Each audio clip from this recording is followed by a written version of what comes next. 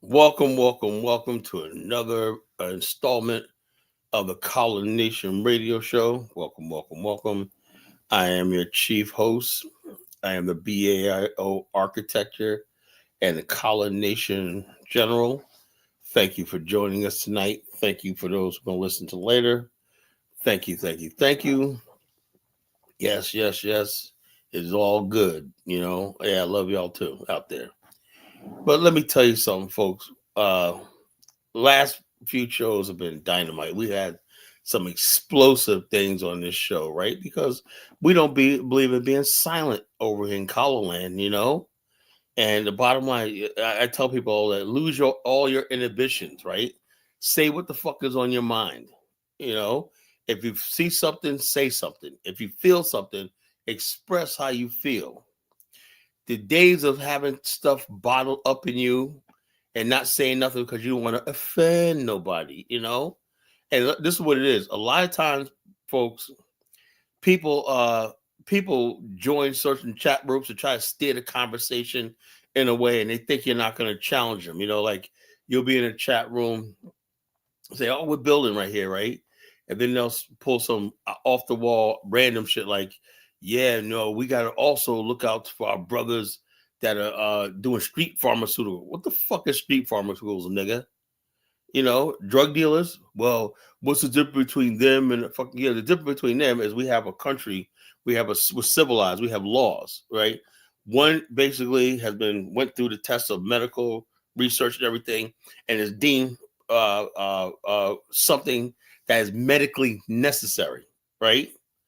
Weed is not medically necessary. That's what they try to do. They try to change the whole thing where weed is thing, which is bullshit. People just want to get high. The whole weed thing is bullshit. You can't keep going on as people changing the definition of something to suit their friggin' the degenerates. So that's why I said when you let the degenerates take over, and I'm gonna show you a lot of videos tonight of degenerates taking over the culture and everything like that, because we sit back in silence. Look, there's an old saying, silence is golden, but sometimes silence is yellow.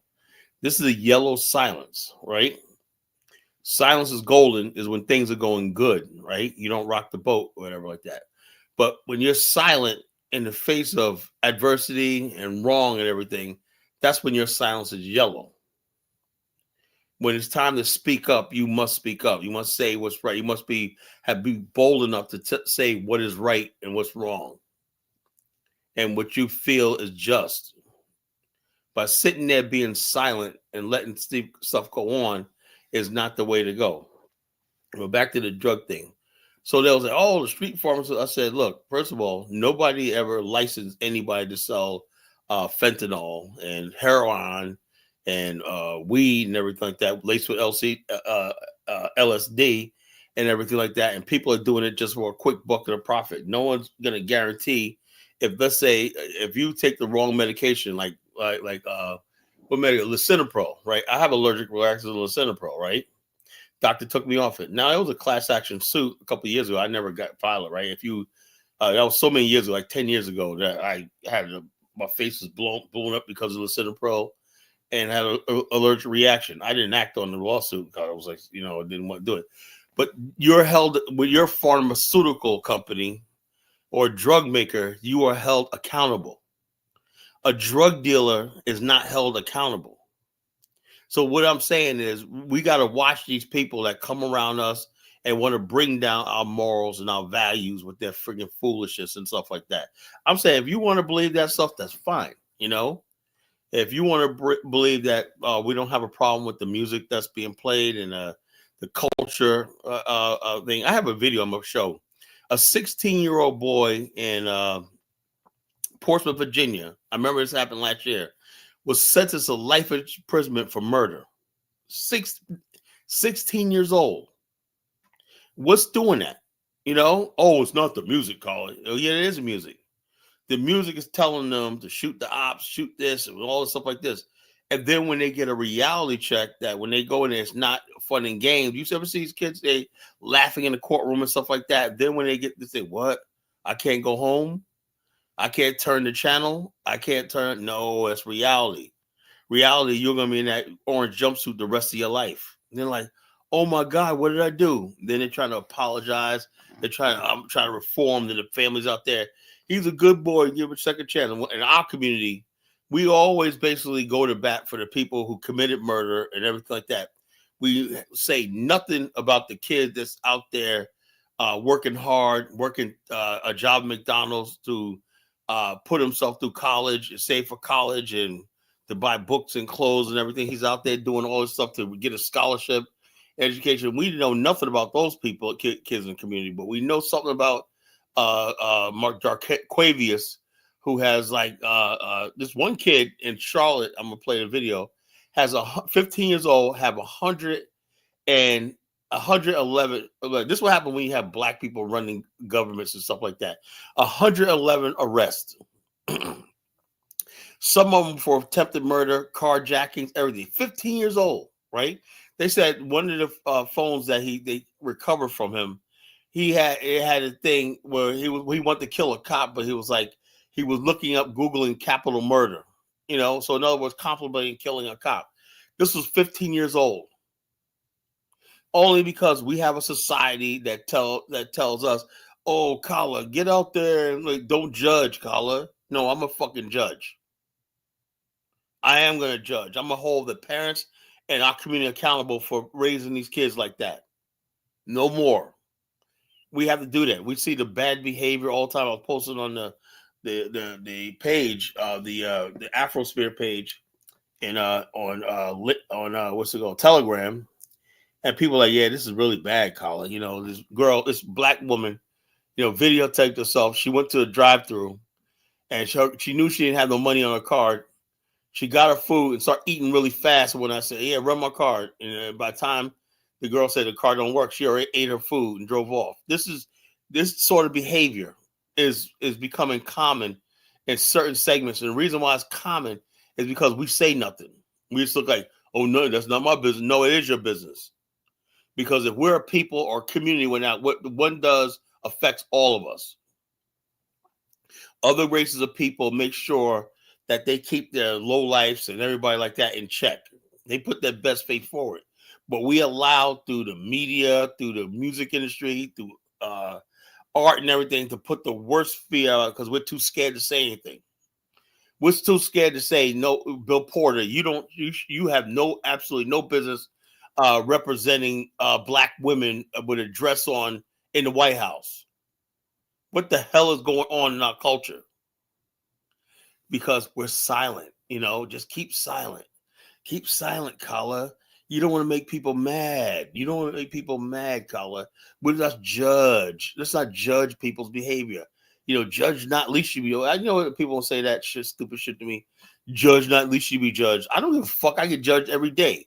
How many times people in here calling me a colonizer, calling me all kinds of names when I get judged every day. But I'm supposed to have this moral high ground of not judging stupidity. So enough is enough, right? Enough is enough. Silence is golden, but in our case now, silence is yellow. See something, say something, speak up. We got to start fighting back. You know something? When this black fatigue thing came out, people don't realize this, right? You go back a few months ago, like I would say about a good, almost like a year ago, there was this campaign online where black people said, they're delineating from the ghetto culture and ratchet. They're just sick and tired of it. Sick and tired of the culture, the behavior of certain black people, and they wanted out of this whole thing. And so they called it black fatigue, right? And then what happened was white people hijacked the term and started using it for racism. No, we were just saying we're sick and tired of a certain segment of Black America that's unfortunately part of us, right? For we have no, that's like I said, when you build a nation, right? If we had our own nation, we would not have these problems because everything will bounce out. But you live in a nation where only a certain amount of black people are allowed to make it, right? Because they can bring everybody else in and stuff like that. And then basically you're always going to have people left behind that's on the outside of fringe of a society. And that's where you get a lot of your problems. People living on the margins of Black America. People live on the bottom of Black America, right? Not all of them, but that's where it pretty much comes from. Then people live on the outside of the civilized world that we live in. People live out there on the outside. So therefore, because they fundamentally have no faith in the system. They feel they have no faith in the America. They have no faith in anything. And one thing people say, well, Carl, don't you talk like that? Yeah, but I know how to function in America. That's the difference between me and everybody else. I'm rarely established in America. You know, I own a home. I own a business, you know. So therefore, I'm able to get money and stuff function in this country. I don't live at the margins. I'm not calling you from a homeless shelter when I talk about man down with the man on that. You listen to somebody who beat America and made it in America.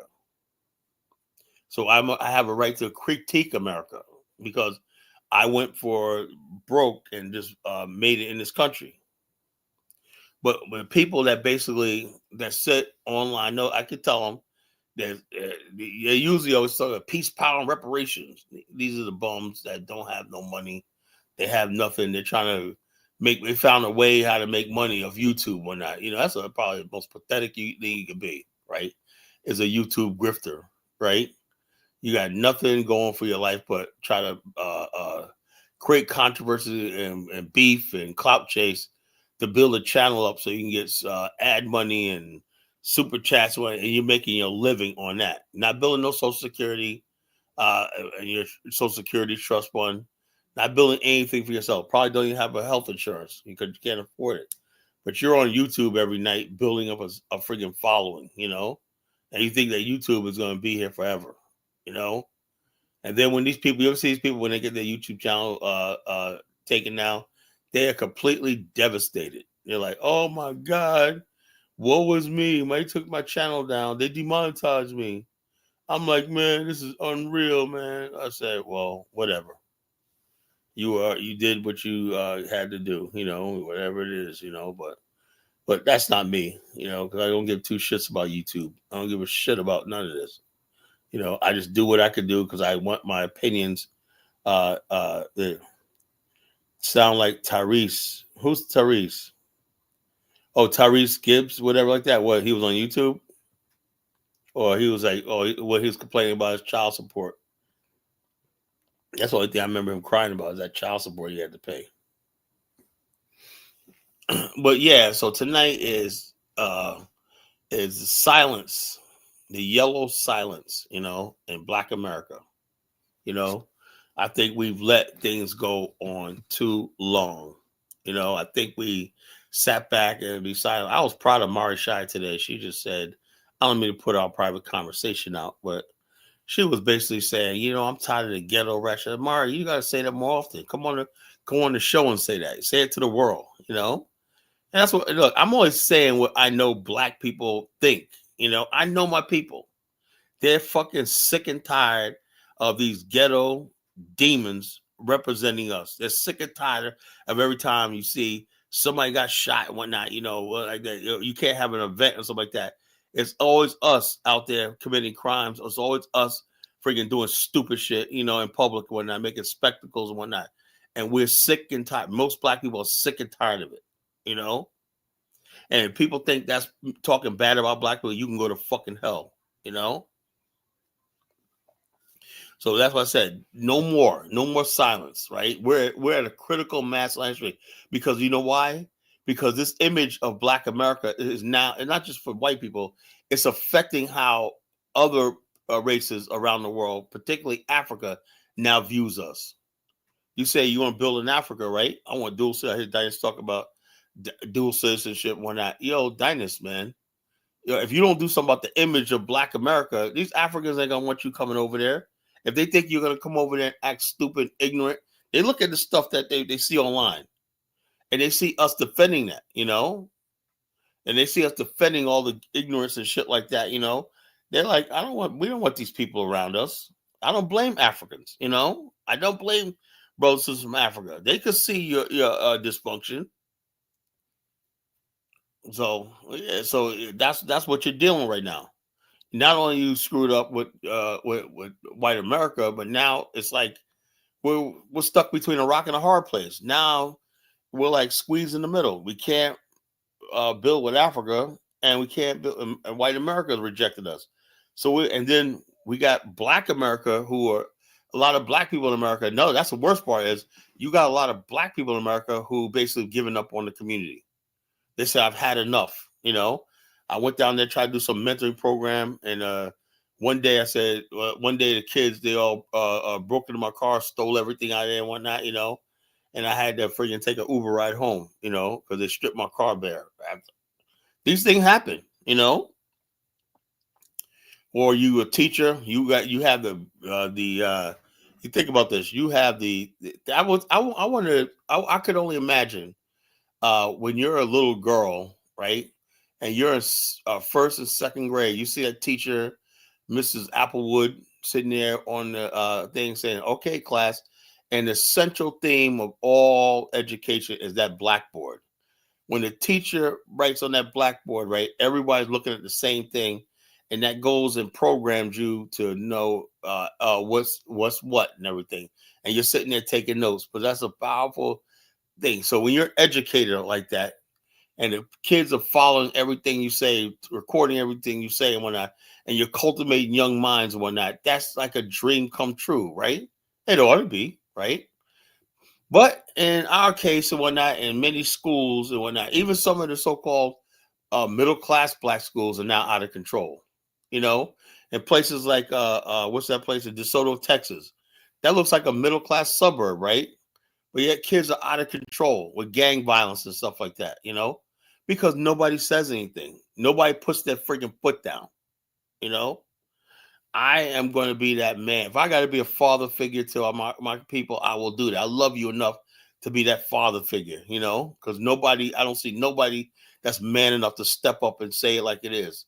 I don't give a damn if it costs me everything. I don't give a damn if everybody fucking stop listening to this show. I'll say, look, fuck YouTube, fuck y'all, I'll move off. That's fine. But as long as I'm on this show and I have breath, I'm going to tell it like the fuck it is, So if you don't like it, you can hit the road. You don't have to listen to me ever again. But I am not changing for anybody. Because Black America we're in a serious crisis. So you got places like DeSoto, Texas, kids, people like the mothers, what are you going to do? Teachers like, well, what can we do? I say, well, these kids are threatening to kill my kid. This is middle class suburbs. DeSoto, Texas, supposed to be a break from the inner city of Dallas, whatever like that. You got people out there, mothers like, oh, I asked, and all of a sudden the lady was talking on a thing, and I don't know if I was disrespectful or not. I said, well, ma'am, your son, where's his father at? Nice question, right? And people in the comment section, what is her husband, her father? What the father got to do with anything and whatnot? I said, you're asking who's going to give these kids, her son, guidance, right? I said, where's the father at? And people just rip my head off in the comment section. Oh, that's really inappropriate. You shouldn't be talking about her lifestyle. I said, yeah, but where's the boy's father at? Well, maybe it didn't work out. Blah, blah, blah. I said, well, that's the fucking root of the problem. Stop having children. Stop bringing kids into this world unless you're ready to friggin' raise a family and grow up your damn self. But they're sitting there like, well, the mother's like, I'm good there, and the school's not doing nothing and whatnot. These kids, I don't want nothing to happen to my no kids and whatnot. I don't want nothing to happen to my son. Look, did you understand something that you will play? There was no such thing as raising a boy in a society without a father, without the nurturing of a mother and the balance and discipline of a father. That's what balances a boy out. He knows he can't act on his emotions. He knows there's somebody going to be there to check the angry spirit in him. There's somebody that's going to be there to check the testosterone and the disrespect and the aggression in him. That's his father. That's the first man in the world you fear. You fear your father because he's an absolute provider and he's an absolute protector of you. And God puts him there over you to guide you and protect you and love you. But we have basically just created a situation where, it's okay to freaking have like kids and whatnot by 3 different baby daddies and blah, blah, blah. It's time. Those of us who want a real world, where we want our community back the way it was and whatnot, we need to band together. That's what it is. Speaking of which, remember a couple of years ago, I want to play a video. I don't like the guy who did this video. Remember a couple of years ago, there was this black people who bought had 90 acres. We didn't know what happened to this 97 acres of land in Georgia. They was gonna build an all black community. Remember that? Yeah, we're gonna like this. These are people. We don't need to go nowhere, Collar. We could do it right here. We could build it right here. I never knew what happened to that, right? And this one guy posted a video like clowning them, talking about they got the money together, and the dude that organized it split with the money. So, and I was actually thing when I saw the thing, when I saw the people who were doing it, it was all a bunch of friggin' like overweight single mothers, whatnot. We're gonna build a community. So you're gonna build an extension of the ghetto in the woods and whatnot. How is that was that gonna work? I guess the guy, when he collected that money, he saw all these welfare mothers and whatnot coming down and talking about building. He said, "Man, this is bullshit," and he took that money, whatever it was, and just bounced. He just disappeared. He took all that money and disappeared. Because people know when something's real and something's serious and something's a joke. That's all. Like I said, so when the white people had the idea of doing the same thing in Arkansas, that failed too.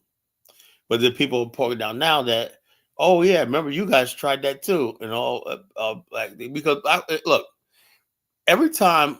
That's why I was saying today in the Afrosphere chat. I said, I don't care anymore if when you're talking to me, I don't care if you're a Pan-Africanist or not. I don't. I don't care if I just say, well, what about the FBA? I know the FBA represents that ghetto ratchet culture. They're a bunch of liars, and they're filthy. They're liars. They're immoral, right? That's the root of all the FBA. They're immoral, right? So I can't fuck with them. But there are black people who don't describe the FBA, who consider themselves, they know their ancestry, they're from Africa and stuff like that.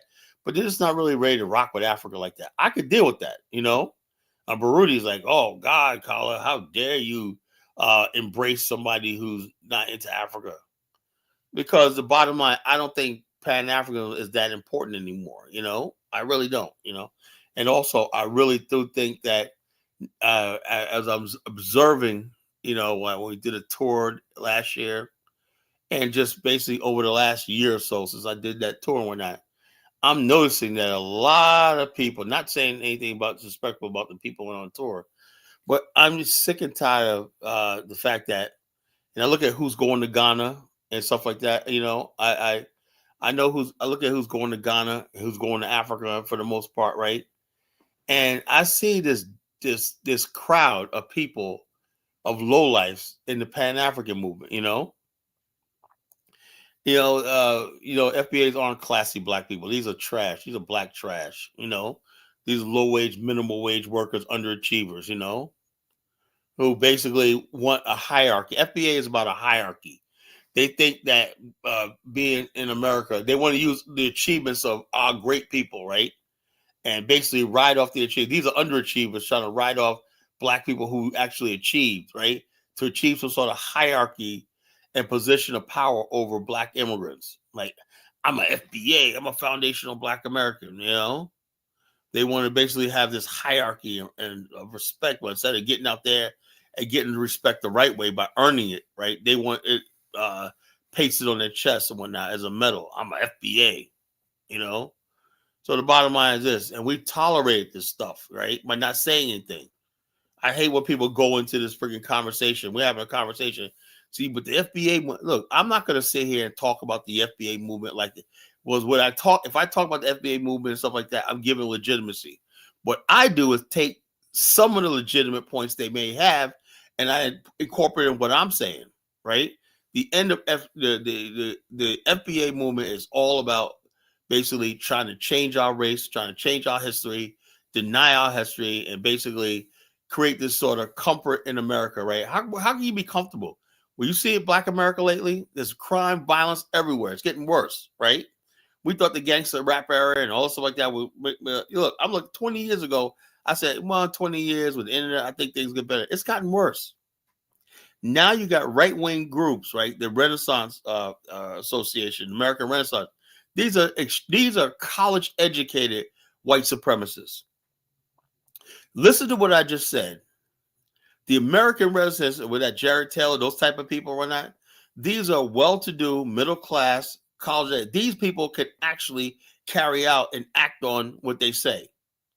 They have the connections in the government, internationally, the knowledge and everything. So don't dismiss the friggin' and they use the skinheads and all these people on the street as their soldiers. But these guys are capable of doing what they say to do. And I say to black people, you're not even prepared to deal with something like that if it happens. What would you do if they start killing? Like they had planned to do that. There's several mass shootings in Norway and stuff like that. What happens if they bring in people from overseas who will actually carry us out and do mass shooting? What are they going to do? Sit on TV? Oh, woe is us. What about that kid in Buffalo who went out there and killed 8 black people in a store? What makes you? And we just stayed silent. We're not even mad about it. Okay, 8 black people shot. Name. Where the club at? Where the party at? This is what I'm getting sick and tired of. But me, I'm on my grind, right? I'm on my grind. I saw those 8 people killed. I remember Dylan Roof. I haven't forgotten anything. You may have forgotten all this stuff like that, but I haven't forgot shit. I have not forgot Stanley Crutcher, who a black man, a deacon in the church, on the church choir, stopped on the side of the road to change his car, and to this white supremacist whore came up and said, "Put your hands up." He put his hands up, and right there on camera, I saw it. She blew his brains out. That's what really, really got to me. I remember Alton Sterling, right, killed by deputies. He was given permission to sell his tapes when I just tried to feed his family. When that poor black man, nothing. Our community didn't give him nothing. So he was just selling some mixtapes just to put food on his table of his family. And the 2 white racist deputies whose names have been hidden and everything, because black people don't have any power to say who these guys are. We only know whatever happened to the case. And they're out there running free. You think I've forgotten about that? I have not forgotten anything. You think I've forgotten Eric Garner, in New York, choked out, and they made fun of him because of his weight and stuff like that? You think I forgot that? No. I wear these souls of these people cry out to me every night. So when you're dealing with the college genesis, you're dealing with the real one. I'm for real. So we have to basically say so. Also, it does not help when you got black people acting a fool out here. That doesn't help our people, our cause. People say, well, what's the difference? Well, the bottom line is when you think of a country like South Korea, what do you think? Generally, is it positive or negative? Positive. Japan's a superpower economically. They got beautiful cities. They got beautiful countryside. They got everything like that. Beautiful women, beautiful everything like that. And bottom line, is a highly developed society and everything like that. The image of Japan is like, on the whole, extremely positive. The Japanese, that didn't just happen. The Japanese work for that because they care about how the world sees them. That's what I do. The black man does not care about how the world sees him. They don't care. The black man does not care about how the world sees him. He don't care about his look. He don't care about his image. He don't care about his posterity. He don't care about his community. He don't care about his past. How are you going to erase your freaking history? We weren't enslaved. No, those ancestors, were our ancestors. How are you going to distance yourself from what your ancestors went to by rewriting history? Nobody respects that. And it's gone on because people friggin' let it happen because you sit back and you're silent. You sit back and, I don't want to say nothing, right? Or somebody's talking this Aboriginal shit, you say, ho, ho, ho, ho, ho, ho. Stop the music. That's why if you notice how on my show, none of these people ever come up on my show. You never notice that? I'm the only one that has this platform, right? That none of these people ever dare show their face up here. Not no FBA people or these Aboriginals and all these other people like that, or just dumb niggas in general.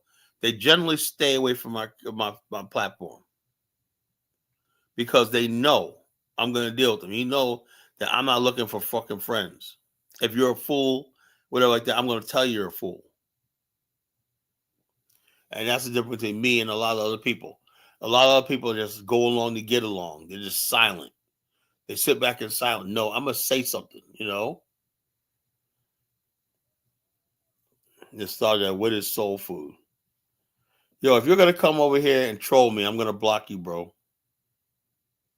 You wanna know what fucking soul food is? Why don't you Google it? What am I? Do I look like Wikipedia to you, fucking devil? You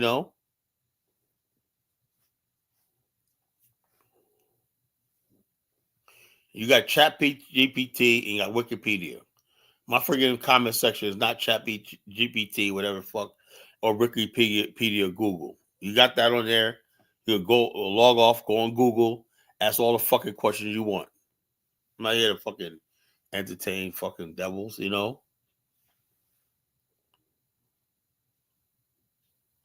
Oh, you're trying to be a fucking smartass. You're trying to be a fucking smartass. Do I sound like I'm in a fucking mood? The fucking people talking shit tonight? No. It's a fucking very serious topic, and I'm very angry today. Hard line according to College Genesis. But yeah, so like I said, I was just basically listen when I'm thinking about this topic. Well, yeah, I normally think about the topics all day right before I'm going to do a show. How I'm going to deliver and whatnot, And this topic really got me today because I think the problem is right. People think that this nonsense. If we got millions of us who start speaking up, right? Instead of freaking being online. I remember I was this one guy years ago, right? And I was on one of the Ning sites, whatever social media sites, right? And when I first got on social media, I realized I could say whatever I want to say, right? Nobody's gonna drive to my house and beat me up, whatever like that. So I basically, I didn't say I hated whites. I didn't say I hate racists. I hate racist people, racist white people. I don't hold a freaking a person's skin color against them. It's what's in your heart. I don't give a damn if you're black, white, whatever like that. If you're a decent person, whatever like that, you're a good human being, I'll accept you. You know? But when you come here with this white attitude, like you own shit and you're running shit, whatnot, I'm sorry. That's when I call you a devil. But yeah, but years ago I seen this what you call I saw this one article, this one with comment section, right? And his older brother, right? It's like 20 years ago, right? And he said, we were having a good conversation, right? And the brother was like, he made a comment, a really good point, right? He said, and that's all I'm gonna say, and I'll just go log off. And I said, I said, what the hell are you afraid of, right? You're afraid somebody's gonna come through the computer and wring your neck. You made your point, right? You said what you had to say. You said something, was talking about hip hop and something like that, right? He was just basically like, whatever. But I forget the point he made, but he was absolutely 100% right. But he was sitting there on the way out of his conversation, sitting there apologizing. Well, I'm going to log off for a few days. When after that, like, dude, what the hell are you apologizing for? And so it's like the people he's arguing with, it seemed like they won because even though he made his point, he's like backing off like he said something wrong. It's like we got to the point where people who are doing wrong in our community, right? They expect you to be silent. They think they got the high ground because look, I don't give a damn about fucking any of these hip hoppers. I don't give a damn about Diddy. I don't give a damn about Jay-Z. I don't give a damn about 50 Cent. I don't give a damn about Snoop Dogg. I don't give a damn about none of these freaking rappers. All I care about is what's right and what's wrong. What's good and pure and decent over what's foul, disgusting, and degenerate. If you understand that, then you understand who the College Genesis is. I don't really give a damn about somebody's fucking race. I don't. But Nostalgia Bash, I only say the fact that this platform, with all due respect, is for me talking to black people. I have no idea how to communicate with white people what I'm talking about. I don't know how to do that. Maybe one day I could, have a dialogue or something like that in a setting. But this is just me venting out with my own people, saying, we got to get ourselves together. That's the problem. Black people don't have nobody telling them things that I tell them.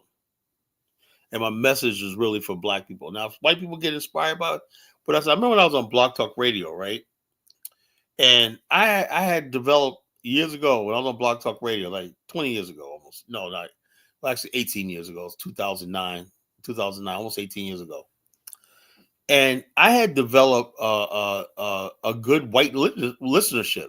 I can't believe it. All of a sudden, people were emailing me saying, I'm white. I like your content and whatnot, the way you talk about your family, your history and whatnot. And I was really inspired. You opened my eyes up to a lot of stuff I didn't know and whatnot. So I did develop a following. I was on Blog Talk Radio, right? That was before the internet really became toxic. It wasn't really toxic back then. Ordinary people just talking and they listening. They were willing to listen to what I was saying. And they're like this. So I had developed a following when white people say, yeah, I remember a time you told the story about you and your dad and whatnot, and I can relate to that because I have a similar experience with me and my dad and whatnot, And so I ended up touching people's lives, I ended up touching people's lives across racial lines, So I'm like, yeah, if that could happen, that's fine in the future, right? But I have to say what I need to say in this platform. And right now, I have to say what I say because we are in dire situations in Black America. And I can't friggin' candy coat this anymore. We are literally going down, right? It's one thing to have white people hate you, right? It's another thing to hate yourself. It's another thing to have other people of color and Black people hate you. Right now, it seems like because we sit back, another part of silence is this. Why is it that we let people like this Professor Zanu get up there and talk about Black America don't have any culture? We're under attack by Africans. We're under attack by other people and whatnot, and they're coming at us, and they attack us because we don't have any voice. We don't have any voice. We've always used our voice to protect other people, not ourselves. We use our voice to protect America. We use our voice to protect integration. We immigrants, the LGBTQ, marginalized groups, and everything like that, feminists and whatnot. No one's ever taught us really how to defend ourselves because we couldn't even identify who we are. They say when you look at when they say Black people, you think of when people make the comment like, "Oh, he ain't Black. He grew up in a middle class. So what is Black? The only time you're Black is in your certain situation. Like we don't have agency. So in other words, basically, you stop becoming Black when you enter the middle class. I used to hate that shit, right? I grew up middle class, but I'm still a Black man in a society, right? But people always make it seem like the Black people in the underclass, the poor, are the true Blacks, right? They're the only one that can speak as Black, right? Because if you have any other thing besides poverty and uneducation and neglect and everything, you're no longer Black, you're white. So everybody, because we let that go on, that speaking properly, being educated is being white. So therefore, we let that go on because we were like, okay, I guess I'm being white or not. So I don't want to say anything because that's the way people. No, say something. You got a lot of people who are educated, Black people who know their history, and this is what the colonization is all about. We are educated, We do believe in reading and stuff like that. We do know good grammar and good English and stuff like that. And we're far from freaking being white. That's a nostalgia bash. Unfortunately, that's what has to take, Unfortunately, somebody like me who's a good person got to appear like a racist just to survive in this world. I hope you can understand that. Because you guys pushed us in such a corner that if I basically, anytime a Black man basically is intelligent and all like that, oh man, he's in with the whites. I can't just be a Black man who understands he's Black. I understand this is my culture, my community, and whatnot, and move from there. You look at me, people look at me from there. They always look at you like, oh yeah, like people. People always ask me all the time, where'd you grow up? I said, were you raised by white people? No, I wasn't raised by fucking white people. No, I said, yeah, I went to a predominant, but I used to be in the city all the time. Were you in the military? No, I was not in the military. Then how is it that you got such, what, a work ethic? I said, my father. I watched my father. You know, you know, So I said, my father, my family, my grandfather, or not. And so therefore, it's like, well, how do you? Why do you're so different? Yeah, I've been told that my whole life. You're so different from. I said, what from other black people? Because I know things. That means, in other words, when you come up to me, the first thing I'm not talking about is fucking basketball and football. I got other things on my mind besides basketball and football. They're like, yeah, I'm just like, they're like puzzled, right? How are you always talking, knowing stuff about politics and just things about the world when things that interest you are not other things other than rap music, sports, and stuff like that? Are you one of the homeboys? You're not one of the homeboys. I'm like, look, I listen to that same music too, but I know, well, I compartmentalize, right? When I'm with my boys and whatnot, we listen to rap, we play basketball like this. But I know how to basically navigate in all the worlds. And a lot of people aren't used to seeing black people like that. Really, they're not. They have this stereotype of us and whatnot as one way. Chukwo, sit down and shut up. Sit down, Chukwo, eat some cookies and shut up. You don't know what the hell you're talking about. You're a troll and you make dumb comparisons and say something like that. I know how to talk about black culture. I talk about the degeneracy in black culture. You make it seem like black culture in thing, because this is what I'm talking about. Chukwo is a white racist in black skin. You know, he is a white racist on the inside, but with black skin. Chukwo, for the last time, I talk about the dysfunction in black that doesn't represent us. There are millions. I would say the majority of black people who have normal lives and everything. We turn our nose up at this stuff that we see right here representing us. No, we're not cool with the YNs. No, we're not cool with the goddamn the Boomquishas and all shit like that. No, we're not cool with all this nonsense we see in our culture, right? We don't know why it's happening and where it's happening. All we know is we draw lines, in our personal life and everything, in our personal space. Unfortunately, right? Unfortunately, we do not have enough venues and stuff like that. Like I said, let me tell you something about venues and everything. This is what I'm talking about, right? Venues and everything. I think it's too many stupid young girls and stuff like that organize events that black people, they don't take in consideration. Well, what type of black people are you inviting to these events, right? You'll have people talk about, yeah, we're gonna have a Moja festival or Juneteenth festival. Yeah, we're gonna this. We're gonna write little Dippy, whatever the fucking rapper's name is. Like, we're gonna write him out, and we're gonna also have tell the alumni of colleges. We're gonna tell business people, yeah, come on, it's gonna be about. Then what happens is, right, when you get these two groups of black people together, right, and the shit happened. It just happened just recently, like in 4 cities, right? 4 cities, shootouts happen. Large numbers of black people invited by these stupid idiots that organizes stuff like that without even consideration of anything, right? Because you got to include everybody. You know, we don't care what you wear when you come in there. We don't care if you're a friggin' woman dressed like a fucking prostitute, whatever like that, shaking your nasty ass on stage. We don't care about that. We don't care that we got people here like being a respectable black person means absolutely nothing in Black America no more. People are bringing their filth and their garbage, their filth and garbage to the most so-called respect. I've seen a thing. I'm so embarrassed. You see respectable black people, educated black people, welfare and whatnot. They got to sit there and share the same space for a few hours with absolutely degenerate black people. There's no line anymore. That's why one time Earl Graves, right? the founder of Black Enterprise Magazine, he had this. He used to have this event, and several other people. I think this guy named Hawkins. Uh, the debutantes. It was a beautiful thing about African American debutantes with young women. You know, the debutante balls with young women, courted by young men and stuff like that. It's like the young women in the community, the debutantes. It's what we get from the Anglo-Saxon culture, but they had a debutante culture. Anyway, one time,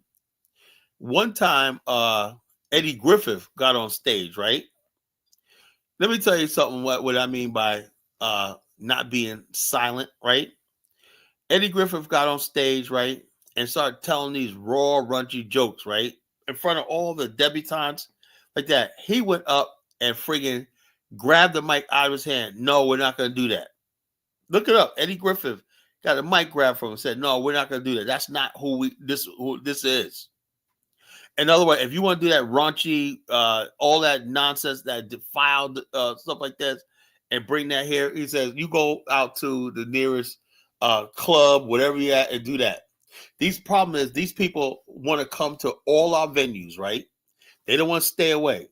They came and destroyed Greek Fest.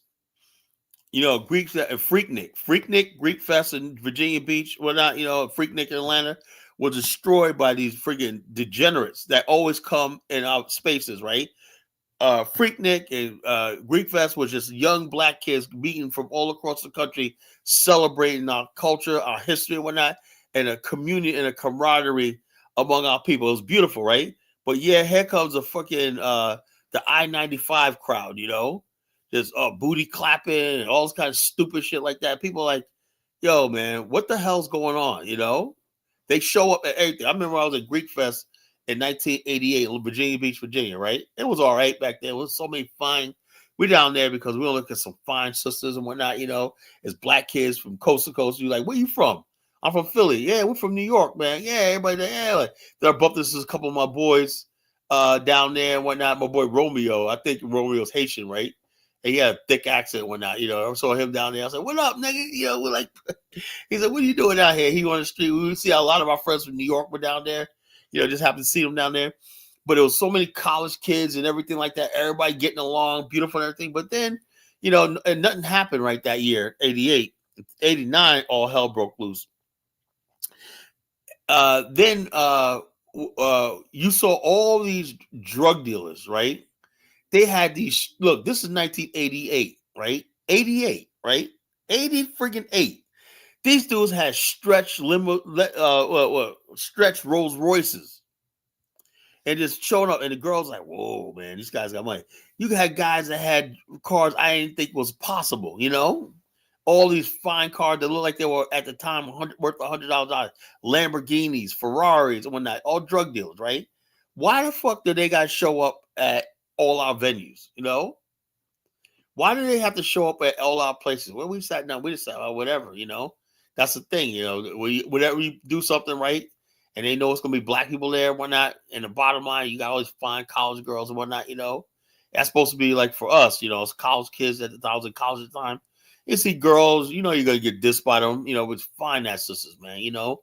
I mean, there was so many fine ass sisters, everything from dark skins, brown skins, yellow skins, you know, tan skins, red bones, all the girls were looking so fucking fly.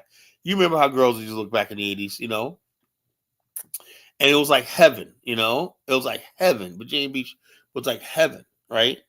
But that element, how do you keep those fucking people? And what happened was in 89, those people came there in the city of Virginia Beach, you know?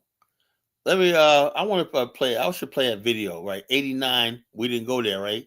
But it was a riot that happened there because the Virginia Beach police said we had enough. We're going to take the city back. 89, all the hoodlums show up and ruined it, right? We had the same thing a few years ago. And what saved Virginia Beach was Pharrell did the Something in the Water tour in Virginia Beach in 2019. That's what saved Virginia Beach, because Virginia was going to go down because the year before that, there was another riot because of the college weekend, a college spring break in Virginia Beach. it got out of hand. The police lost control. These thugs came there and freaking ruined it. They were fighting with the police, beating people up on the street, whatnot. So we can't have nothing without this freaking people doing it. And it looks like we're condoning it because we don't say nothing about it. It looks like every time somebody does something bad, it seems like we're in cahoots with it. Everybody knows we're not in cahoots with it, but our silence is almost like compliance. You understand that? Your silence and compliance. They basically said no more. Right now, what year was this? 2021, right? After the first, when the first, which was after that the incident, right? The which we call the city of Virginia Beach was like on edge, and like the cops were like nervous one night. They were like, "Oh my God, it's 2-3 weekends. We just got to get through it, whatnot." And so therefore, there's something in the water tour. And let me see what year that was. I can't. If they get older, I forget what years. I want to be accurate what I'm saying. Let me see. I'm gonna get accurate at what I'm saying. Something in the water. We had two of them. The one in 2023 was the most awesome black-led event in history.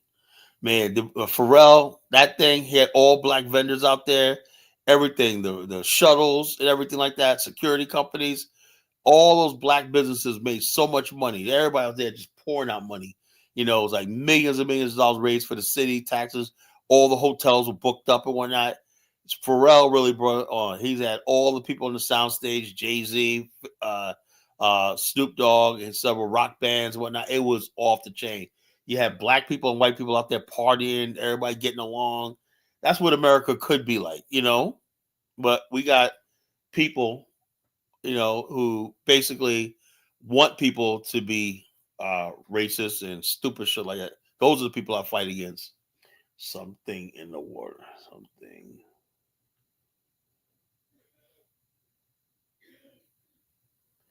In the water. The water. Virginia Beach. Virginia Beach. It was supposed to have one this year, but it got canceled.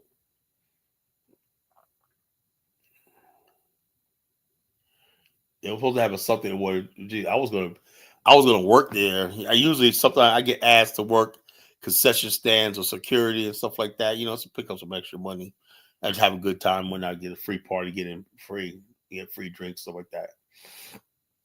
Okay, it canceled this year. It was planned in April, but it got canceled, right? So let me see. Okay, let's see the other one. All right. Okay, I want to know about the other ones. What year was that? What year? Okay, 2023 was the second one. That was off the chain, right? I'm trying to think of the first one. What's the first one? The first one, something in the water. First one. What year was that? First.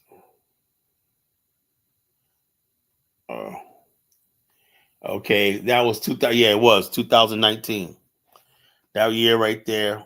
2018, there was a big riot in Virginia Beach. So Pharrell said, for that weekend, we're going to do something in the water, right? And it attracted a better crowd right now, So it basically neutralized the Black College Week in Virginia Beach, and it was a success. It was a rounding success. And then 4 years later, they had a 2023, which was a real big one. They were supposed to have one in 2000 this year, but it didn't happen. Something got canceled. I was trying to get in there to work, maybe work a beer concession stand, make tips and whatnot, get paid, whatnot. Make a couple $100 for the day. Put in my pocket. But it didn't happen this year. I was gonna work the Jägermeister, stand. And so, or the Budweiser stand. But the bottom line, it didn't cancel today. But that was really, really, thing. So I say, is that the future? We can't have all black venues. And the reason why something was because it was, I think, majority white people. It was a huge number of black people, hip hop crowd, and everything like that. They play some old school R&B and stuff like that. But the people attending it were majority white and Asian and everybody else. It was like a multicultural thing. So is that the future of Black America? We're not gonna have no more all black venues, large venues. Maybe that's the future right there. We can't have Juneteenth, right? People get shot at Juneteenth, so like that. When you get tired, right, and you get really sick and tired, then you come talk to College Genesis, You get sick and tired, like this. Nostalgia said, I wish I grew up in the 80s was the best time in the world to be a teenager. That was the best time in the world to be a teenager in the 1980s. We had it all. We didn't have, matter of fact, we didn't have all this racial shit either. We didn't have all this racial problems in America. We didn't have all this shit. Everybody knew their place. Black people, for the most part, we had our own culture, style, and everything. And sometimes white boys had their own thing on that, and we got along. We got along. We understood each other. We just got along. We did. I don't know what the hell's going on now. I think now because no one wants to, they want to trivialize identity. That's a problem, I think. You got people telling you that there's no such thing as gender. You got people telling you there's no such thing as race. We were very clear about stuff like that. You're black, I'm white, we can get along. But now you got people putting in black people's head, no, you're not black. You're just a little dark or not. No, I'm black. My history and everything like that, that makes me who I am. I have agency. That makes me who I am. You're white, you're from Europe. That's okay. I'm not gonna hold it against you. You're somebody from China, you're Chinese, right? But now you got a situation where I guess liberals, for the most part, make it seem like if you even identify as a race, you're a racist. I mean, I'm dead serious. If I say I'm black, I think black men and black women should marry each other and produce more black children. They call me a black supremacist. Back in the day, that was normal. That was nothing to say, yeah, I want me some black children and whatnot,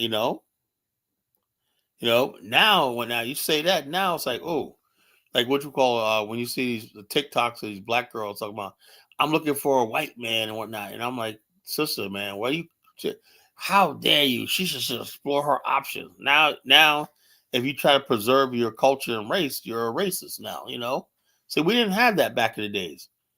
Back in the days, if you, most black men would never let that do. My father didn't let my sisters date white boys, And a lot of my white friends knew not to ask me to date my sisters. They tried, but, that wasn't happening. Me, my fathers, my brothers, no, we're not. Don't work like that. We obey. And I don't think we're being racist either. I don't think that's being racist. Just like, I think we better off. We can get along, man, but there's lines you don't cross. Now there's no lines. So if there's no lines, you don't know who you are. Now, basically, it's like you tell people, yeah, man, you black people need to do this, you need to do that, right? But then when you say, okay, we're black or whatnot, but what is black? We're only black when it's convenient for you. I'm only a black man when you want me to go out there and mentor somebody's bad kid and whatnot, I'm only black when it comes down to me identify with some oppressed group or not, but I'm not black when I demand certain things or have some authority over my life. That's what they hated about Bill Cosby. He was black, but he demanded certain things. This is he had a vision of Black America that they tried to stop. They say, none of his movies or anything like that did he ever promote interracial marriage. He never did. In all his TV shows and everything, he made sure that the integrity of the black family and black love was there. Despite all the stuff he said, whatever he was sleeping with, whatever like that, what he put out before the world, gave to the world, was a pure and wholesome image of Black America. And you can't have that, I guess I guess Denise in the Cosby Show, Denise should have had like a white boyfriend and whatnot, So I guess Denise should be like Malia Obama, like bringing a white boyfriend home and sleeping in Barack Obama's house and whatnot, with a young white boy, punk, sleeping with his daughter in his house and whatnot. I guess that's supposed to be what it is. You guys are too strict. You guys are old school when that, old school. So what if she finds a white boy attractive and everything like that? So that's what that's what it was. They wanted Bill Cosby to be like that. They wanted Theo to be a fucking. They probably wanted Theo to be a gay son. They wanted Theo to be Bill Porter coming out with on the show with a dress. Well, Bill Cosby wasn't going for none of that stuff like that. So he was in the way, and he had to be dealt with. Bill Cosby was in the way of the master plan for Black America. And the 10 years that Bill Cosby's been gone, right? 10 years exactly that he's been off the scene. Look at the chaos you see in Black America. We have no role model, no structure. You understand why they call me the Collar Genesis, aka Collar Rumble, aka Collar Thanos, right? You understand why I'm the chief host of the Voice of the Collar Nation radio show? 12 straight days, folks. I've been doing a show now for 12 straight days. Show me anybody on YouTube, right? My subscriber stuff should be way up there right now. And I should have more listeners and whatnot, but people don't get it. But I don't know. We'll see. I'm like this. Who gives you all this for 6 hours a night, 12 straight days a week? Who's dedicated like this? So, and like I said, I'm off tomorrow. So I could sleep in. I had to get up today. Oh my God. I had a busy but productive day. I'm in the money. I'm in the money. I like like I said, the harder I work, right, the more money I make. I ain't like a lot of people are working for a wage. You can work hard, but you still get the pay. Same thing. When you work for yourself, the harder you work, the more money you make. So today I was busting my butt. I was literally busting my behind all day, man. I get to my office I had an appointment at 11 o'clock. I get to my office at 11:15, right? My brother's like, oh, yeah, they're in there. You got people in the office. I said, oh, shit. They were there before me. That's not a good look, man. I like always being in the office, but they got there early. I thought they would come oh, I'll get there 11, 11:15. They ain't gonna be there till 10 after, right? I look good. Well, I greet them at the door. Hey, come in my office, whatever. I come in, they're already sitting down. I was like, God, this is embarrassing. They said, nah, you're all right. We just came a little early. I was like, I wish you had told me that shit. I would have came a little early. But it was okay. I took care of them. I had several calls today, man. It's just God's really blessed me. I think I'm grateful for everything, all his blessings. I'm grateful for all his blessings, man. Bless me in this business right here that I'm in. I'm grateful for everything I got. Trust me. Marcia, I know I go back to work tomorrow. Tomorrow I was off for 6 days. Oh, I know you, Mara. You off for 6 days? Yeah, you're gonna be dragging tomorrow. Yeah, yeah,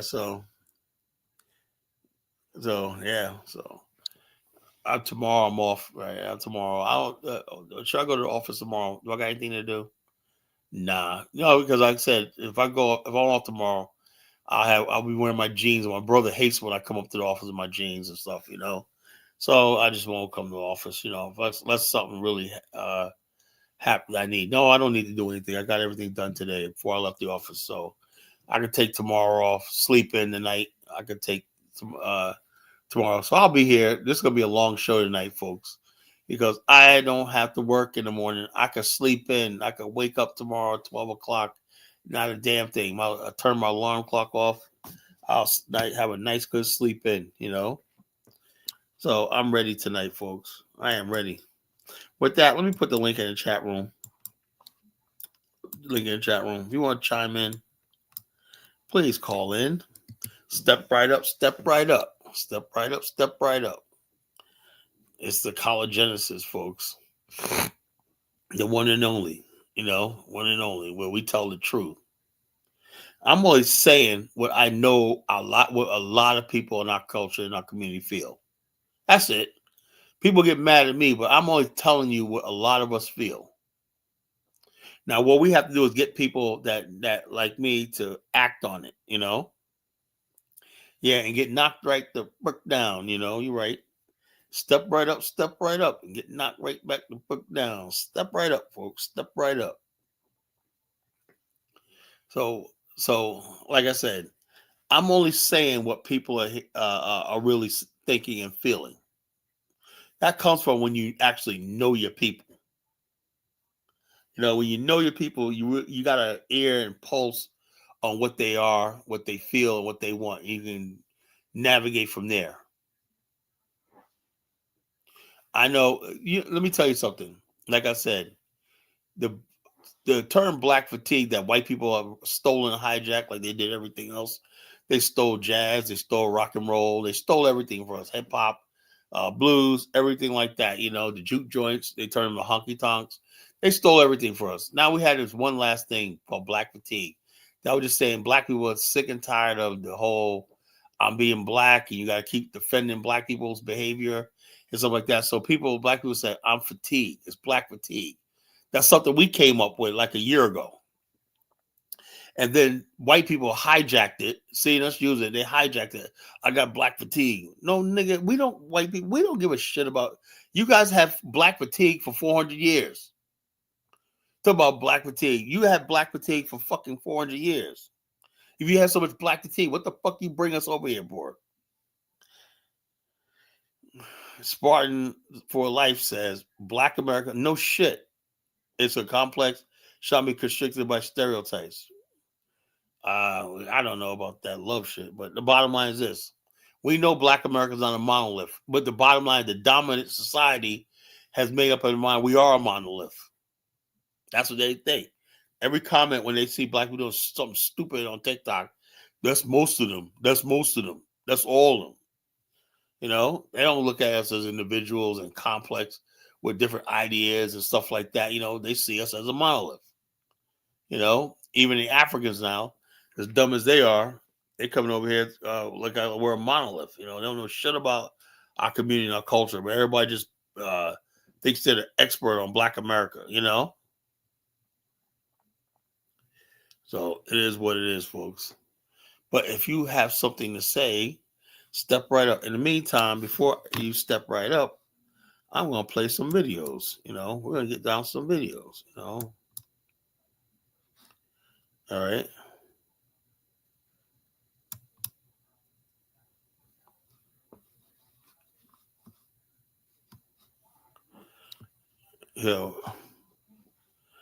Okay, I have a public service announcement to do. If you see any of these two Negroes, let me know. We are searching for these two. You see this, folks? All right. You got a Somali right here and a Haitian right here. I don't know if anybody can see that. Let me hold on. Let me blow it up.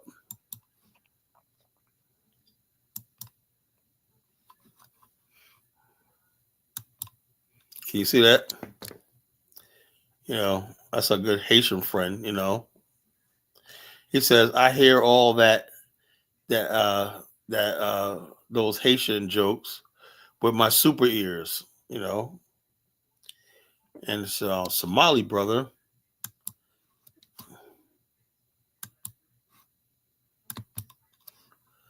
He says, "Man, Somali is taking over America. So we got more brains than anybody else in the world. Somalia is going to take. How are you going to take over America, and you can't even take over your own dusty country over there? It's insane. I want to know who's going to win this. Who's American first, right? You got the poor Native Americans, man. It ain't enough that white people took their land. Then you got Negroes saying they're the original Native Americans and whatnot. Dang, man, it's supposed to be suck being a Native American.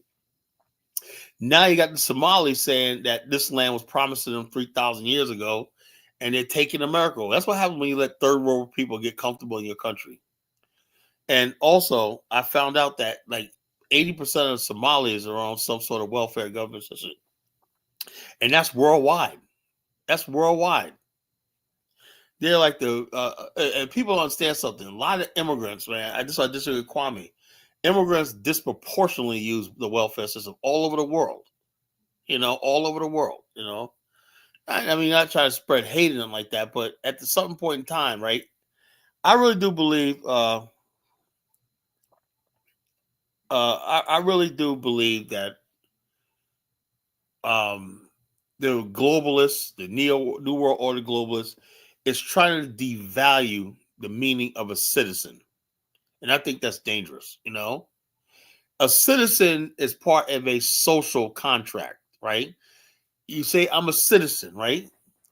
But the society, government, institutional law is supposed to protect the integrity of the citizenship, you know, whatever that means, right? Now you have a society that's putting immigrants, illegal immigrants, ahead of citizenship, not requiring them to assimilate, learn the culture, and stuff like this. And they can live in the society at the taxpayer citizens' expense. That right there is a recipe for, I'm telling you right now, you're gonna have a global war, and people, millions of people are gonna die. I'm telling you. By these third world people who don't get it, you know, who don't get it. And we Black America, we're not gonna stand in their way, because we know what's coming down the pipe. You know, we know what's coming down the pipe. You know, so these people think they can come to a country, right? Just take it over, didn't contribute one thing to the country. Somalis never built anything here, never contributed anything, not even music, nothing. You know, not even music, not art, no nothing, no thing like that. But they think America is now their possession. This is dangerous. It's all over the damn world. You know, immigrants, third world immigrants are going to first world countries and just taking over. Now, who's doing this? You know, it's these people that basically want to devalue the meaning of citizen. And not just that, not just, it's also these global capitalists, right? The global capitalists only see markets and resources and stuff like that, you know, as a means to an end. Your borders, your language, your culture, oh, that's a mere inconvenience in the flow of capital, exploitation, human capital, and human and markets and stuff like that. And the bottom line, you know, all they care about is footnotes on the balance sheet, how much money they have, so they can basically sit on their yachts and whatnot and screw the. And then you have to, then the average people have to deal with the fallout of their freaking nonsense. Then we have to deal with Somalis. We have to deal with immigrants and whatnot from third world countries that come here. You know, so it is like it is what it is. You know, so I'm saying to myself, what the hell is going on? All I know is, it is what it is. I take the term citizenship seriously. People ask me, Carl, are you a citizenship librarian? No. I believe a citizenship requires your allegiance, right? I believe it requires a certain social contract. And I love Liberia. I love going there. I give more to Liberia than they could ever give me, you know? Liberia's not in a position to give me what I need as far as like a citizenship. America, despite all this racist shit, I feel safe here. I could build a business here. I could do a lot here. The infrastructure is good, and for the most part, I have no problem here. Whatever like that. I have courts of law to protect me and everything like that. I have my day in court. I pay my taxes, whatever like that. So therefore, I'm a citizen of this country. I take the benefits and the fruits of what America has to offer me, and this land has to offer me. Now until another country could offer me something better, and everybody should think like this. No, not just listen to your favorite YouTube guru telling you to get over there, get your dual passports and all kinds of stupid shit they always do and whatnot. I was like this. If I do move to Liberia, I'm thinking about moving there in 2027. It would be, I would get a permanent residence there. I could do anything I want in Liberia. I could own property. I could do whatever I want. With a citizenship, I don't like the idea of devaluing the meaning of citizenship. Because it loses meaning. It loses its meaning. I mean, de-stream you. I can't stop you. What are you gonna? I can't stop you. You want to restream it. What am I supposed to do? Go ahead. Just don't bring any trolls in my chat room, man. You control your damn trolls and your white supremacists if you don't bring them in here. But the bottom line is this: I can't basically. The idea of a citizen is you're supposed to have loyalty to the society that you live in. Only allegiance, right? I do not believe in dual citizenship. How you gonna have dual allegiance to a country? What happens if the friggin'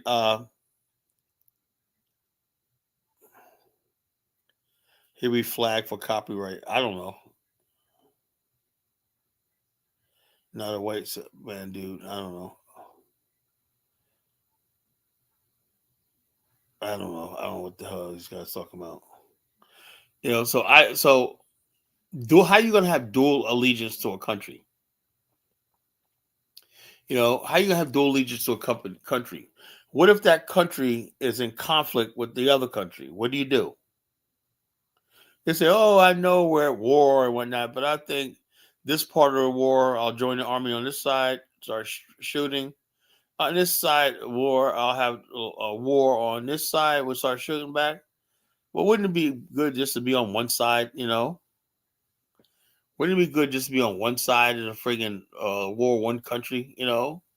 I just don't understand that. And what gets me is this, man. I have ideas about Africa, how to build Africa, and stuff like that. If I ever get the chance, yes, I definitely become a citizen in Africa if I get the chance, right? But the way things are right now, it's like I don't think Africa is ready to for me or any. It could be changed or whatnot. But it is what it is. Yeah, but what does this dual citizenship do? It benefits. I know it from if you're a third world person, I can see that, right? If you're from a developing country, what you call if you was a if I was a if you're from a third world country, then basically, yeah, I would say yeah, you gain. But let me ask you a question and one first. What does the host country, the target country, like the United States, gain from dual citizenship? You know, how does American citizen gain? You have personal citizenship in this country, right? And he has citizenship. That's an advantage. He has two countries. Is that fair to the people that live in this country? No. Just like I would not get dual citizenship in Liberia because that's not fair to Liberians. Because I have a U.S. passport and stuff like that. I have a privilege of going to another country, back to my country. So why would I do that? So it devalues them. I don't want Liberians. I want Liberians to be proud of their country. Yeah, Jews love dual citizenship because they're. Let me not say. Let me stop. But they like being all over the world and they're just everywhere. You can't get rid of them. They're all over the damn world. It's very unfair. People don't think about this stuff when they say, why can't you just go to these countries exist, see what kind of rights you have when I work from there, And people automatically think because you got a passport citizenship, you're going to be able to go to these countries and live like the average citizen and get property and all stuff like that. No, it don't work like that. It don't work. It did not work like that. You saw what happened in the Gambia, right? African American brother. I don't know what happened, but I think his wife died when she had land. People like try to take the land back. You use did something and try to take the land back. The people online talking about no Black American shit because look, you using your dual citizenship to go to Africa and whatnot. It's going to cause resentment. People like I've been here my whole life. I'm gonna die in this poverty. You're able to come at will and live here better than I could ever in my own country. Of course, it's going to cause resentment.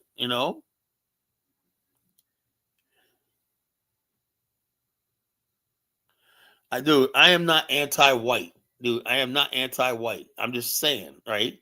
Like I said, I gave you a thing, right? If you really want to come on the show, send me an email. Send me an email. I'm more than glad to put the link in there and you can talk to me and ask me any question you want to. I promise you that. You send me an email, I'll send you a link and you can come right on. Simple as that. Send me an email. I gotta know who you are. I won't do nothing malicious with it. I'm just like, hey, look, unless you threaten me or something like that. He said, don't let these crackers on. Well, something in the future, DK. I know as when the movement really takes off, and the position that I'm in right now, and I'm seeing right now, I'm going to eventually have to start talking to different people. I'm definitely going to have to. I'm going to have to start talking to different races, different people, and stuff like that. I know I can't be in the position I am right now, unfortunately. I gotta broaden myself. I gotta talk to different audiences. What I will not do is I'm not gonna become no Brandon Tatum. I'm not gonna become no Candace Owens, you know. I'm not gonna become no good. But if you have a question, ask me respectfully. We can have a conversation, whatever like that, on serious topics and everything like that. Hey, I'll talk to anybody, you know. You know, we don't care to speak with them. That's a whole thing. A lot of my audience is like, you know, we just don't want to speak to them. You know, we're just like, well, we don't want to speak to them. That's unfortunately I like that, but that's what a lot of people out of us think. You know, it's unfortunate that it's gotten to this, right? If this was 20 years ago, you know, and I had a show like this, there would be nothing for a white guy to come up here and talk to us and whatnot, this and the other thing, agree or disagree. But we're so polarized in this country right now, right? Let me tell you something. When you have somebody like a Charlie Kirk that basically went out of his way, let me give you an example. You heard about the case where a guy, a white guy, some bald white guy, probably his girlfriend left him, whatever like that. He was trying to it looked like he said he was trying to crash a plane. You know, it was what was it, Alaska Air, or something like that, I think it was, right? He was trying to crash a plane, right? And he was trying to do something where I don't know what he was trying to do, right? And he said he was going through mental health. They said there's a lot of pilots who are going through mental health. So you don't even know sometimes we get on a plane if somebody is going through some mental health fit or whatever like that, you know? But Charlie Kirk made the thing is you should only be concerned about a black man that may have had DEI. See, this is how polarized we are, you know? It used to be a time period where you saw a black man and you respected his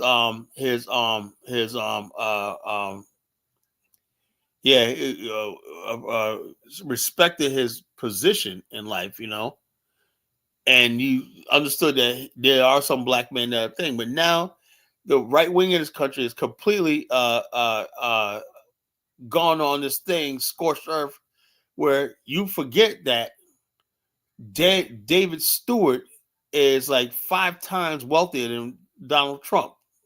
He's a billionaire, black man, with no help from anybody. You know, he has major contract. He has a sort of business that Donald Trump can't even think of.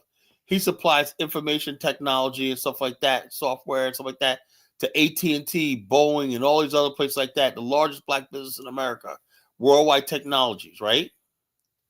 Yeah, Kirk was a freaking loser, a failure, you know. And they're toting this guy around like he was a second coming of Christ, you know. And this is why we're so polarized. We could clearly see this guy was a clown. He was a college dropout. He was a clown.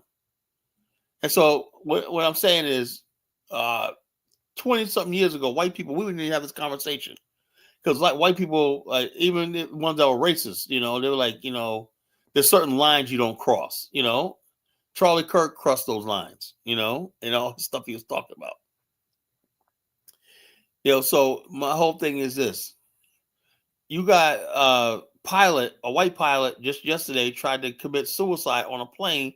He's having a mental issue. They say, well, that's a problem. A lot of pilots won't seek mental help because they think they're going to get fired and that. So we don't know right now who's the next pilot. You could be on a plane. He says, man, that's going to end it all. It says suicide is high among pilots, you know?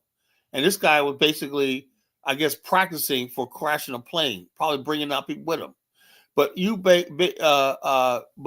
have Charlie Kirk talking about black pilots in training. Even though before you fly a plane, you have to go through a certain amount of flight schooling. That goes out the door when you're dealing with white supremacists and racists. You know, white supremacy and racism is not logical.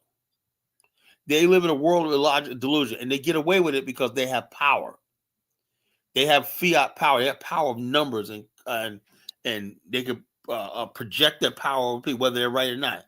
It's like a bully in high school, right? I remember I used to have this bully in 4th grade. This kid named Ryan, right? Oh man, he loved kicking my ass, man. You know, he was this big white kid, not big fat white kid, not. Man, his fist on my face made so many connections. You know, every time I look around, boom, you know.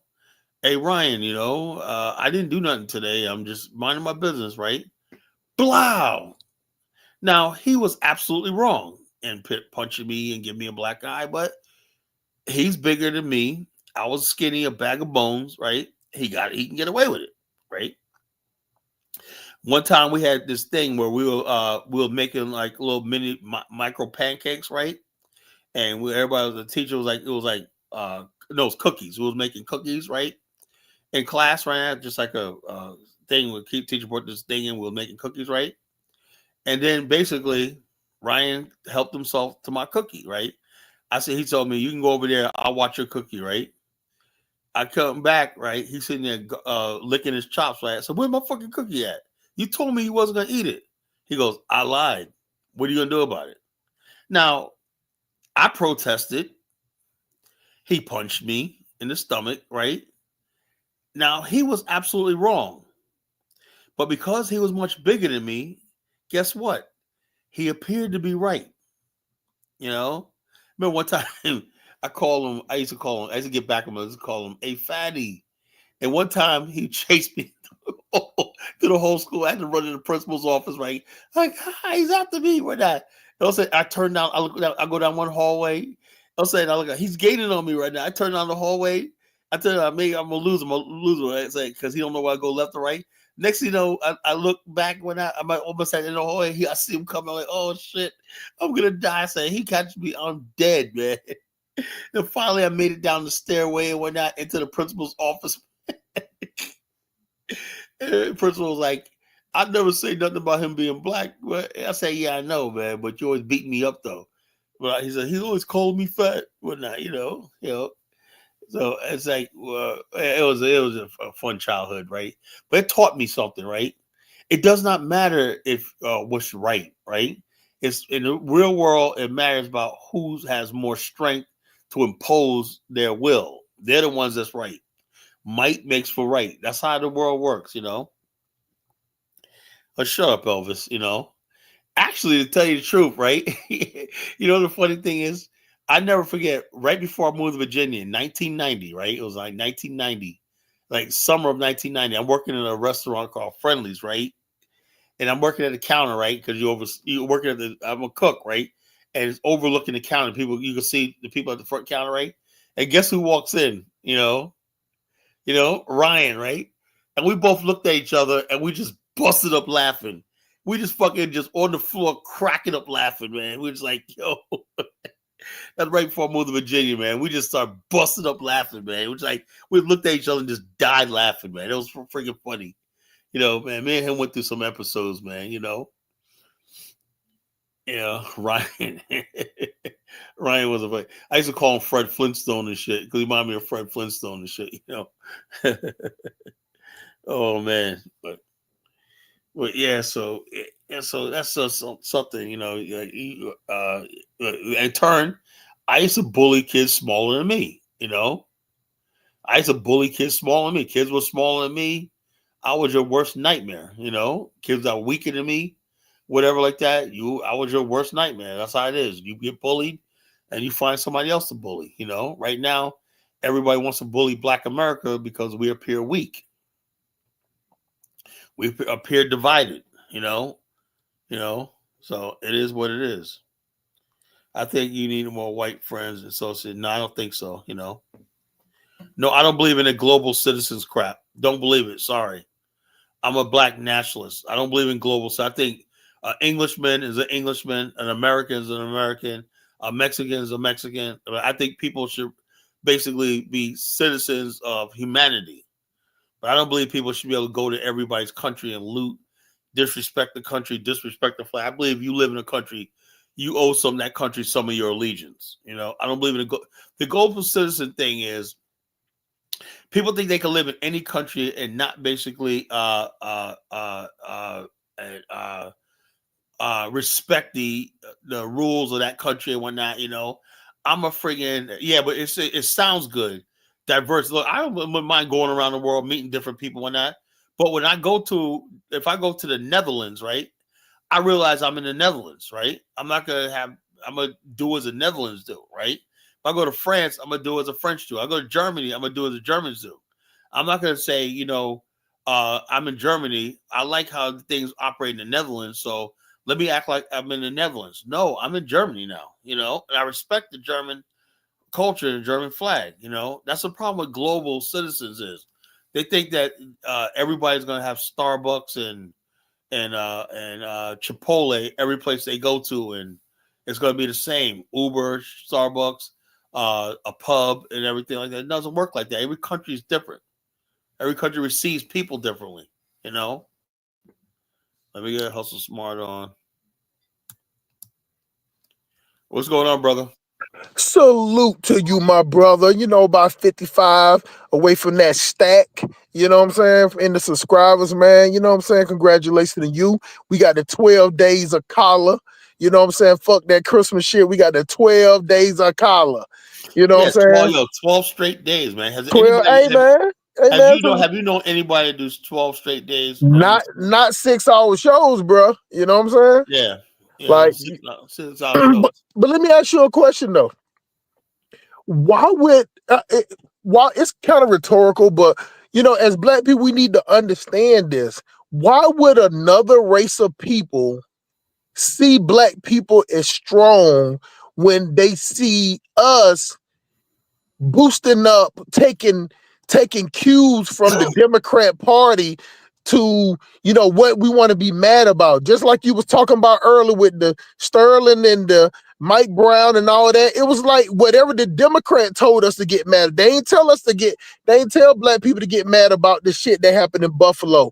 They ain't tell Obama them to tell black people to get mad about the South Carolina. He went singing. That clown went down he there. Started singing fucking Amazing Grace. Started singing Amazing Grace. No, that was written by a former slave owner, you know? No, you gotta listen to the whole thing. You gotta listen to the whole Amazing Grace and the whole Star Spangled Banner. That shit was made anyway. I ain't gonna even get too shit, you know. Listen, Carlo, if we get too deep for these black people, man, we're gonna lose them. But we talking about basic. If you're always feeling sorry for a group of people that when you get in trouble, they sit up there and start talking about how bad your community is, so you don't get the same love and emotions that you give out to other people, and you continuously do it. You continuously do it year after year, event after event. You got black women sitting up here talking about we got to show some heart to these people that living in cages, but we don't say nothing like you taking kids away from their family. But they don't say nothing when black men and black women are taken away from their family and getting locked up in America, as if some type of way them getting locked up, taken away from their family, and us being, you know, we claim that the justice system is, you know, against us, right? Yeah. So what's the difference between the justice system looking at us, giving us charges, more time than they give white people to lock us up, and then them locking up Latinos? You get what I'm saying? Like, what's the difference? We suffer the same injustice through the justice system. Where we just see we have more empathy for other people than ourselves. You know, I just think we do. We just but this is my point though. The other group of people see that not only do we show more empathy to them than they show to us, the other group of people see that the people that we show empathy to don't show us anything back. Exactly. The Somali community, this got this girl on TikTok today talking about, you see, you know, she's a black girl. She's about, see, they're going to lock she said a Somali American woman, right, was arrested and handcuffed, right?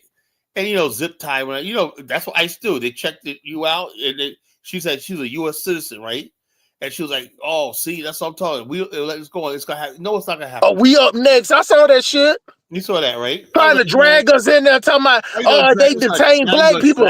Bullshit, you know. Carl, let me tell you something. One time I was at a Texaco of Glenwood Road, and these people got shot. When the dudes got shot, when the police came up, it was like 8 of them. They detained everybody. That's what they do. You get what I'm saying? And they detained everybody, put us in cars. Nobody moved. What you ever heard think? Nobody moved until they sorted out, you know. They had to get everybody name. They pulled everybody ID. If you had a warrant, they took you to jail. It's the same process. They wanted everybody to be ID'd. If you weren't able to be ID'd, you had to get detained. They was out there taking pictures of everybody. They were taking any amount of money in this case.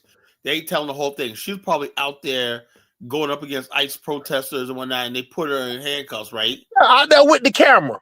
You know, yeah. So she was so basically she out there. Oh, you can't do this, that. And then they arrested her, and then basically they said, okay, they found out she was in, but that's good enough for these Negroes when I see she was detained and whatnot. Yeah, if you go up in the ICE face enough, you get up in these cops' face, they're gonna freaking do something, you know.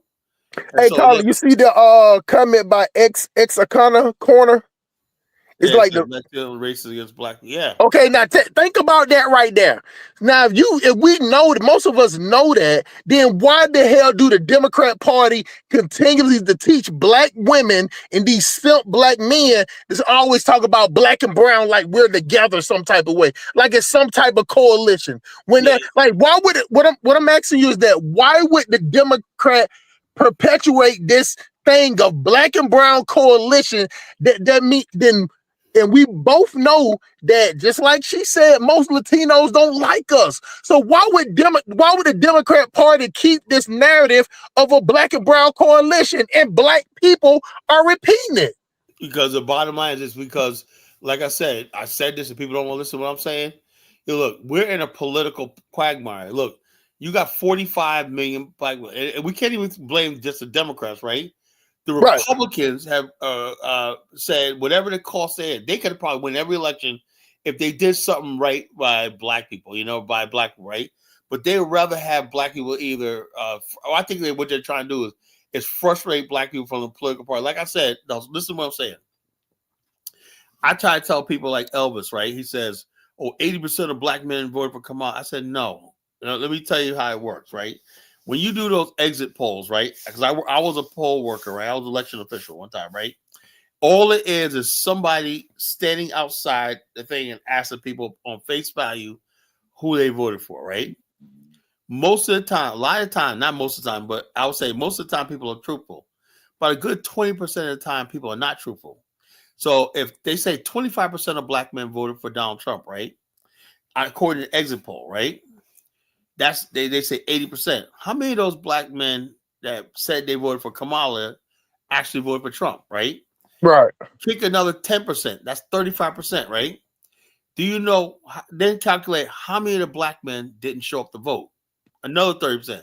So you look at almost like 60% of the black male population either voted for Trump, voted for Trump or stayed home. Yep. And that's what happened. A lot of black men stayed home. That's why she lost the popular vote, because she could have won the popular vote if the numbers were like you said, 80% of black people and they tell her to vote. She could have won she walked the electoral college. She could have won the popular vote in places like Georgia, New York. I think she did win a popular vote in New York. I'm not sure, but she could have won the popular vote in several states, but she didn't do that because it was such a low voter turnout, So basically, what has happened is I think black people are becoming more apolitical. So I don't think the future. I don't know how this is going to play out, honestly, brother. Because there's no going back to the Democrat Party because they absolutely their whole agenda is the LGBTQ. They basically want to. They want that liberal Hollywood elite. That's who's doing it. Those liberal weirdos in Hollywood, like the Gavin Newsoms and people like that. They have a vision of America that they want, which is boys sleeping with boys. They want the elite to run the show and everybody else be an underling. And also, part of those elites are people who believe in extreme homosexuality, extreme faggotry, extreme faggotry. And these like think about it like this, Carla. You said something earlier, and you didn't push for them. You just didn't. But when you was talking about that guy, Porter guy up there with the dress on, right? You get what I'm saying? Like, why would the Democrat think about it? Got him standing next to Joe Biden, kissing his hand. Right. That's because you know why? Because they got rid of people like Bill Cosby. Standing next, bro, got on a white Lily Little House on the Prairie dress on with a full beard, like Mr. T. Oh, check this out. The worst one, we had that purple dress on at the Juneteenth thing. Yeah, that was even worse. But what I'm saying is he was standing, they purposely put him next to Joe Biden, holding his hand, kissing his hand. Did you see it when he kissed his I hand? didn't see that part. I'm glad I didn't. You know. He literally kissed, put Joe Biden hand up to his face and kissed it out there dancing. But people, Like like I said, what I'm saying is that's what the Democrat Party promotes, and you got these simps that sit up there and start talking about, well, we vote for the party. That's what the party represents. So by that, you got people was saying that they still was gonna vote for Joe Biden, and this motherfucker got ass cancer. Got ass cancer that he can't even walk straight. Had to have his wife walking him in and out. She was out there. You know where you get ass cancer from, right? What? Yeah, hey, Farrah Fawcett died of that anal sex. Oh, for real? Hey. Yeah. Yeah, that's wild. Hey, my doctor, he's Ebo, right? My doctor Ebo, and he was like, all right, hustle. You know what I'm saying? You get to that age, you know what I'm saying? Trying to get that prostate. I was like, hey, this is on my mama's grave. I was like, let me die. You get what I'm saying? Yeah, you go put your hand up your ass. You know? I don't care if that's the way that I got to live. That's not happening. Well, actually, the last prostate I had was last year. They did it through blood work. You know, they don't have to do that anymore. They could do it through blood. They got technology that could do blood work. You know, now that's why I had mine done last year. It came back negative. I was like, thank God. Well, he is Edo, so maybe he was from Benin City, so maybe he was trying to get savage, trying to try me up in there. Yeah, he's like, man, hustle. You're gonna come back to Igbo land with me. Yeah. I'm gonna make you my Olamide. You know what I'm saying? But you know what? Like the thing about it is, even Dinah's, I was on Dinah's show, and Jai came up there and he was like, I don't have no problem with letting a woman lead me. I'm like, this doesn't have anything about Black people being emotional. The presidency runs the president in America runs the world. You get what I'm saying? So even though I don't care how much of a clown, what type of names that they call Donald Trump, but all these other countries get in line. You know what I'm saying? Now, the difference between Donald Trump and other presidents, he don't want a war, but he'll come over there and bomb your ass out, and then he's threatening you with war. I would say like this: say what you want. He's the man for the job. He's the man for the job. And I just don't understand why would Black men sit up here talking about. I told you, look, hustle. It's the same topic of the show. Silence is yellow. Most Black men, I would say like 80-90% of Black men secretly like Donald Trump, but they stay silent because they know, there's repercussions to like me and my brother, he gets on me. Also, I said, look, man, my brother gets every time. Like we're watching. I was over his house yesterday for my birthday.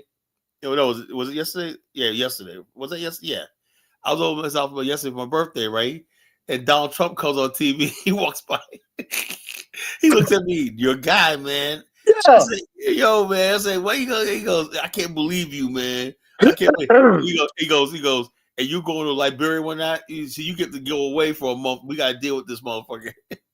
Colin, listen, and another thing that I've been hearing too, you know what I'm saying? They was like, well, the people that voted for Trump, they silent. Yeah, they're silent because they're not they don't complain. They voted him in office, that's when silence is golden. Yeah, they don't understand that process because Democrats think because they complaining, we supposed to combat what they complaining about. That's when silence is golden. When things are going good, you're being quiet because you're like, okay, that silence is golden. Silence is yellow is when you see problems going on and you're quiet because you're too scared. Right. And so when John was on there, he was sitting on like, well, I think the Democrat Party, and then, I just thought about it, like, well, maybe he has this immigrant mindset because it's no way that if you're a Black American man and we follow that Malcolm X type of thought process that is strength is in numbers, how the hell could you be okay with 2.5 million Latinos come across the border? They're just silent. They don't care. They do black. I think black people just basically just don't. We have these things, whatever, but we're so emasculated. What we're saying about emasculated is this: a man who's emasculated is the man basically. He has urges and desires, but he's so scared of his urges and desires when that when women, and sometimes women emasculate men, right? They say, "You love me, don't you?" Then you got to put that thing between your legs. You always got to keep that under control, right? In the old time, they'll make you a eunuch, right? And no, you think I'm joking? No, right? I watched the YouTube. Go ahead, keep talking, because but in the new age, right? Right. Women make you self-emasculate yourself. You know, Yeah. that's where the simps come in at. You know, they self-emasculate themselves. You And you know what? This goes with the conversation we were having yesterday with Honey Flower and Marie Shaw, and they were just trying to tell me, was like, well, you ain't never had a woman that you, after y'all broke up, you laid in the bed and thought about it. I'm like, no, that doesn't happen for me. I'm a guerrilla hustler, so I don't. My number one focus is about making money. Yeah, I like to date chicks. Yeah, I even been married. I've been married 3 times now. But what I'm saying is that I have this out of sight, out of mind type deal. I have this way about me is that if I can't control the situation, I let it be. I don't fester over things. And I said, that's why you deal with those type of men that can't control you. And then you want to be independent. You want to do your own thing. That's the dude that'll follow you and beat your ass. Hustle Smart is the type of person that like, hey, you ain't going to get on my program. Go out with your girls. And when you get back, we're going to dissolve this situation. But it's no arguing. It's no fighting. I'm not going to try to emotionally oppress you. You know what I'm saying? I'm just going to cut the cord with you and keep it moving. Do you get what I'm saying? A lot of black people, we so emotionally connected to the point to where we treat each other like puppies, cute little puppies that we own it. We wanted to walk where we wanted to walk. We wanted to pee where it wanted to pee. We're really authoritarian, and we get that from white people. That wasn't the way we were in Africa. You go to Africa, them women do not act like that. If you take care of the house, you got groceries in there, you got the generator pumping, she got minutes on the phone, food in the kitchen, the kids got school fees, and she ain't got to worry about that. They don't say, oh, they're not tripping that ownership. In America, we feel like we own somebody, and that we act like our girlfriends are slaves. We act like our boyfriends are slaves, power for the women.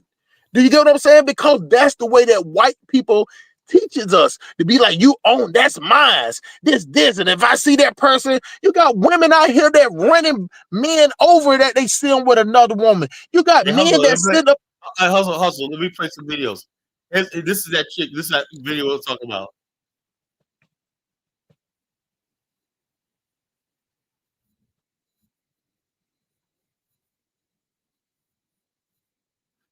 And while you playing that Bushmeat bill, he didn't remove them from the list. He just said that it ain't free.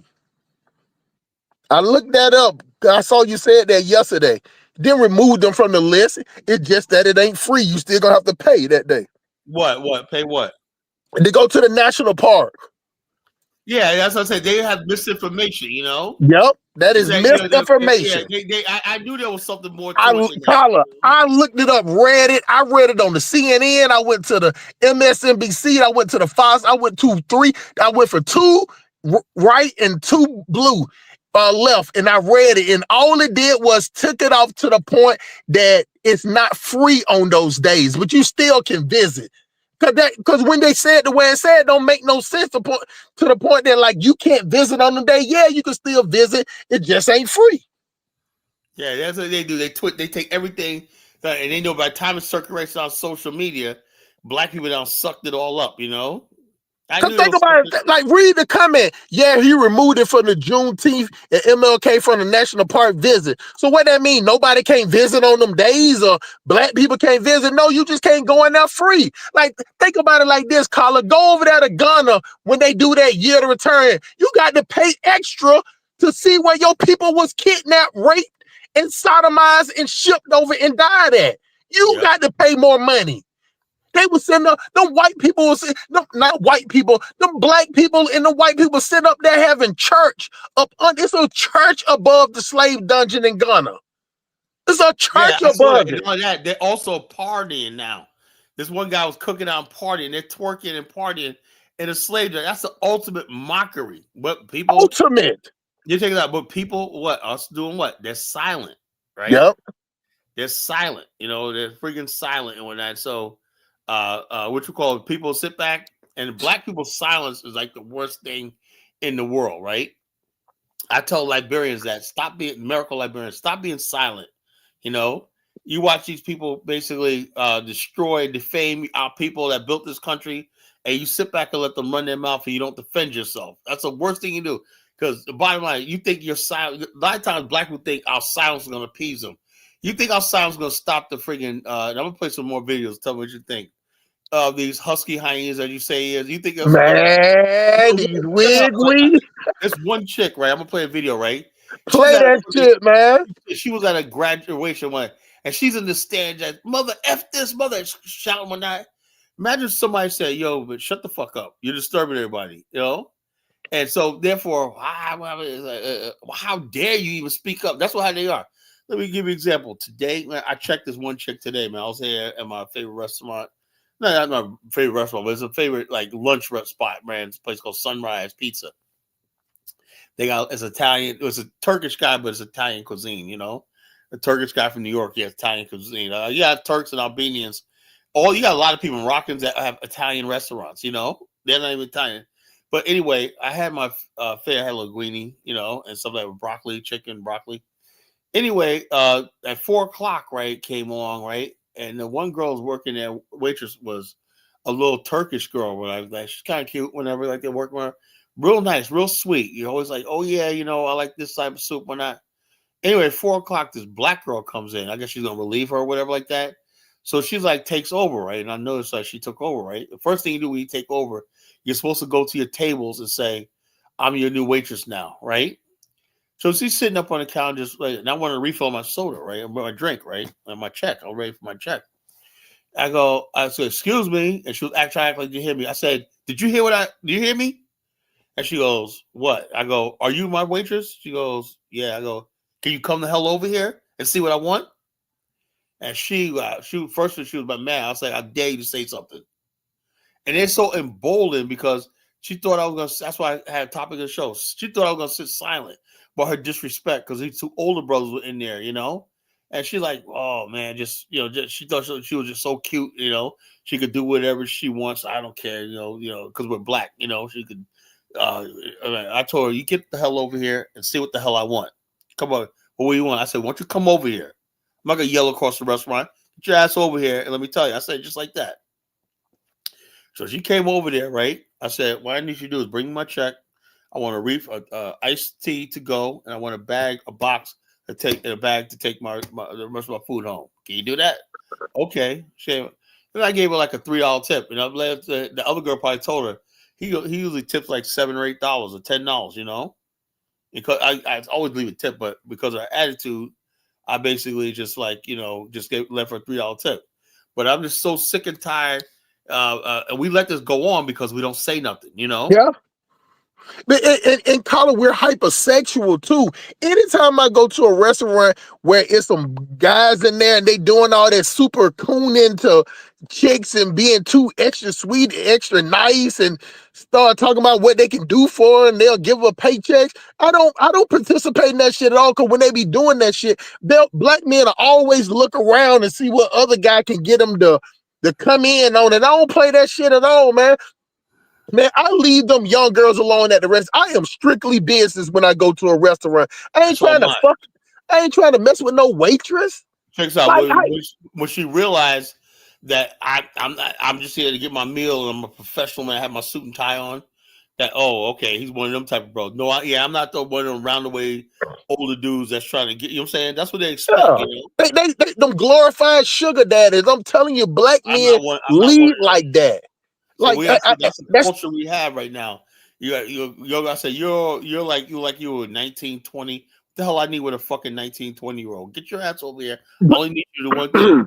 But that's that predator way that, you know, how black men are to younger girls like that. You get what I'm saying? Unfortunately, They assume that we're all, without even knowing, Yep. they assume that we're all like that. Let me play this video Play about it, man. Somalis. You know, how people like Kwame, he always has Somalis, all immigrants are hardworking.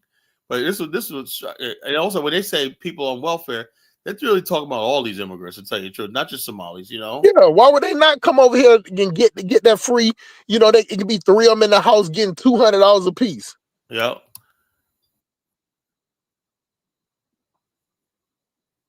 That's the same thing them Latinos do when they go out there and open up the little taco stands. I know.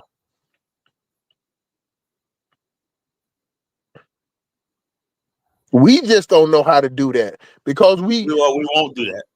We got a high standard of living. Yeah, we got a high standard of living. That's why, that's why we say, 'cause look at me. I got that 3-bedroom, 2.5 bath house, and it's just me there. It ain't, that house is 100% empty right now. You know what I'm saying? Because I just can't let family members come. I can't let family members bring my living standards down just because they're family.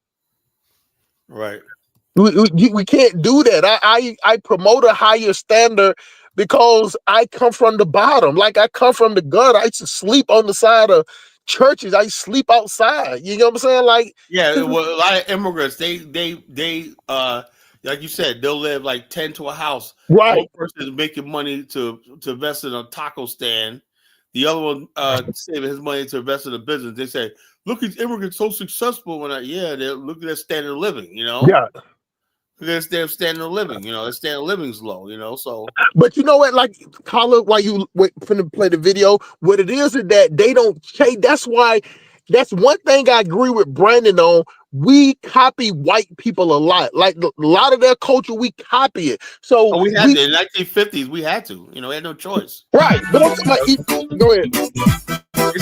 They stopped building. So Somalis aren't just welfare queens in America. They're welfare queens all over the world. I want you to listen to some of these numbers. In Norway, 73% of Somali immigrants are on government aid. In Sweden, 64% of Somali immigrants do not have jobs or education. In Denmark, 69% of Somali immigrants are on public benefits. And in America, according to President Donald Trump, 88% of Somali immigrants in the United States of America right now rely on a welfare program. So the question is, not only why are we bringing in so many people that are just coming here and becoming dependents of the state?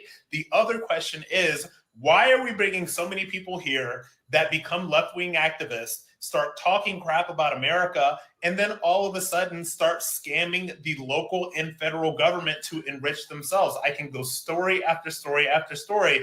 There's a woman in Minnesota right now that's living in a $1 million house that was paid for by laundered government money, and the partner, her husband, who bought the house, his name is still on it, but he has fled somewhere else. They can't find him.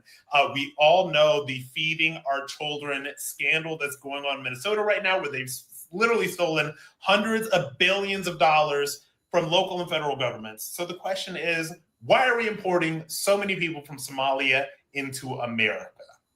So Somalis aren't just welfare queens in America. They're welfare queens all over the world. I want you to listen to. Yeah, like I said, that's what this myth. See, the whole thing is, for the longest time, people have basically create this myth about the immigrant. They're coming over here, they're doing it. Look, let me tell you something. I had a client of mine, brother, last week, right? Brother's like 65, man. I said, I'm gonna make that my new big homie, right? You tell he was like, still good looking brother. And his wife was like, she's 65 too, right? And they're both my clients, right? Anyway, you could tell. He said we've been together since we were in 3rd grade. Whatnot. I said, yeah, you guys make a good couple. He said, yeah, when you got the one, I'm gonna stick with her, right? Anyway, he said he worked the shipyard since he was like 19. He said, look, we worked down there at the shipyard. He said the white boys, man, they were working up just to buy a motorcycle or whatever, and they're out. He said he worked like 25 years at shipyard. He said, man, you're down there cleaning ships on the bottom of ships and whatnot, and they're spraying water and you're getting wet and whatnot, and sometimes it's below zero weather down there and whatnot. He said only all black men down there, and that's like the shipyard in Baltimore too. Black men. He said, but at 25, he bought his first house. He still has it, 25 years. I own my house for like 40 years almost, And he said 40 years, right? He said, I bought this house when I was 25. My wife was 25. It's been there for 40 years, right? I'm in the same house, right? And so therefore he said now he has a body shop, right? He had said he worked in the shipyard and also he got enough money and he owns his own body shop, but he's ready to retire. He thought that because he's getting on Social Security that he has to give his body. I said, no, bruh. That's if you're on disability or SSI, I said, you on regular Social Security, that don't have nothing to do with it. You can work all you want, Mm. He thought that, that when he got to stop working at 65. And I said, nah. That's what he told you. I said, a lot of people don't know a lot of stuff. I said, no, that's not the law. Social Security is what they give you. Some people work past their 65, whatever, and have their own business, whatever like that. He thought he couldn't make any money if he's getting Social Security. I said, nah, But yeah, he's a good brother, man. I saw him. He came in. He has UGG symbol on, and some African beads and whatnot. And he saw my Liberian flag on my wall in my office, right? He was like, oh, man.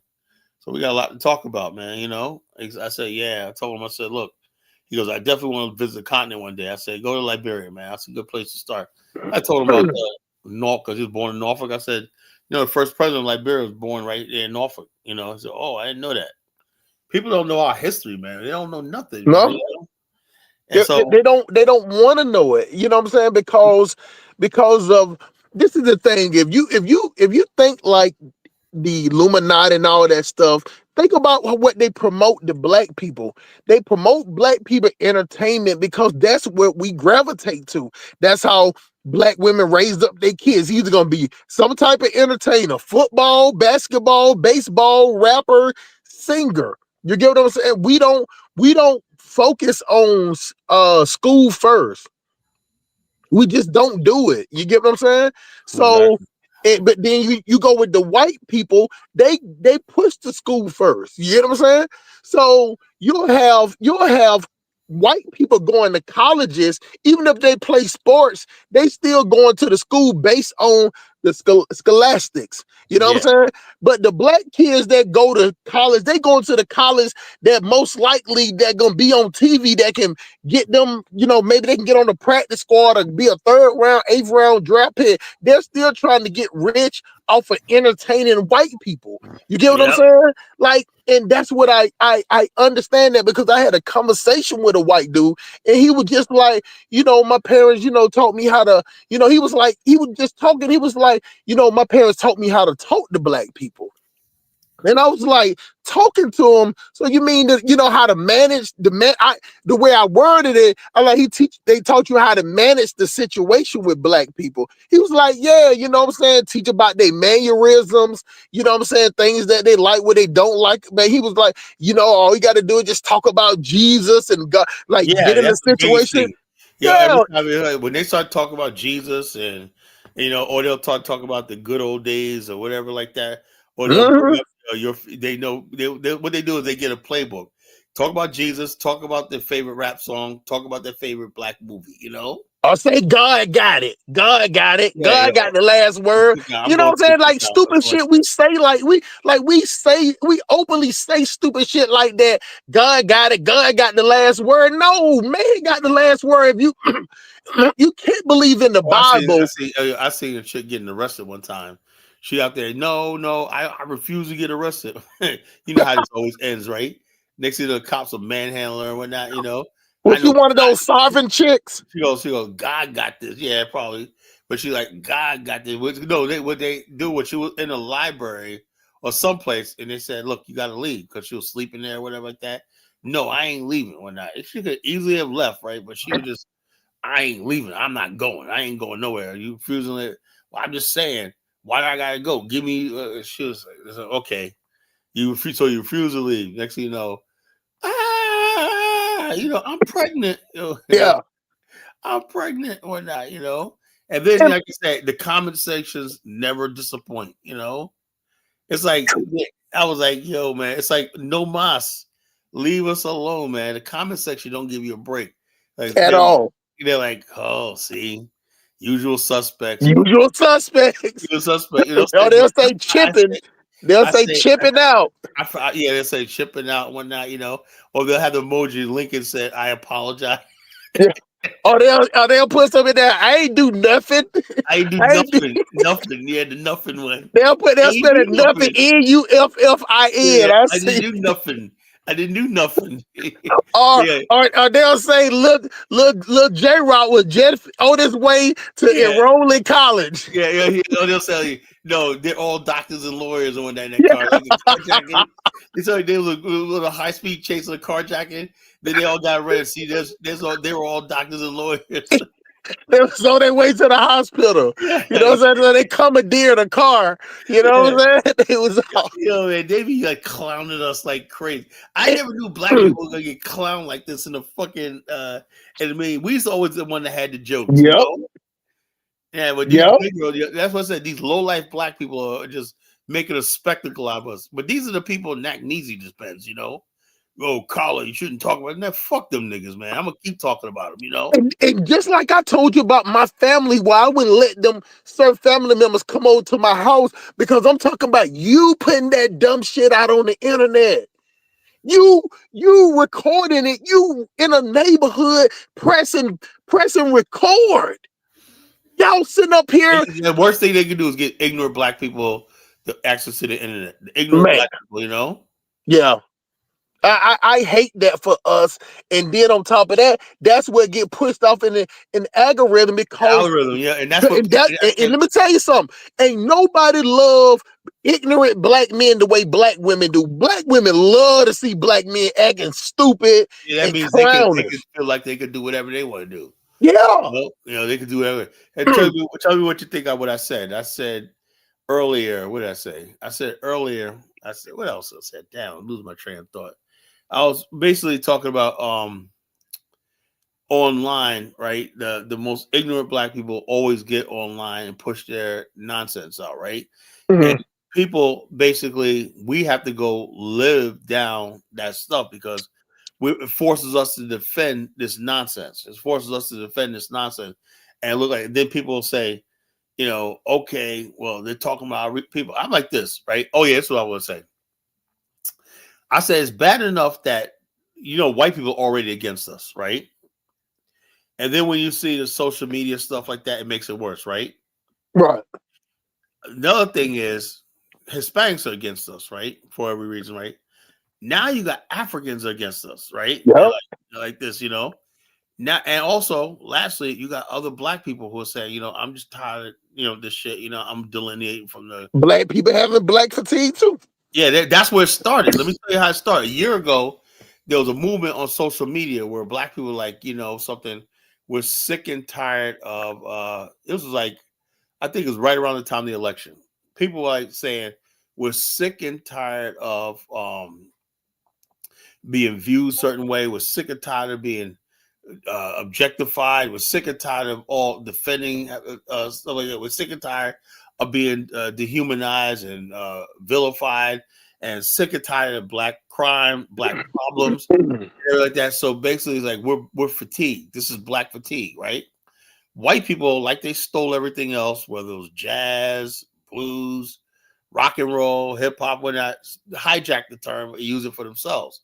And I said the question, I said, how could you have fatigue? You guys had black fatigue for 400 years, They ain't telling us, oh, we got black fatigue now. Oh, suddenly you got black fatigue? What was that when you guys burned down Wall Street? Well, see, I know how to fight these people, So was it black fatigue when you guys burned down and destroyed an innocent community in Tulsa, Wilmington, and all these other places, race-wise? Was that black fatigue too? No, you guys just being who you are, and you're using black fatigue, something we coined, right, as an excuse, as a layup to doing this stuff, This guy says specific matter, generations will lead you to extinction. I don't know what is he talking about, they are dehumanizing. Well, we know we're being dehumanized, but what can we do about it? All I know is I do my part. When people listen to me on this platform, they realize this. I know I speak for a lot of black people, right? And the bottom line is you understand that if you think we're some joke, we're not, And that's what people think. They think we're some pusher or some joke that they think they got ownership over us, right? No, most of our women aren't bequeathers and stuff like that. You know, we got a lot of them out there. They're just the loudest ones. You know, no, our women are out there doing. You know, it's the bottom line. That's it.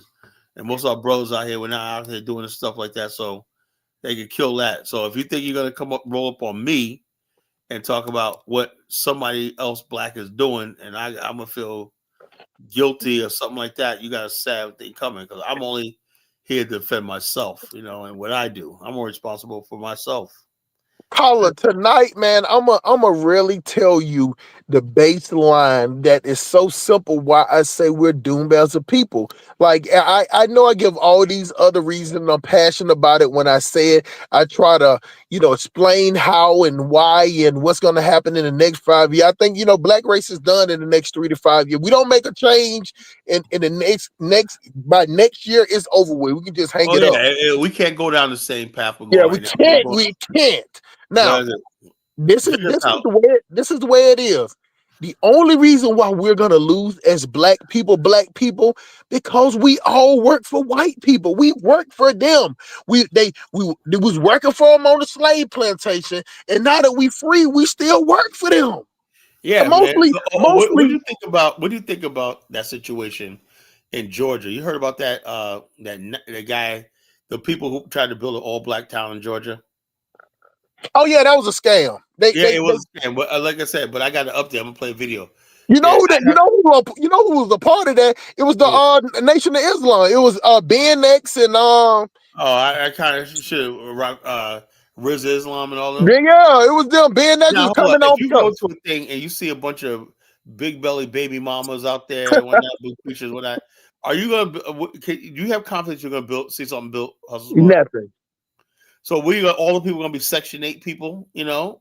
Man, I don't know what they thought. They thought it was gonna be some stuff. And you got Colin, let me tell you something. Where they was gonna build it at was in West Georgia. And you know what, Northwest Georgia, that is right there on the border of Alabama and KKK territory in Alabama. It was like 40 miles from it was Northwest Georgia was northeast Alabama, and that's where all the races was at. It didn't even make sense when they started talking about the property. So I knew it was going to be some shit.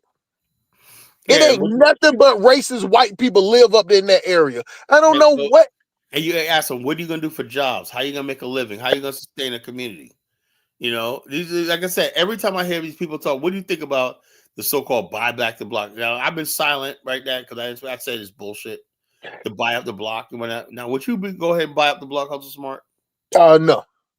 Now, why is that? You know, the reason why I wouldn't buy up the block is because that if I did buy up the block, what am I gonna do with it? What business am I gonna put it in? Who I'm gonna work for? And is my people gonna support that business? You get what I'm saying? I would only open up a business. You only supposed to open a business when you know your customers. And if your customers black people go out their way to not support black business. Right. White people. That's what I'm saying.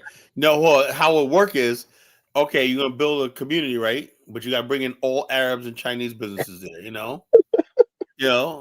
Now, as far as like this, look, the average like middle class black good money ain't trying to live in a fucking any place where it's all black like that with low income black people like that. So when people when you got people like we're gonna build a black community, this is what they think. They think rich black people will come in and sit silent while they do their ratchet bullshit and whatnot. And we're going to say, you know something?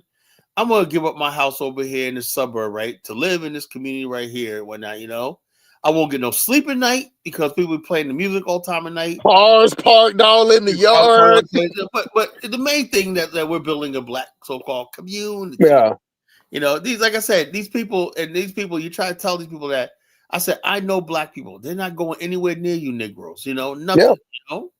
Because we don't have a pecking order. Like Colin, in my neighborhood, we got a silent pecking order that's not to be said. When one person go to cutting their grass, people ride by, and next thing you know, somebody else out there cutting their grass, or somebody else out there. It's called role models. Yeah, we don't even say it. I don't even know my neighbors, but it's like a social contract, you know.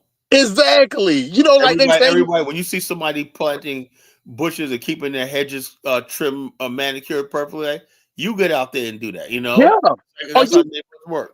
Or you pay somebody to do it. Now me, I'm lazy as fuck. So I like to pay the guy. So the lady next door, you know what I'm saying? I just say, well, what day she get hers done? Big to be doing by myself. Sometimes I do it, but man, I ain't doing it, man. I ain't finna go out there and deal with it, especially that Georgia heat and that all them bugs out there. Every once in a while, I tell you what, when springtime comes, I don't mind doing it. When that summertime comes, I usually have landscapers work. Nah, Collar.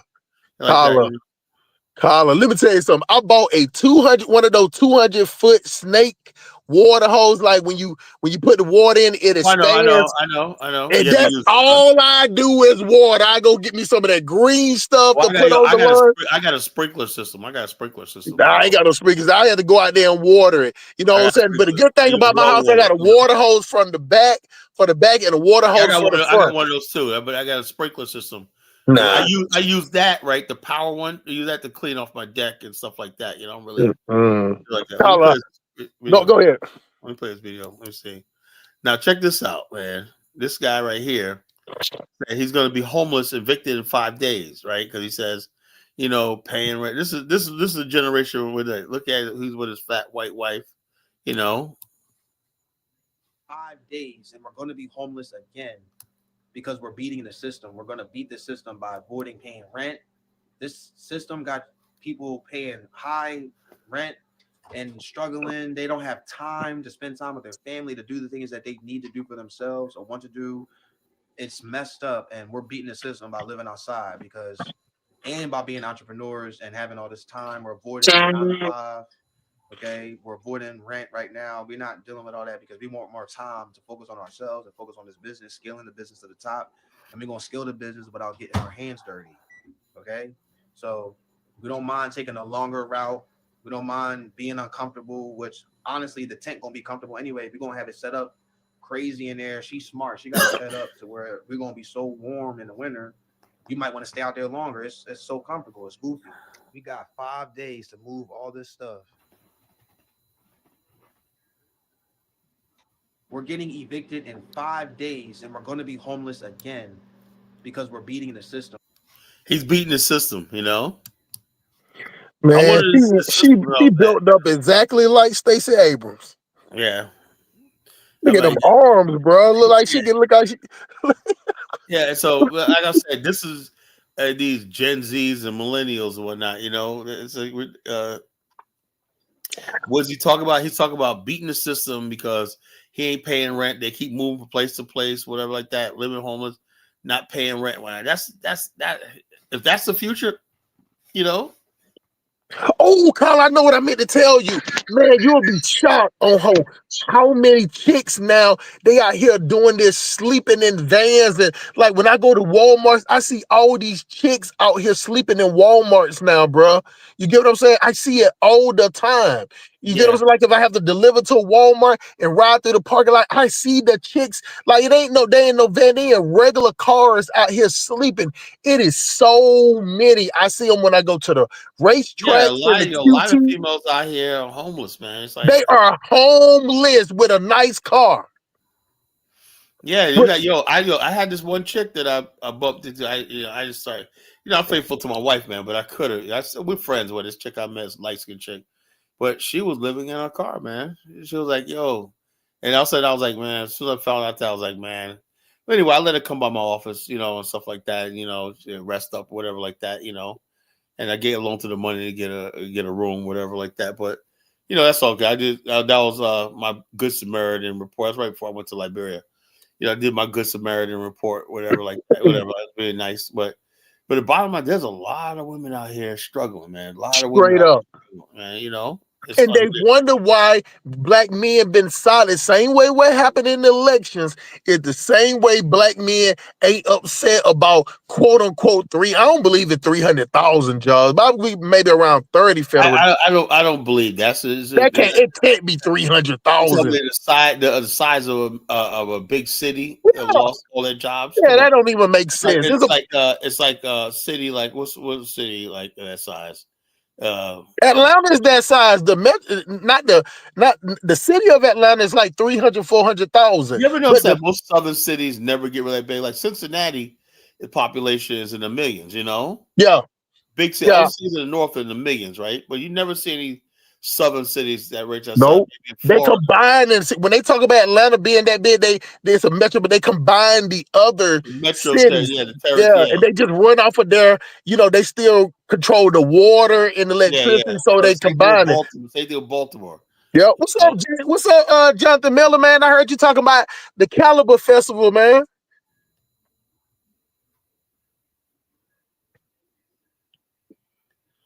Jonathan, I'm in Nigeria. This connection is so bad, bro. But hold on though, because I got a chick that I know that's in Caliber. But what she told me, because it's really like a festival, it's really like a Mardi Gras, right? But she told me that the biggest one is that happens on New Year. So you just go into it. Go ahead. New Year's. It happens on the day after Christmas, and then on the 27th, that's when they have the big Mardi Gras, whatever you want to call it, the big carnival. It's not New Year's. Yeah. You don't have to worry. I don't think you have to worry about getting shot. You know, America. Nah. Black America's finished, man. You can't have. Kyla. We got to worry about being kidnapped and everything. Y'all worry about getting kidnapped. Man. I was just going to say that. What is you talking about, man? I was on the bus the other day. Motherfucker got broke down in the middle of nowhere. But at least kidnapping, you see it coming. Yeah. Worst thing you do, you're at a thing, mind your business, you get hit by a stray bullet and shit. Like that's probably the worst way to go out, you know. They got these group of guys called the One Chance Boys. You know what I'm saying? They pose as taxis. You know what I'm saying? They're got to pick you up. I heard, yo, check this out. I don't know if it's true now, but people saying there's Ghana's fighting back. They say Nigeria is spreading this lie that there's police setting up bogus checkpoints in Ghana and robbing people, going to their pockets or at gunpoint when that poses police. You know, Africa, they always have these bullshit checkpoints somewhere, you know. Yeah, I don't know about that one. I mean, they ain't gonna go in your pocket, but they damn sure now. Hey, Carlos, this is how they gonna go in your pockets. They gonna tell you need to come up out your pockets with their bribe. It ain't even that much, man. You know what I'm saying? Like $1 here, $1 there. Nah, it's gonna be at least like $3 or $4. It's gonna be like $5,000. Yeah, like I said, I did $3 or $4, man. I was back in 2023.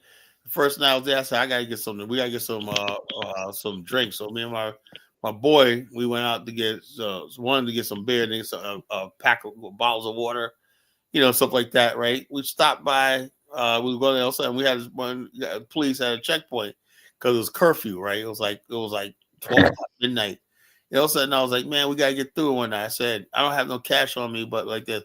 So basically, when I went to get the water, I said, I need, can you give me back some money and change, right? So I have $5 USD, right? And so I came back, man. I said, hey, bro, here's a police.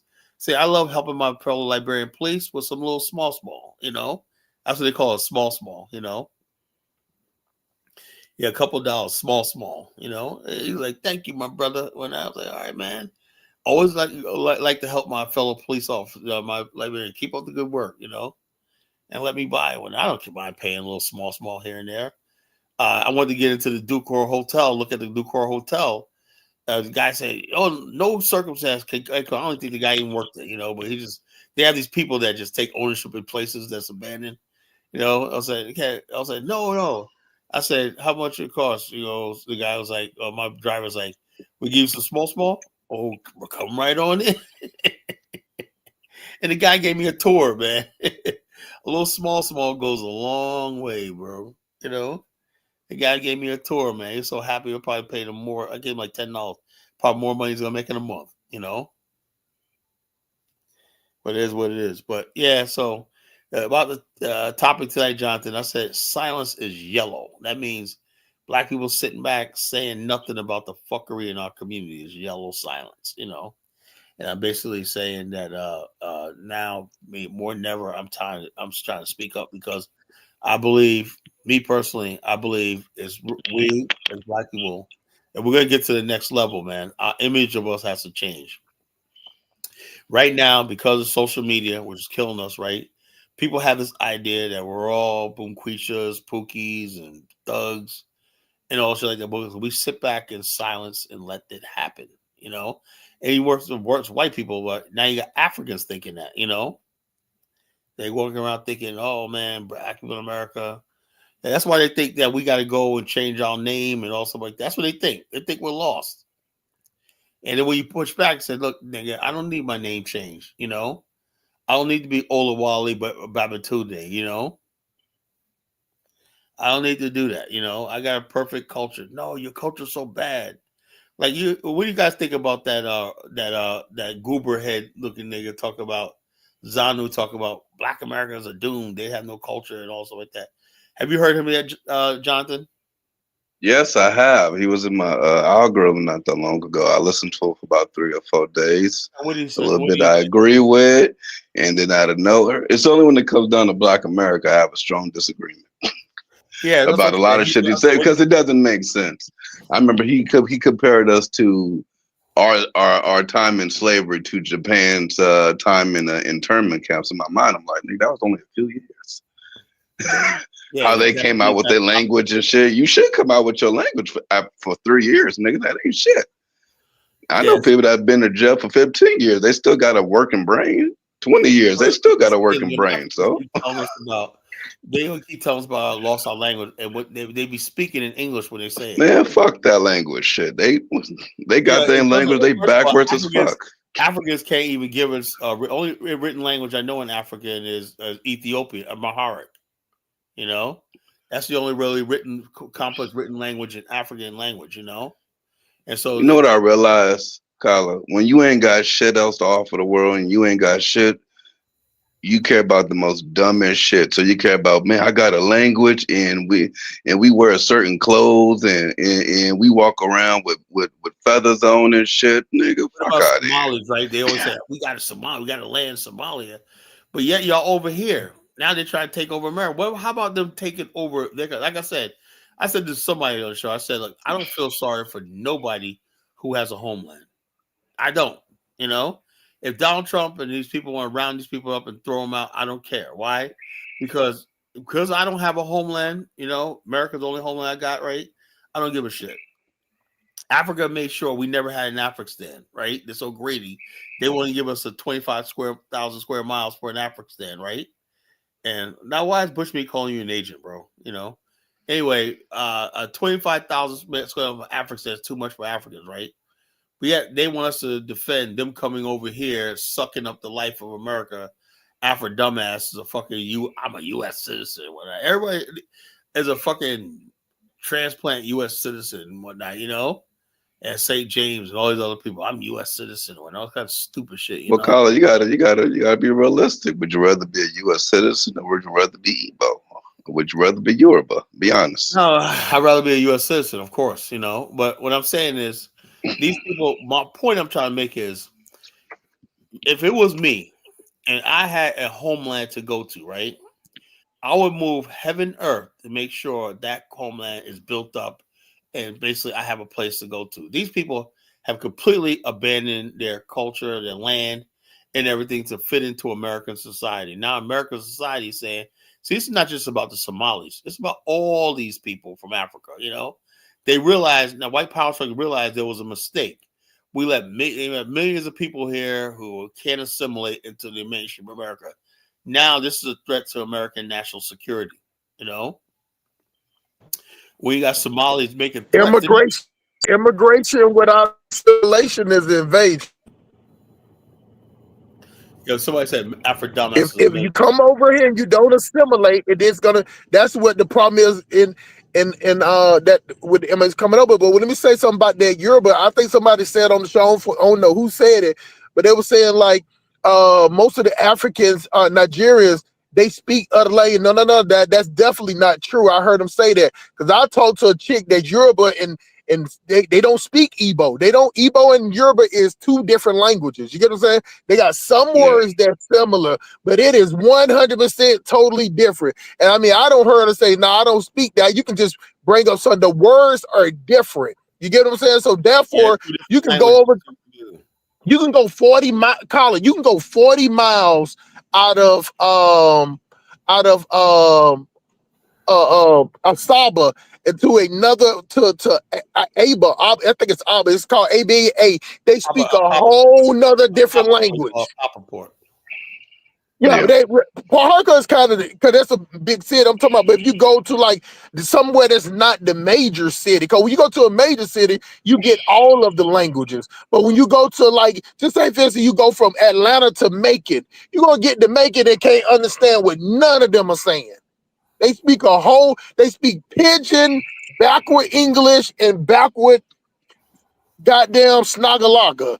You can't understand nothing that they saying. You're gonna need a guide. Yeah, and it's a common misconception that these people all speak the same language. Yeah, there are so many different variations of Igbo. Yep. Even Igbos aren't even all Igbo. They're not all the same people. Yeah. And so you know what happened, it's all been a lie. Hold on, let me answer this guy in the chat room, right? He says Zana was right. Sad part, like, well, how come he's not talking about his own mother continent? You know, Africa, who loses $100 billion a year net capital outflow. It has the largest brain drain in human history. It has 200 coups. You know, Africa has 200 coups, right? I want to try to find this video, right? This girl working out. They said I had no idea how many people are dying in Africa right now. She said between Nigeria, Sudan, and the Congo, like there's millions of people dying. 100 million people are dead. I'm like, what? That's genocide levels, you know? But everybody's silent. It's a yellow silence, right? And I think the CIA, whoever it is that started this ADOS FBA diaspora wars, I think that's part of it. I think what they did was they hardened Black America. And this guy Zanu is basically all he's doing angering Black America, right? And it's turning our hearts hard because we could basically put pressure on the United States. We live in the United States like we did apartheid in South Africa. We could have did something to bring change to the continent of Africa, but our hearts are so hardened. Good. That's not good, man. It's just people are human. No, Kala. No, I don't believe that. But look, the bottom line is this: what he needs to do is get to where his real country is, and come to the table with some sort of respect. You don't come up here and tell somebody they don't have a culture. Black American culture is Black culture. Black culture. But Kala, you got to understand from their point of view, they have this weird belief about what culture is, even though their definition of culture doesn't fit the actual meaning of culture. They don't even know what culture. They don't know what it is. They just say that they have culture. Okay. To them, the culture just wearing certain colors and dressing a certain way on a wedding or a funeral or some crap like that. That's their definition of culture. Every group of people has problems. There's problems, right? But Black Americans have been good at solving a lot of our problems. So we have been good at solving our problems for years, right? Some problems that we can't solve is out of our control, our reach. Because we don't have a government, we don't have a police, we don't have a military, we don't have a legislature, courts, and stuff like that. The institutions that can really change things like that, it's out of our hands, right? What we can do, what we can do, And so I hate when people come here judging us like we're running a country. You could judge, let's say you go to Japan, you could judge Japan or Japanese people what they don't have, right? Because they have a government, right?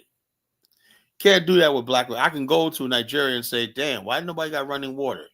Why like 5% of people have electricity, Why is it that Nigeria really is still importing gasoline and it has gas itself, Why is it doing that, Because those are policies Nigerians inflicted upon themselves, Well, we live in New Orleans is a Black culture, but the thing is, they'll say that's a New Orleans culture, right? Just like they'll say hip hop is an American culture. They'll say jazz is an American culture. They'll say rock and roll is American culture. Blues, that's American and whatnot, So when something is good or useful, it's American. When it's not, it doesn't belong to us. Go ahead, Honey Flower. Hello. How you doing? I'm doing okay. I just saw the video. Like, I don't really get your notifications. Because they're trying to shadow ban me. You know, they don't want me out there. You know, are you subscribed with the push notification? No, I don't have the push notifications. I just No, have. all you have to do is hit the when it says notifications when you subscribe. It has a bell. It has notifications. You know, and it'll light up. Okay. Yeah, you know what I'm saying. So what are you talking about today? Tonight, I'm talking about silence. I really want the topic to be, although silence is golden, right? Mm-hmm. In our case, silence is very yellow. In other words, when someone says silence is golden, that means, like Hustle Smart was saying, black people they like what Donald Trump is doing secretly. That silence is golden. When black people With not the immigrants? what. You mean like what he's No, doing? with I'm talking about even the troops, the National Guard troops and stuff like that. Black Oh, people don't give a shit, ICE and stuff? Well, no, I don't know about that, but I'll be honest with you. There's some black people who are smiling over that. Yeah, That's the sounds FBA cool. people are happy about. They've been saying, me, I'm a YouTube addict. YouTube is my TikTok. So I've been reading the comments, basically like, oh yeah, get them out of our homeland. That's We what's stupid. I can't don't be believe in that stuff, deported. right? Because this is what I say. This I is say like this: homeland. as far as like the immigrants are concerned, right? I'll ask any black man. I said, why are you making the white man's problem your problem? Mexicans being here, Somalis are not my problem. They forgot something. They forgot their own struggle. Like I don't get. I tell you what it is. I tell you what it is. A lot of them basically, and I realize the FBA people are just part of the low life black people, low lives, and basically, what it is they know that they're on the bottom, pretty much of American culture hierarchy. That means black people, no matter how rich you are as black, you're pretty much socially on the bottom of the hierarchy. The lowest of the white has a higher social hierarchy than you. So therefore, they've accepted that. That's the sad part. We've accepted that, right? Mm-hmm. On the other hand, when they see an African immigrant, they're like, "Oh hell no!" Right. Hell, I know my people, right? They're like, "Hell no!" Like we're Man, I saw you with flies on your face in a freaking Feed the African commercial. Now you coming over here talking shit, man. These yeah. They're like, how dare y'all niggas? We had so many fundraisers to send. My church had a fundraiser, send money to Africa. Now you're over here talking smack. That's the way they think. I know how Black America. I know how we think. I know us. No. And the last thing they want is Africans to think they're part of that hierarchy and they come here. That's what this is all about, man. That's all it's about. Black people say they'll accept being on the bottom, but just not as long as there's not nobody that's black up on top of the other black that's on top of them. That's all it is, But hold on, Colin, because I'm going to test that just for a little bit though, because black people in America ain't at the bottom. No, I'm not talking about hold on, Jonathan. Economically, culturally, we're not at no bottom. Johnson, come on. Economically, that's one thing, right? Culturally, one thing, right? But there's an unwritten social hierarchy in America, right? That values blonde hair, blue eye. That's the pinnacle of what it means to America, right? Most definitely. Historically in American culture, right? The white people are seen as the victors, the winners. Everybody wants to be. I'm seriously, right? Not seen as they are. Call it what it is. Hold on. I'm look, I'm just telling you, they get most of the Hollywood roles. They're the symbol of beauty. This America, not me. It's like their plan. This is their country. All right. Hollywood is theirs. They should. What I'm saying is, so the nearer you are to white people, black people for the most part have pretty much rejected white people, white supremacy, and stuff like that. Saying, screw that, right? Now, other groups of people saying, something, as long as white people in power, let's play their game, right? So therefore, they say maybe not on a hierarchy up, but maybe on an other and slant, Maybe they're not above us, right? But they're definitely on the side that has the power, You can we agree on that? They're on the side with the power. So when you have Indians, or now the Indians are starting to realize And the agents started to realize that all that stuff about them trying to be white or proximity to white did not work. They rejected Vivek Ramaswamy. They said, "Man, get your Indian ass out of here," you know? Yeah. You know, so that didn't work. So that's crumbling, right? Now, Black America is in its own realm, right? There's still some people who think that being close in proximity to white people, or adopting their values and stuff like that, puts them above Black people or near the white people. You know, they think being near the white people means you're above Black people. You know. Now, if we had a Black nationalist movement, right, Jonathan, right, and we had an Afghanistan, right, and we had our own hierarchy, a global hierarchy and whatnot, we wouldn't care, you know, because we'd be equal to whites. They got America, we have an Afghanistan, we have a global infrastructure of Black territories all over the world. You know, that's what I say, you know, but what do I know? I got to listen to the Lord High Nakmizi tell us that we should just be Americans. We shouldn't even go to Africa, you know? Well, until Africa offers that land, I grew up Nakmizi, unfortunately. Well, like I said, but it's something to think about and strive for, though, and believe in, you know? I agree. It's something to strive for. I support it. I want it to happen. Oh, yeah, but until Africa gets to that point. I'm the same way. I'm the same way. I'm telling, don't, forever problems we have in America, we got too much in America to lose, you know? So keep doing the American grind, and maybe something will break through. Africans will see the light. Look at this 70. Ain't nobody going to Africa. I'll be there in a few months. A Patriot 77 Jonathan is calling from Nigeria right now. He's in Nigeria right now, bro.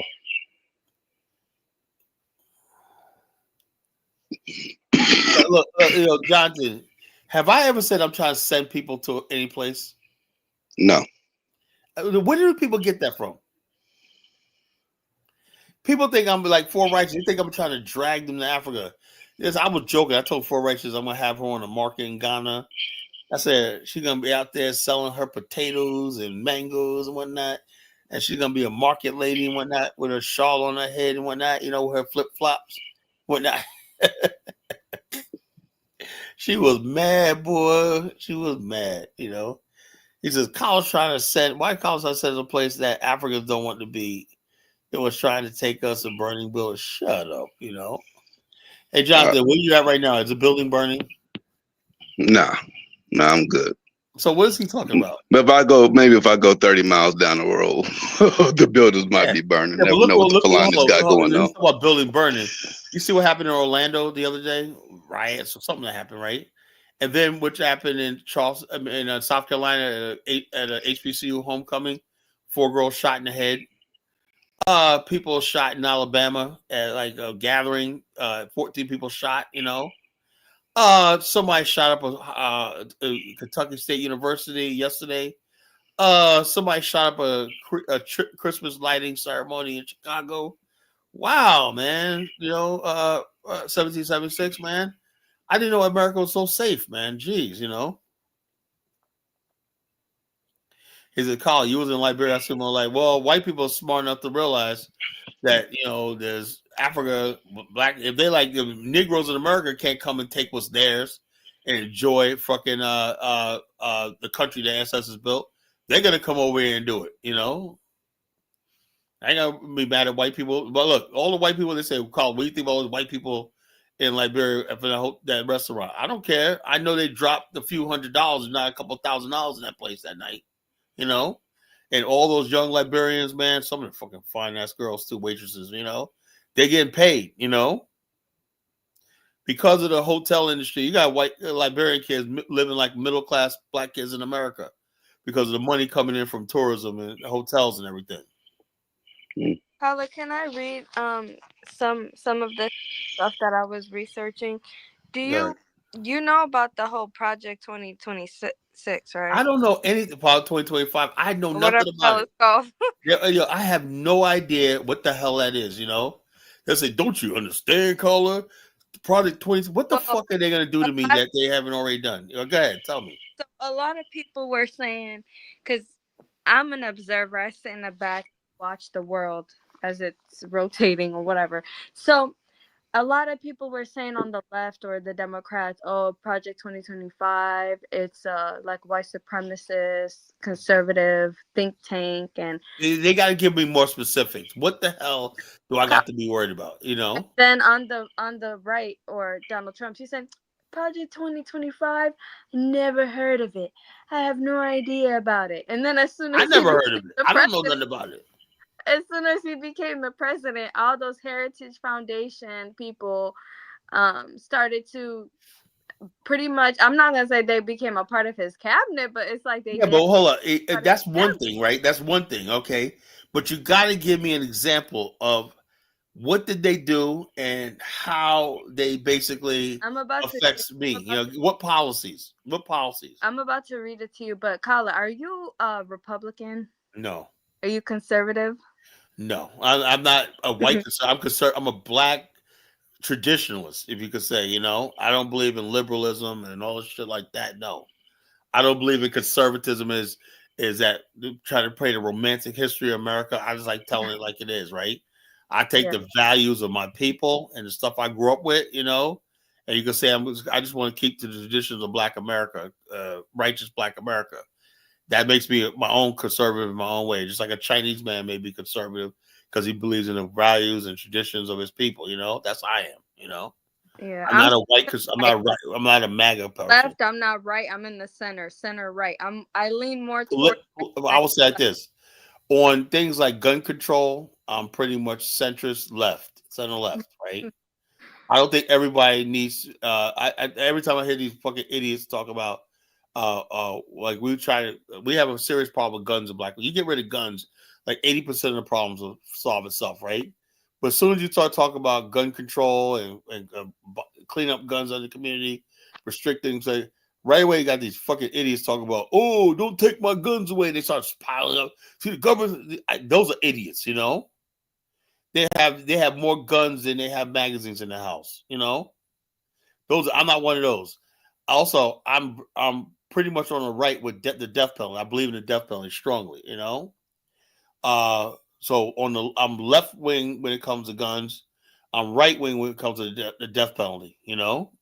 So I fluctuate back and forth on different. It depends on what topic is on the thing. I'm not either or. I'm not. Oh, some people got to be leftist, and some people got rightist. They take every position. I don't believe every right wing position. And I damn sure don't believe in much of the left wing positions, you know. Go ahead, continue. So we can clearly see that we are now living in a more the people at the top, they're not conservative. They are more about their race. So they're authoritarian and structuralist, you know. Yeah, they do a lot of degenerate stuff behind closed doors, you know. So they're not. Yeah, there's always been like that. The rich people do a lot of degenerate stuff on top, but they make sure for the society to function, they have to put the church, the Bible, whatever out there to keep the people working in control. Because if the people were like them, sitting around all day being degenerate, seeing how they could exploit people and cause wars and everything, society would descend into chaos. So they basically put the church out there and morals and everything like that on the masses, but they're not like that. They know that works to keep the society running, you know. So I'm gonna read, even though they're not moral. And at the end of what I read, tell me tell me what the point of all these laws were and what's the common theme. Because I've read them and I understand what the common theme is, and then I'm gonna tell you what is it. What is the common theme? I'm going to read it a little bit. I won't read too much. And then I'm going to tie it to the topic about the immigration, okay? All right. So it says, these are some of the things that were already done by Donald Trump. So Executive Order 14168, defending women from gender ideology extremism. I agree with. Just, Kyle, let me read it. Signed January 20th, 2025. Next, Executive Order 14187, protecting children from chemical and surgical mutilation. Signed January 28th, 2025. Next, Executive Order 14183, prioritizing military excellence and readiness. signed January 27, 2025. And so I guess that has to do with like, it says directed the Department of Defense to exclude individuals identifying as a gender different from their biological sex. Okay. So next, rescission of Executive Order 11246. It says revoked EO 11246, which had required affirmative action and non-discrimination programs for federal contractors. Next, civil rights enforcement rollbacks, disparate impact rule. Date December 9, 2025. The Department of Justice finalized a regulation eliminating disparate impact analysis from civil rights enforcement, a major departure from long-standing practice that allowed challenges to policies with neutral language but unequal outcomes. I don't even know what that means. Okay, well, I think what it is like the civil rights movement. You know, when you think of civil rights, what do you think of black people, right? Yeah, obviously. The civil rights movement, like I said, with this stuff like this, has nothing to do with black people. Has nothing to do with actual civil rights. It has to do with that people are trying to remake society in their own image. Particularly when you look at it, it's about gays. You know, let me finish. There's a few more, and I'll. Good.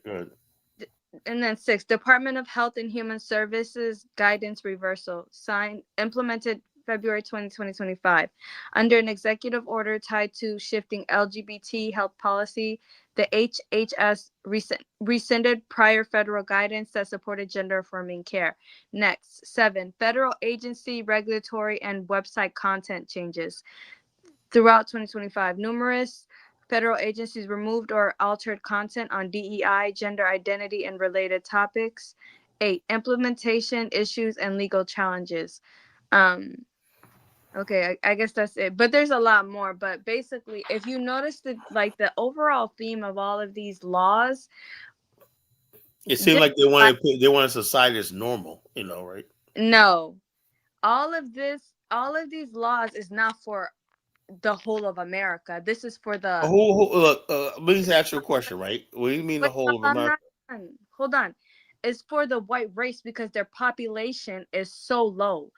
By bringing in these laws, it makes it harder for white women and white culture to be degenerate, and it promotes like family. It promotes normalcy.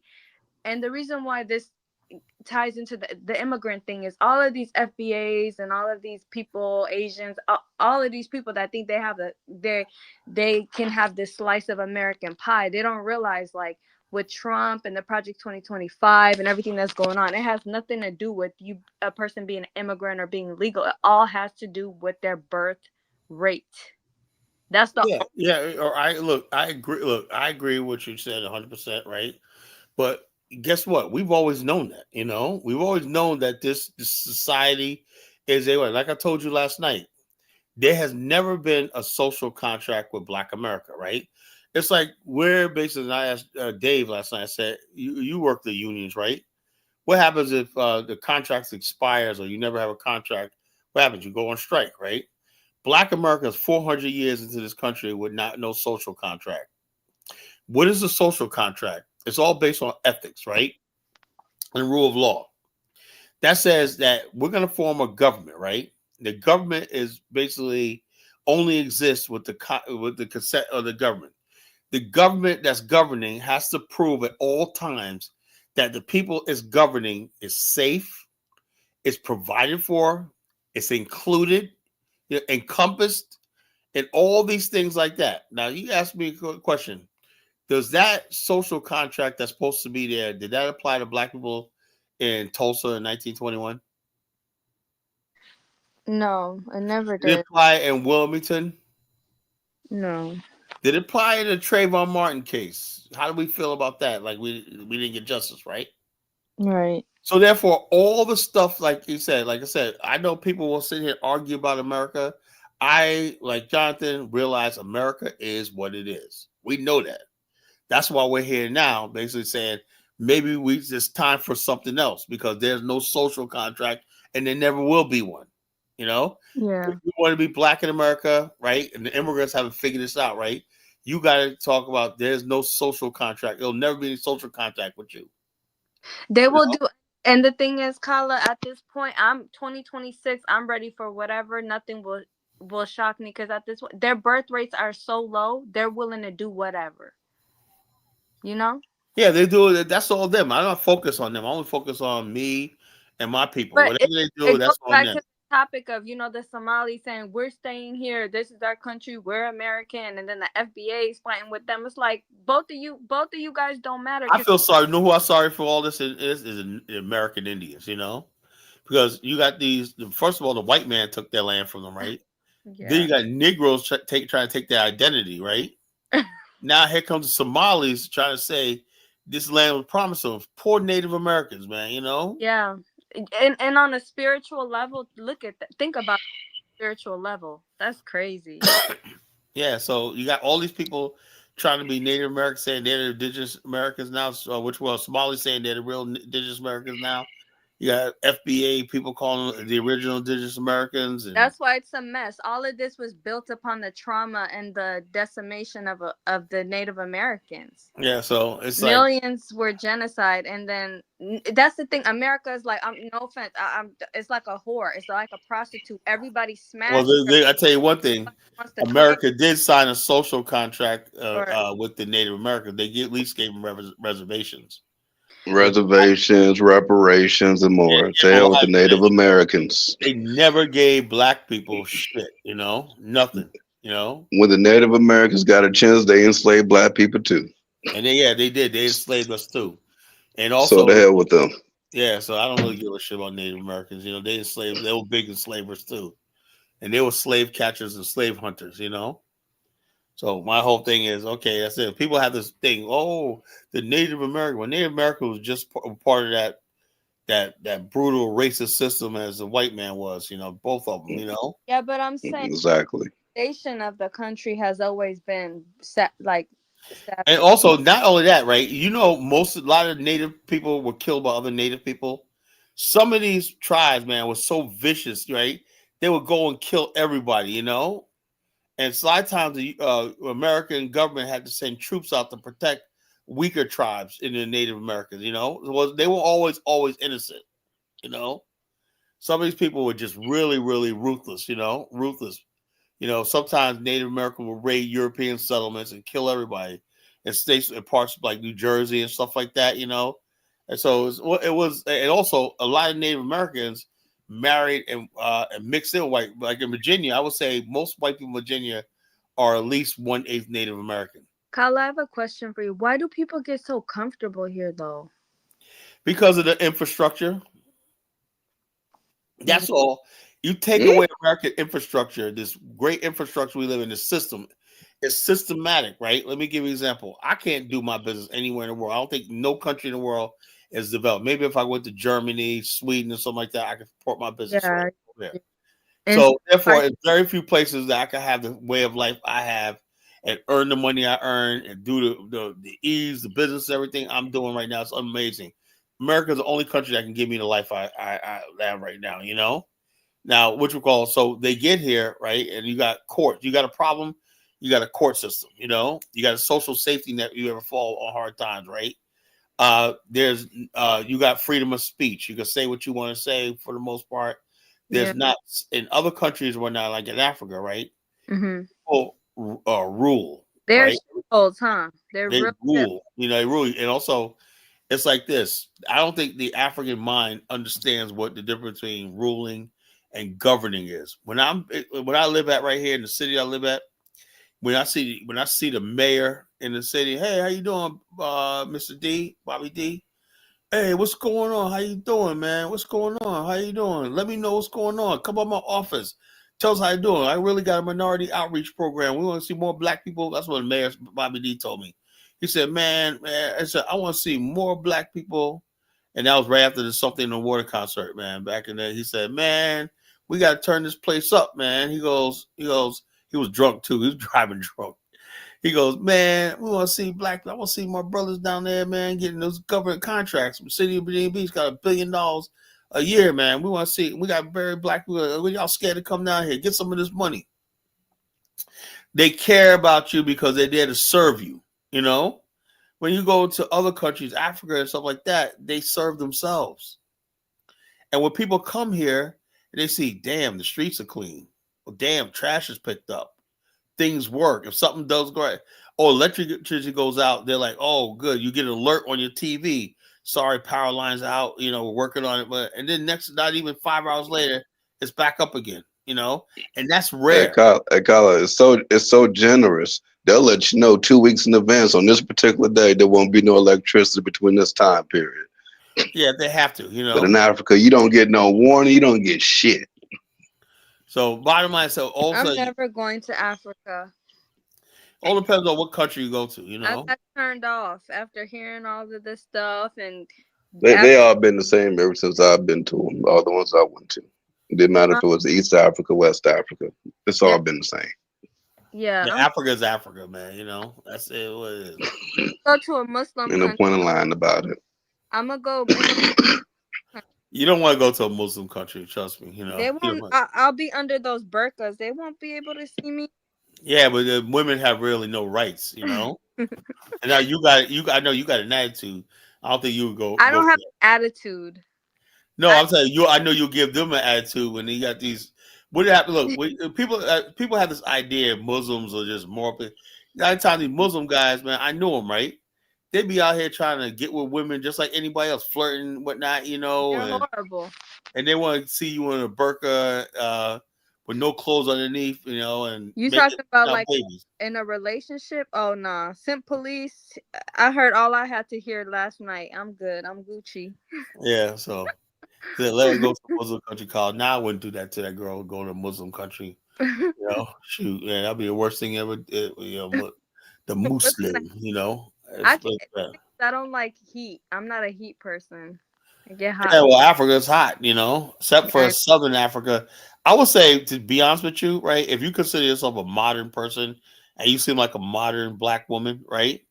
Southern Africa are probably good for you. You know. Southern Africa is not tribal, you know.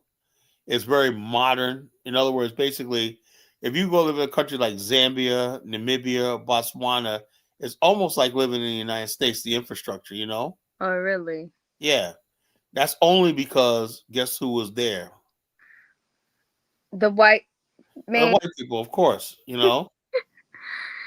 Anyway, you see white settlement settlers, it's going to be developed. You know, simple as that. You know, there's no mud huts and all that. Maybe you went to rural parts of the Zululand. You know, this video, this African American woman, her name is Stephanie or something. She talks about like black women living abroad and stuff, and she gives like different countries and stuff like that. And to be honest, like a lot of the black women that leave, they seem like they're happy. The only reason why I bring up this topic is because I feel like we might get to a situation in the United States where we, not just African Americans, but even immigrants will be so uncomfortable living here. Like, you know what I'm saying? Yeah, that's what they're trying to do right now. Just like American Renaissance just had a big thing in Tennessee, right? And a big rally in Tennessee. Jonathan, I think he's falling asleep. You know what I'm saying? A big rally in Tennessee, right? Mm-hmm. And like all these white nationalists came from all over the place, you know? Yeah. And these guys are growing, and also you know the thing about this. These aren't just when people laugh this off like, oh, who cares? These are mostly college educated white men. The Charlie Kirk followers. No, Charlie Kirk is not even on that level. Charlie Kirk was a college dropout. These are college educated white men on professorship, scholarship level that are in this stuff, this white nationalist movement. You know, the American Renaissance. These aren't just average white guys. These are educated white men and whatnot. You know. And a lot of them in the highest level of government before and stuff like that. They know what they're talking about, and they have foot soldiers out there do their bidding. But the bottom line is this: you know, something is brewing in this country. Something is really big is brewing. You know, and what gives black people. Carla, they're saying things like they're low IQ. They're all in public. Oh, yeah, that's what they feed to the idiots out there, you know. But like I said, people act on it. People act on it. People, if you're a bully, it doesn't matter whether the person you're bullying is right or not. You got the power to enforce your will on them. The president of the United States he was on TV today talking about Somalis saying they're garbage or this and this. Like if they're saying this stuff out loud, and he's the president of the United States. The tides are like I said, he's only saying what the majority of them think. Yeah, he is. The majority of white and people, he's only saying publicly what they've been saying silently. Anyway. What they say silent. It's nothing brand new. Nothing like new. You had to understand that's how they always felt, you know. And so what we do about it, I don't know. You know, we have to wait it out, see what happens. You know, DK says, "Don't worry, Van Jones will defend us." Oh yeah, I feel safer already. Van Jones. He gonna cry. He's gonna cry. Yeah, he's gonna get up there and cry. He'll cry one night, you know. And Ta-Nehisi Coates, he'll cry too. You know, imagine Ta-Nehisi Coates and Van Jones up there crying together. Ta-Nehisi Coates, they be married. Was Ta-Nehisi? That's his name. I would say Ta-Nehisi. Some of those black liberal men are married to white men. Well, yeah. Say that's another thing. Ketanji Brown, she's a buffoon on the Supreme Court. She's married to a white man. You know, she's a nice lady, sweet. I mean, Tyler, you just like to raise debate, but I'm not even gonna pick it up. No, I'm just saying, but she's a buffoon. You gotta admit that, Elvis. She's literally almost could be considered a genius, Tyler. Is a buffoon, you know. She could be considered a genius, Tyler. You know, the bottom line, look who put her in the Supreme Court. You know, it's like she's a buffoon, man. I'm like, it's all good. It's whatever. This country's turned into a joke anyway. What's on your mind, Elvis? No, I mean I'm just listening to you guys, man. That's all. Now, what do you think about my thesis tonight that silence is yellow? I was basically saying all the fuck shit that goes on in Black America. I had a conversation with Mary Shai today on the group in Telegraph. Was it Telegraph? Was it? No. Was it Telegram? I think Telegraph. Telegram. Anyway, basically, she was like, she just let it rip. She goes, "Yeah, Carla, I agree with you." I'm like Uncle Ruckus, like, if you just say it out. Remember the guy, Tom goes, "Yeah, I hate Jacqueline," whatever. I brought everybody in Uncle Ruckus out today, man. You know. Anyway, she was like, "Yeah, I'm sick of this ghetto ratchet shit. I wish we could build something away from all these people." And I said, that's a lot of black people feel. We're sick and tired of these people, you know. We really do. It's turning into hatred, you know. Hopefully, you know. It's turning into hatred, you know, really, you know. I was like, we try to build nice black communities, right? Because we don't want to go run into the white man all the time. I have a question, right? You know, we have this conversation and people say stupid shit. Like Jonathan Miller always talking shit about Africans. You know, it's just fair to say that we should exclude African Americans from the question of nation building and having a nation when you don't have a nation. So that makes you unqualified to talk about nation. Oh no, because no. That's what you guys always do. You say, "Oh, well, we don't have a nation. These other guys have a nation, but we don't have a nation." But yet, you guys want to criticize people that have a nation and trying to build a nation. I mean, I'm like this. You can't have it both ways. Oh, I'm like this, Jonathan. Right? I mean, Elvis. Right? We're always under Elvis. There's something wrong with your mic, man. You might want to go out and come back in, man. You know that Boost Mobile shit. Anyway, we're always under examination. You got this guy Zanu talking. He's holding us. We're held to a standard that people hold nations to. You know, like when people talk about Nigerians, right? They're a government. You know, they got policy, they got diplomacy, they got all these things, tools of state. They got statesmanship, they got allyship, and all stuff like that that can make a state function. But still, they got a lot of problems, right? Black America just has none of that. And who said that? No representation in the UN. Where did he come from? He just came out of nowhere, and he's like really embarrassing. Yeah, the bottom, they put these people up and whatnot. He's just talking all stuff about Black America and whatnot, you know. As we're some third world people just have reside. He understand we're part of the structure of America, right? We're fully on the grid, functioning people, taxpaying, building, whatnot. If the black people in America on the eastern seaboard of America had a strike, say we're all not gonna stop working tomorrow, this country would shut the fuck down, right? The shipyard, all that. 90% of the men that work in the ship are black men. Tyler, the question is, the things that we criticize about Africa, have your people done it successfully? Hold on. What I'm saying is this. Hold on. Yes, we have. Hold on, Carla. They done it in Liberia and they done it in Somalia, Dominican Republic. I just knew you was going to say some stupid shit like that. You know, Carla, I don't want to get into the argument of Liberia because I already told you that, right?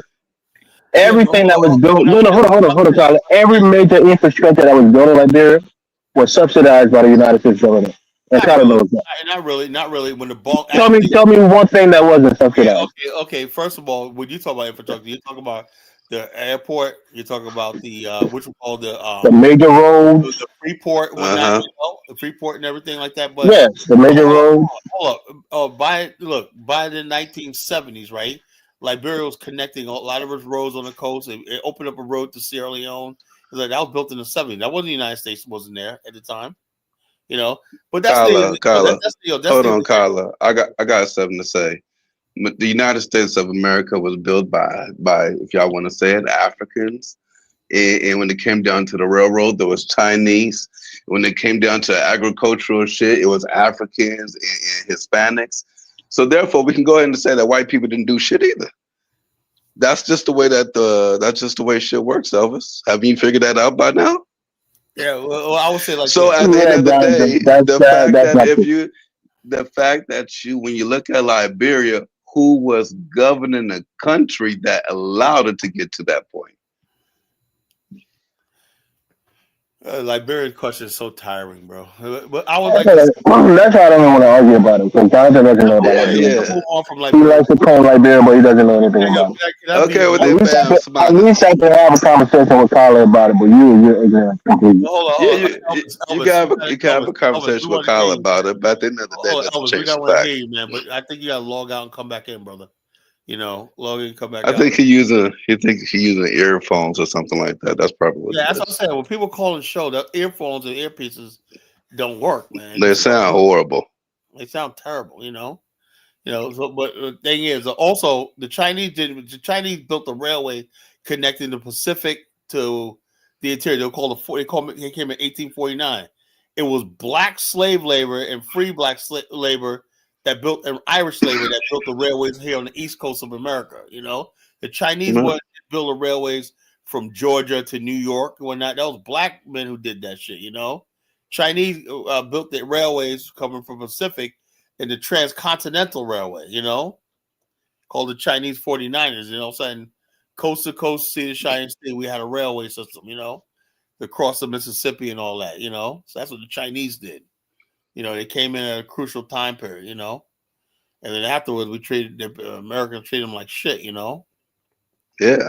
They basically said, "Yo, thank you, Chinese," and then basically said, "Now the Chinese thought they were, hey, we helped build the railways, we could be part of this country, but they didn't have the right color, you know." For sure. And so it is what it is. And Carla, one of the most beautiful cities I ever been to, the Washington D.C. And the black man was the one that designed that city. You think black people built that city? Look, I tell you what. Oh, for sure. I like the old and the buildings of. Carla, what did you say? What did you say about Liberia until 1945? You said it wasn't developed. There was really nothing going on until after World War II, when we allied with the United States. They rewarded us with infrastructure. Elvis, that's the reality. That's what I'll say. This is what I will say. Right. Liberia was a country that was extremely poor. Poor. There was barely a country. If it was up to me, I would just give up and just say, "Hey, let's come back to America," right? But they stood and they believed in something, right? They said, "We can make this work." Whatever confidence they had, was starting to be studied. How these people had the confidence to do that, right? Where you got people living in America now, right? Won't go back to their country, no importance to anybody. But you got Somalis talking about they're taking over Minnesota rather than going back to their own Minnesota, which is Somali. Those people call themselves Congo people, American Liberians, really believe that they can build paradise for themselves on their own land, or with the native people. Yeah. Right? So what I'm saying is, in 1943, with negotiations with some African Americans in this that have ties in DC and the state. That's one thing about black people living in DC. We had a lot of political connections, right? The Liberian government was introduced to President Roosevelt. That was President Barkley at the time, right? And basically, a law was passed in the United States a couple of years before called the Lend-Lease. That means any country that joined the war effort, would be qualified for loans, right? So basically, Liberians said, you know something? Now, Liberians didn't go to them and say, hey, we want $1 million so they could take it and buy yachts and everything. They said, we really need a port built, right? That was smart. That showed you, Elvis, that they really cared about the country. They took that money, right? Like, look at, what's that, Zelensky, Jonathan? We gave that guy $100 million. What did he do with it? Tyler, if you go to your relative and ask them for money to help you start a business or to help you build a house, is that you building a house or is that your relative giving you money to build a house? Elvis, I get your point, but let me finish. What was the question? No, listen carefully, for I hate repeating myself. I said I was making an analogy that Liberia was given a chance with Roosevelt with the Lend-Lease program to get a funding, and they took the money, right, and built the airport, and they built the free port of Monrovia, which is still there today, the free port of Monrovia, right, which is the largest port in West Africa, right? So I'm saying to myself, they did the right thing, right? And the country grew from there. That's how Liberia was built, when that free port was built, right? I said Zelensky was given $100 billion from the United States, Joe Biden. What did he do with the money? We found that there's billions of dollars being laundered and shit like that all over the world. So when you compare Liberia with little they had, right? With little they had, they may do what it had. So I can't judge them for what happened because they only went by what they had. They didn't get the support that other people had. Yeah, Zelensky. Tyler, you got to go further than that, though. The fact of the matter is, Liberia, although we like to give all claim to Black Americans, there were Caribbeans too. There were people coming from different countries, different backgrounds, different cultural mindsets, all put together in one place in a new area that they had no connections to, had no knowledge or understanding about, with nothing. 100% with nothing. And what they did between the year that Liberia was started, which was early 2030, some shit like that, up to the point in which there was a coup.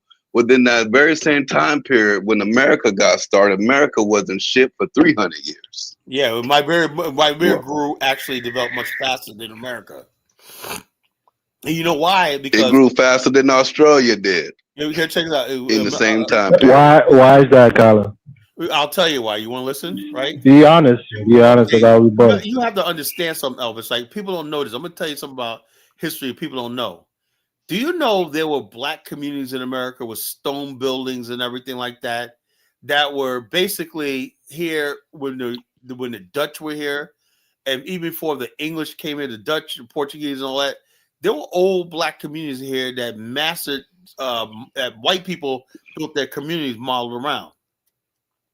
The first settlers in Manhattan were what they call Creoles. They were French, Portuguese, Spanish, Dutch, Black people, right? That's where they put all the Black people in places like Manhattan. And they end up building nice settlements that they say, you know something?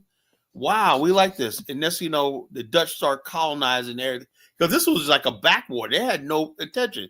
It was a Black people that made like they were doing things like fishing. Carlo, my point is it was heavily influenced by white capital. You know that they had this was way before Wall Street was built. It's like 200 years before Wall Street was built and everything. And there were Black. What are you talking? In what year? This was like in the 1500s. No, I'm talking about Liberia. I'm not talking about anywhere else. I'm saying that. My point I'm trying to make. When we talk about Liberia, the reason why I was able to develop so fast because you had people like you go to Petersburg, Virginia, right? You got a church there, a Black church there on Washington Street. Look at Washington Street, right? That's what J.J. Robbins church at, right? That's a stone cathedral, right? Built in the 1600s, right? So you go to parts of Petersburg, Virginia, and whatnot, and you see where the old Black section is. I said, in the 1800s, you had Black people living in stone buildings, brick buildings, and whatnot.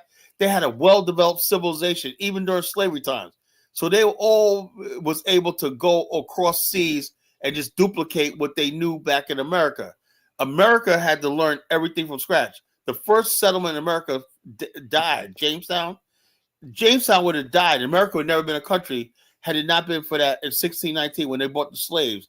That's when Jamestown started seeing a profit. You know, Jamestown was dependent on the Native Americans to feed them. They were dying of disease, dirty water, and some cholera, and some of everything. You know, until the slaves came in there and whatnot. And they used the slaves for to grow crops and whatnot. You know, and everything. You know. Yeah, and 300 years after that, America still wasn't developed. Can I say something? Yeah, go ahead. I wanted to mention about the address that Trump made today, besides the whole making fun of Somalia thing. So I was kind of like reading between the lines, and I was watching some videos of him making comments about Somalia. In one video, he was like, I would never go there, and I hope I never go there. And then he was also saying things like, it's a shithole. They can't build. Why don't the Somalis go back and prove them wrong? But Colin, let me finish. So, and then I don't know what he said verbatim, but I remember something about invading or war or something like that. I feel like they're putting Somalis in the forefront because I think they have plans to attack them or invade. No, I don't think if they wanted to attack Somalia, you know how easy that would be. They could do it anytime they want. They would have done it already. They would have done it already. You know, I think the fact of the matter is what the Somali community should do, right? This is my opinion, right? I think that there's also something brewing with that too. Like I don't know. There's nothing brewing. Carla, the biggest issue with Somalia is not even the infrastructure. It's about the security. Somalia is relatively developed compared to their neighbors. They have beautiful beaches. The place that was really devastated was Mogadishu, but now it's really being built up by the diaspora in Somalia, and a lot of them are doing a lot of development in their country. So it's just the terrorism, Al Shabaab, and some other groups fighting for. If that's the case, for control. Somalia is basically anchored down in Minnesota.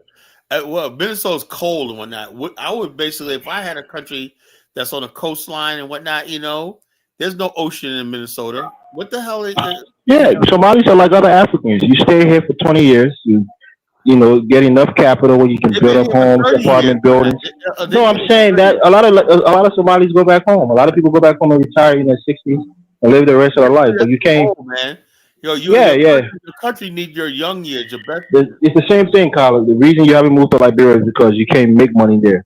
So you have to be here and make the money and go there when you can. That's the simple for most immigrants. Elvis, let me ask you a personal question, right? Have you ever in your mind, right, as a Liberian, ever really in your mind thought of, right? Not saying you're gonna do it. Look, you're welcome to be an American. Stay as long as you want.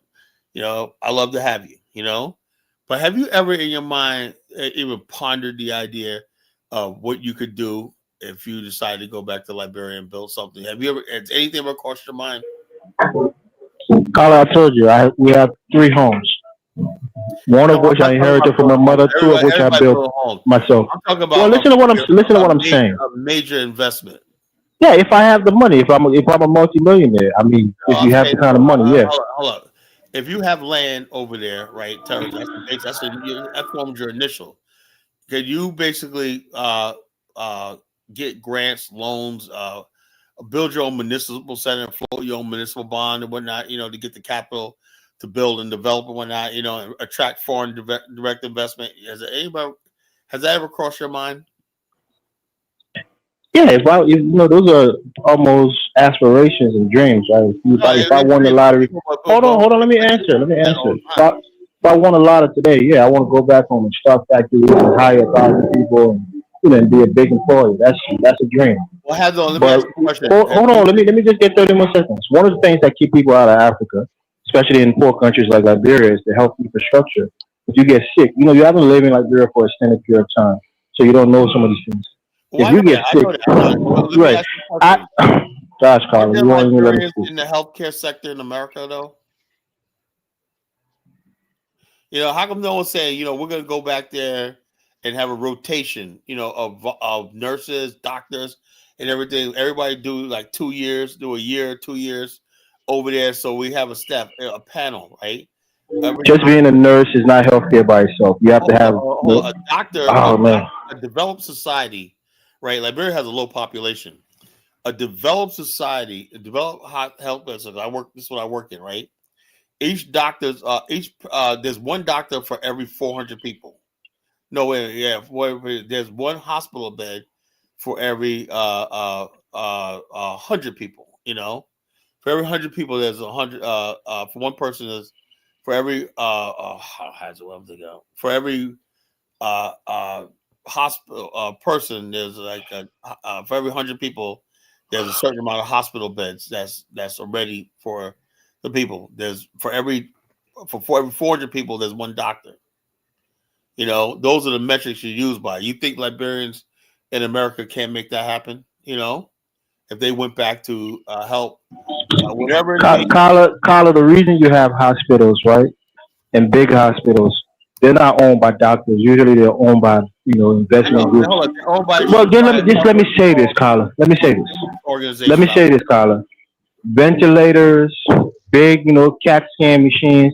All of those things are in the hundreds, if not millions of dollars that it takes to buy those items. A regular nurse or a doctor can't put equipment into a hospital. Insurance system, right? Because insurance basically covers that. You know, those things can be built, right? But the money a hospital generates through insurance claims and whatnot, more than pays for all that shit. Trust me, Kyle talks about without a chance to explain his opinion. Oh, yeah. What's up, Focus Dave? But yeah, so what I'm saying, I'm not trying to put you down nothing like that, Elvis. I'm just saying, I think there's enough Liberians in America to make that happen, and I have faith that you guys, because I see Liberians going there. I see them doing things like opening restaurants. I see them opening nightclubs all the time.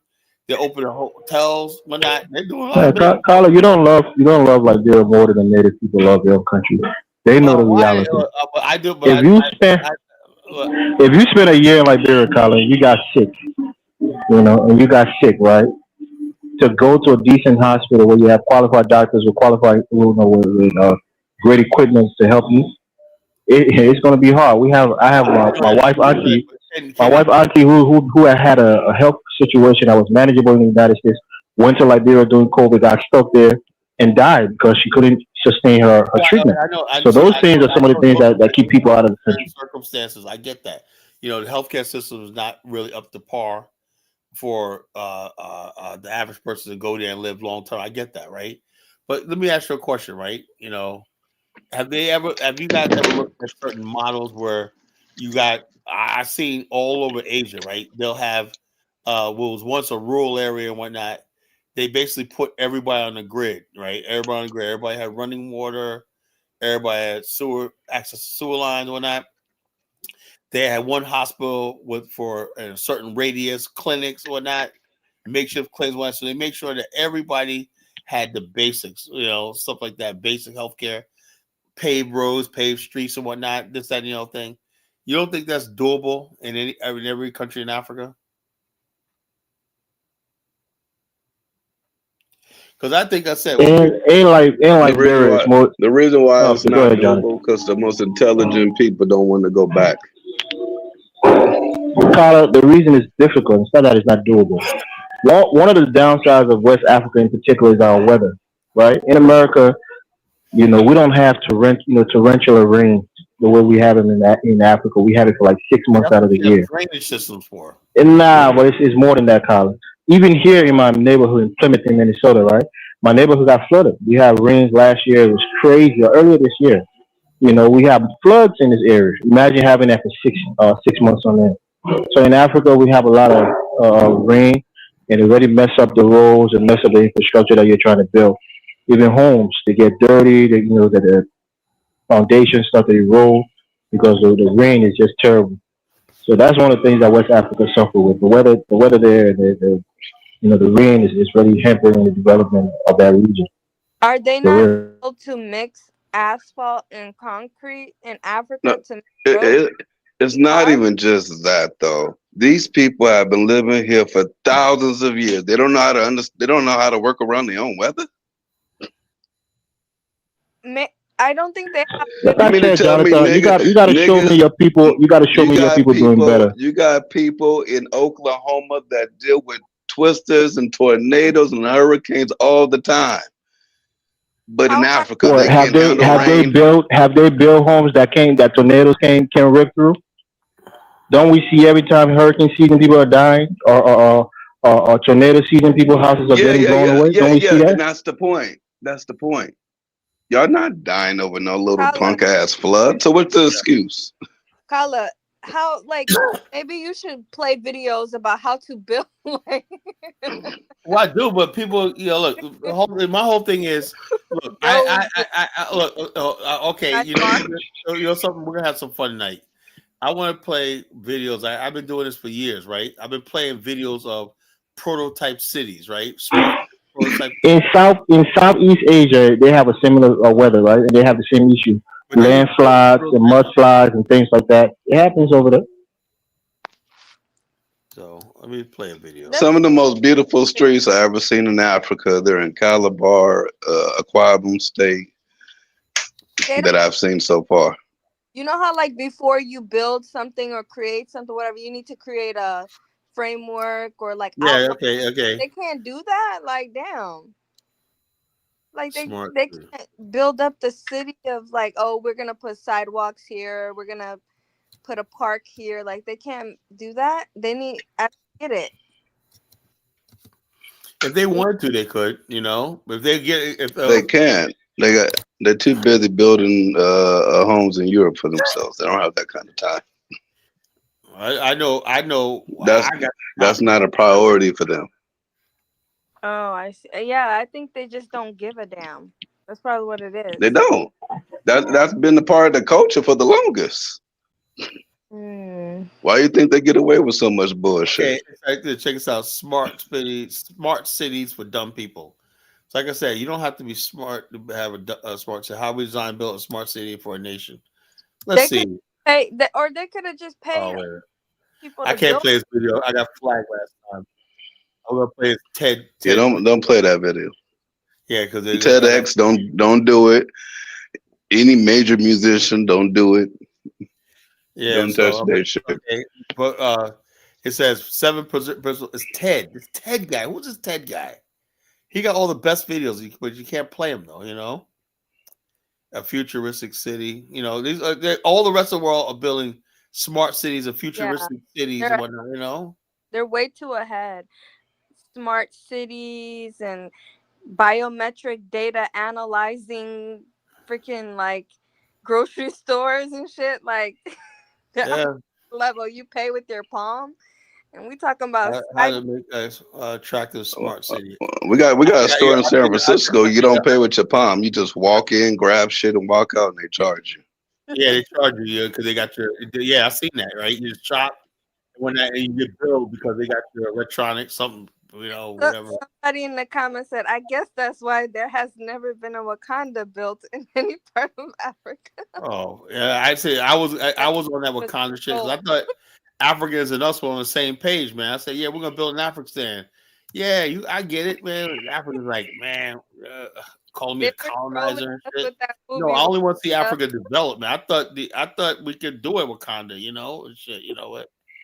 I was wrong, man. I was wrong. Much all have to live in them. We should try hard to get them right. So few cities are nice. Very, very few out of many thousands are really beautiful.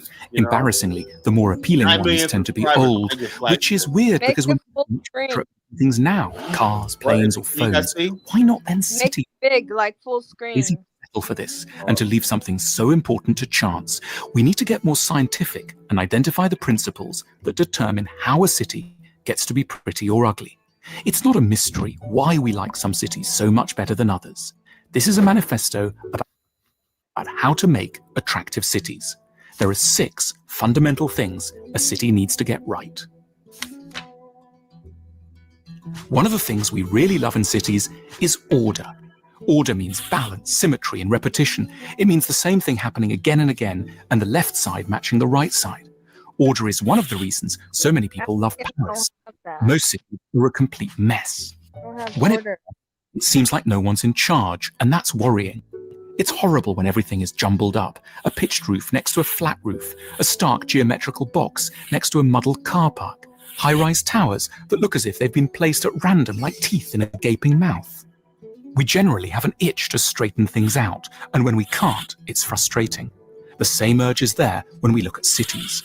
Often, it's not skyscrapers we mind in the city. It's skyscrapers that have been dumped without planning, like they are increasingly in London, whereas New York or Chicago shows the ordered way that we love. However, you have to keep something else in mind. Excessive order can be just as much of a problem. Too much regularity can be soul-destroying.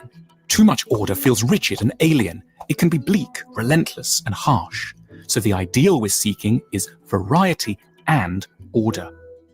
This is the idea in a square in Telch in the Czech Republic, where every house is the same width and height, but within that ordered pattern, every house has been allowed freedom at the level of form and colour. Or in Java Island in Amsterdam, where the pattern is quite strict. Each house is the same height and width, the colour range is restricted. Within the grid, each unit is completely individual. We're perfectly in the middle between chaos and boringness here, and that's what humans adore. That's what more and more cities should have, order and variety. So as a general rule, too much mess and it's off-putting, but too much simple order and it's boring. What we crave is organized complexity, which you can see as much here as... I'll try to find another video. Hold on. Voice is simply faster, more natural, and more flexible than typing. I'm gonna show you. This will. What it was just to me. It was just very simple. Okay, here's one right here. This is one I think I seen years ago. Yeah, that's what I seen years ago. This is tomorrow morning, and you are brushing your teeth, and at the same time, the city is cleaning itself. Tomorrow, your city will be in your smartphone. You can check the city status, traffic, and air pollution. With technology nowadays, it's in the same breath, you will find booking your smart vehicle as easy as ordering food. You'll drink your last sip of coffee, and your smart vehicle will already be waiting for you. Tomorrow, your day will get off to a more enjoyable start. As you drive through town, you can check your personal footprint or actively participate in city issues. There is no rush hour, no waiting, and no traffic jam. Everything is completely connected and communicates with everything else. Tomorrow, your city will have mobility hubs at every corner. They are a flexible, all-around offer for your personal transport. You can choose and switch whenever you want. Later tomorrow, you are working on your next great idea, while your smart city administration can optimize the city with smart workflows and processes. Everything is in flow. The smart city empties the rubbish bins by itself. It knows where many vehicles are needed and where not. Tomorrow, the air in cities will be clean, and parking spaces will become parks. The entire infrastructure is managed decentrally. Tomorrow, the cities will be safer and more worth living in. Tomorrow is great. Now, this is happening right now in Asia, in places, Morocco, Egypt. They're building these cities, these prototype cities of the future. You know, I remember back in 1960, Walt Disney built this futuristic city that everybody rejected him. Oh, you can't build that one out, because he was like, look, we're going to build a prototype city.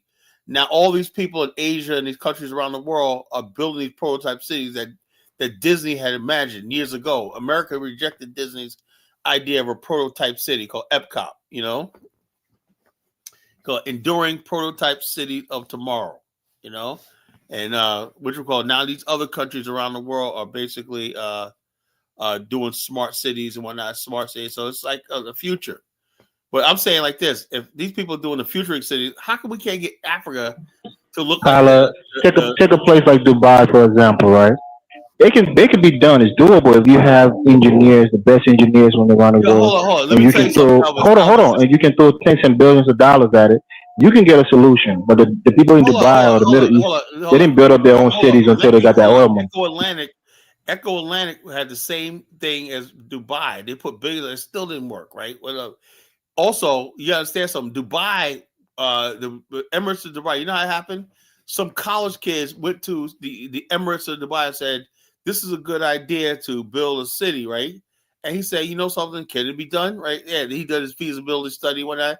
And he went around the world. They didn't do it themselves. They hired a Dutch firm, you know, and engineers from all across the globe. It was a multinational. Carla, I just said that. The thing that can allow them to do that because they're very wealthy. Hold up, you got to first have the party, right? For example, let me give you a perfect example I'm talking about. If you may not have the money in Liberia, but don't you have millionaires and billionaires in Nigeria? You know, the neighboring country, you know, don't you have that, you know? So therefore, why does everything feel like every country in Africa feel like, okay, you got to develop by yourself? You can build a smart city in Kenya. It might be like a 20 nation effort, you know, to build that smart city. That's what Korea did. Korea just built a new city, $50 billion. That's doable, right? $50 billion. It's like a smart city. It's freaking, I played it on my show last time, right? But the men like to stand around in Africa, like they don't have this desire to build things. Yeah, you got to have the desire first. Exactly, and they don't. Like, I seen this place in Ethiopia when I was watching a video. The men are just standing around picking their nose. Like, I'm like, damn, don't you want to build something? Like, look at the shot. Carla, do African American men have a desire to build things? Well, about the difference between you guys and us is we don't have a land. We don't have a blank canvas, you know? We do got desire to build, you know? Okay.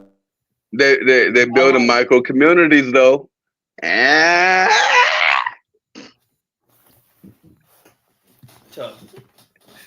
Do we need to play videos of that, Elvis, so you can see the little micro communities and towns being built by African American men? Since you decided to break it up, we got videos of that. Jonathan, we're talking about nations. You're talking about not communities, but micro communities. Brother.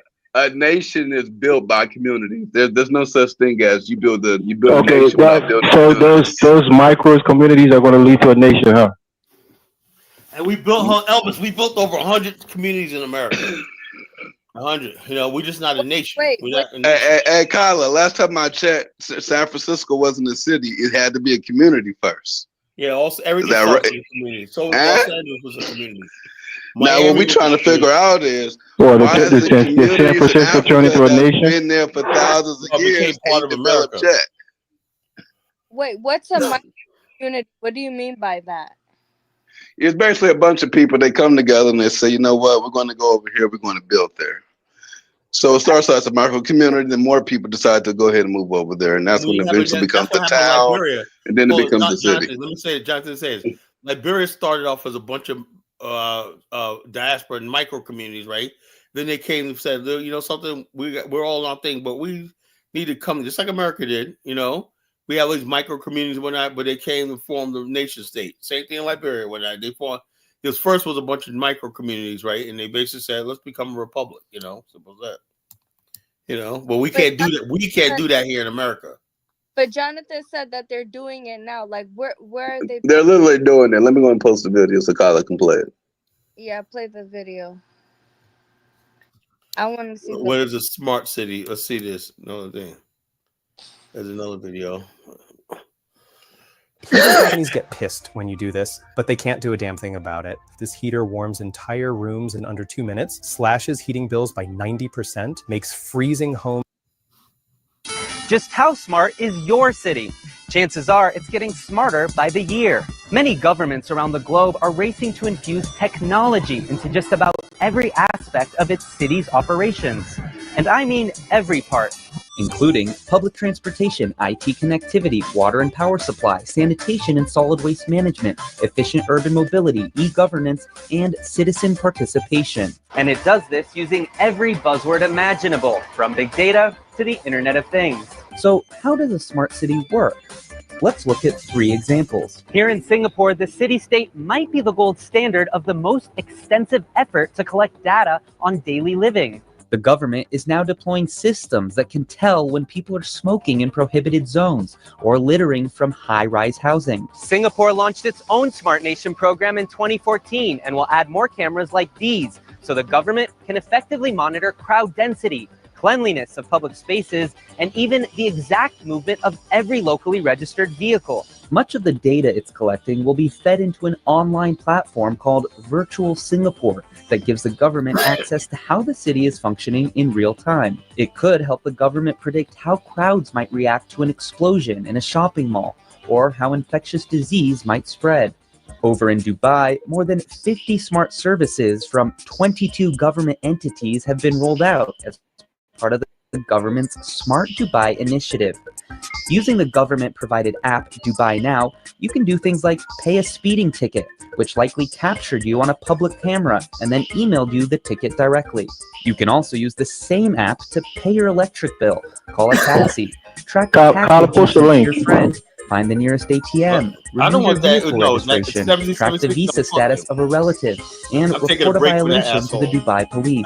Now head over to Barcelona, where one research firm estimates the city will save billions of dollars a year in energy costs just by installing smart systems like these. Number one, smart streetlights. Public lighting that adapts and dims when there's no activity but brightens up when sensors detect motion. The second, parking sensors. Instead of driving in circles looking for a spot to park, drivers can get real-time information on an app which locates free parking spots. Sensors on the street curb use lighting and metal detectors to know if a parking spot or loading area is occupied. And finally, garbage sensors, which are actually compact drop-off containers which have a vacuum network through pipes which sucks up trash below ground. The automated waste collection not only lowers noise pollution from garbage trucks, but also lowers costs and keeps bad odor away. Juniper Research estimates that by 2021, cities will save nearly $19 billion by making their cities smart. But of course, to save money, sometimes you have to spend it first. The global smart city market is estimated to attract $15 billion by 2021, and that's just for software. So now companies from Microsoft to Cisco are aiming for a piece of it. In Singapore, Upton Saidi, CNBC. Still watching? Perfect. Click here to watch another great video from CNBC International. Oh, and don't forget to subscribe.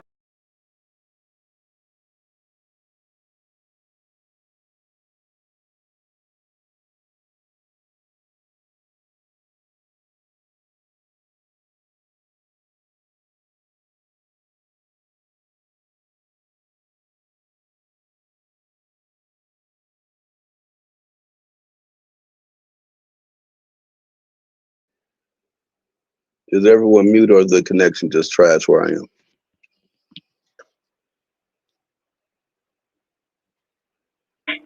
How are you doing?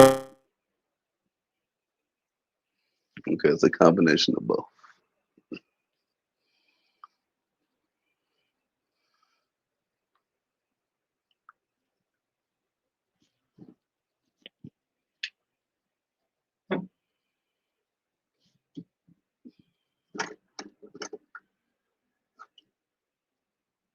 His connection probably went out. Okay, why is Kala quiet? Did something happen to his microphone or his computer or what? It's probably his network. Kyle probably eating some barbecue downstairs.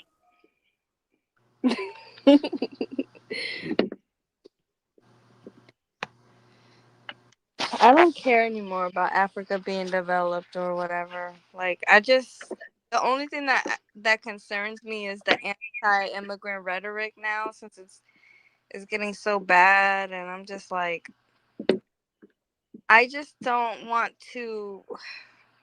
They just getting started. It's gonna get worse. Yeah, I just don't want to live in a situation that's just, it's like almost to the point where we're like, I just don't want to deal with the bullshit. I mean, African Americans, they dealt with it for a long time, but I just don't have it in me. Like, I can't tolerate that. Like, if someone tells me, like, I don't want you, get out of my face, I'll go. You know what I'm saying? And it's like, seeing what the Somalis went through, even though they did, do that scam that was messed up. It's like the way that the president is talking to them and stuff, it's just humiliating. It's degrading. Like, why would you stay in a place where they're calling you garbage and stuff like that? I wish Africa would just get its stuff together so Africans don't have to face humiliation like that. It's really humiliating. Well, those Somalians deserved it though. It's pretty much their fault. They made them. They said, well, first they'll be a lot of them will claim we not African, and then they'll say that they not black. They have But then, nigga, you also ain't white. So you separated yourself from everybody, and now you're getting shitted on. Nobody really wants to stand up for you. So fuck you. Bye. Yeah, like they think they're Everybody better, ain't done that. and they think their religion is better than everyone. They're better, and that's annoying. That's gonna get aggravating. But I just hope it doesn't go. Like, I just hope they don't start targeting like other East Africans. Like, because I'm noticeably East African. I don't want to deal with that. It's annoying. You go somewhere and then they call you the N-word. Like, I never been called the N-word. Like, I don't know what I would do if someone called me the N-word. I would probably lose my because I just But never do you think you're an N-word? know. But they're making it okay to just like, because that lady was like, I'm she called those Somali people the N-word. So I don't see a difference between me and a Somali or another type of African. Like, I'm an N-word to them, so it's just uncomfortable climate right now. So Yeah. Well, you shouldn't worry about it. You Sudanese. Until some Sudanese people start acting the damn food. For the most part, I would think you're Sudanese, that's good. worse. They're getting genocide. Like, no one gives a fuck about Sudanese people. Like, they're in a horrible situation. Like, East Africans are going through hell, and then they align themselves with Arabs, and that's the biggest effing mistakes that they have ever done. Because Arabs don't even see them as human beings. Arabs, Africans as subhuman primates. That even I don't even like, even within the religion, like they it's based upon, like, this one Somali was like, I'm a Muslim, I'm this, I'm that, and I'm just like, girl, read the room. Nobody likes Muslims. So it's a hot effing mess. It really is. And I don't know. I don't want Ethiopians or Sudanese to get in this, because then that's when you start coming for me. And then that's when I'm going to have to defend myself if they, obviously I'm not going to go on TikTok and talk stupid about the country and the laws, but ain't nobody gonna call me an N-word and tell me to go back to my shithole and all that stuff like that, because I'm gonna say whatever is on my mind back without consequence. Like, I don't care. So I don't like racist. I don't like racism. I don't like injustice, oppression, like none of that.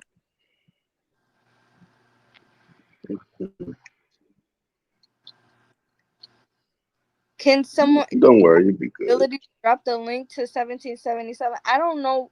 Like, he does say like Bantu DNA is incapable of building and stuff like that, but it's no different from what Zanu says. Zanu's an African. He says the same thing, but he just says it in a more polite way. So I don't. Yeah, the Zanu guy, he's a straight up sellout. I hate to say it. I agree with some of what he said, but for the most part, he's a sellout. A super duper sellout. He criticizes, which is okay to criticize, but he makes it's just like, he literally says there's no solution. These people are just incapable.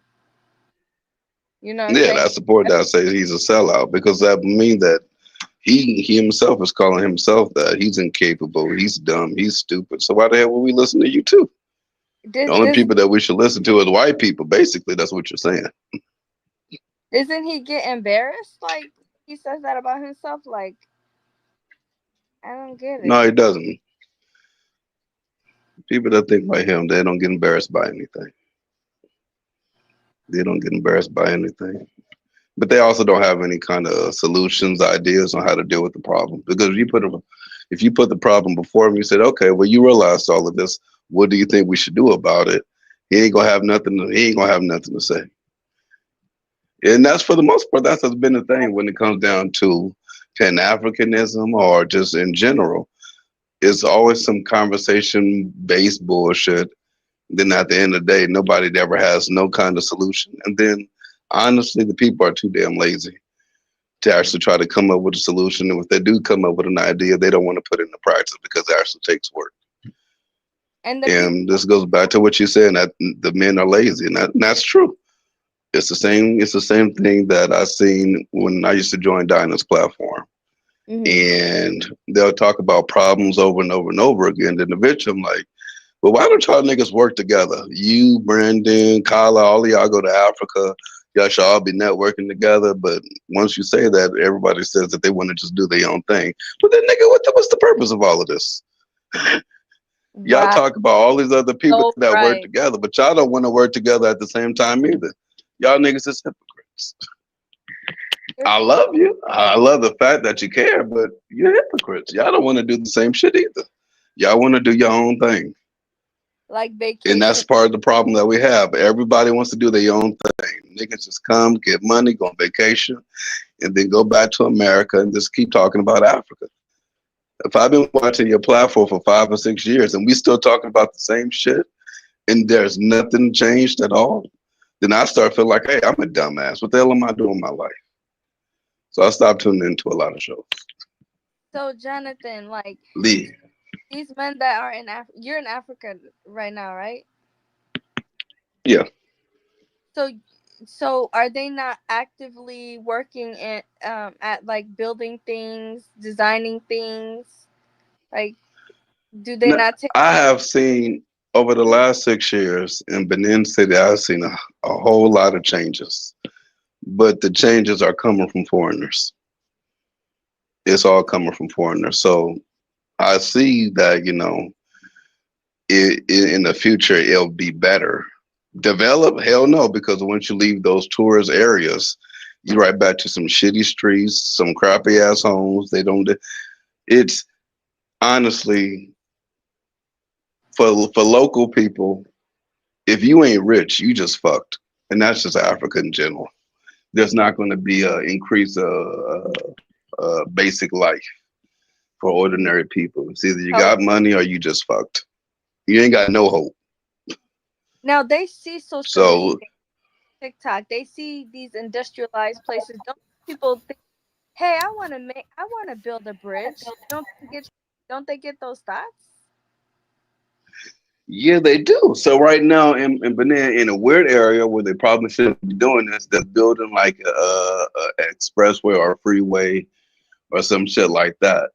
But it's in a place that you generally wouldn't want to build one. But I don't know what came to these people's minds, but God bless them. They're building it, I guess. What do you mean? But at the same time,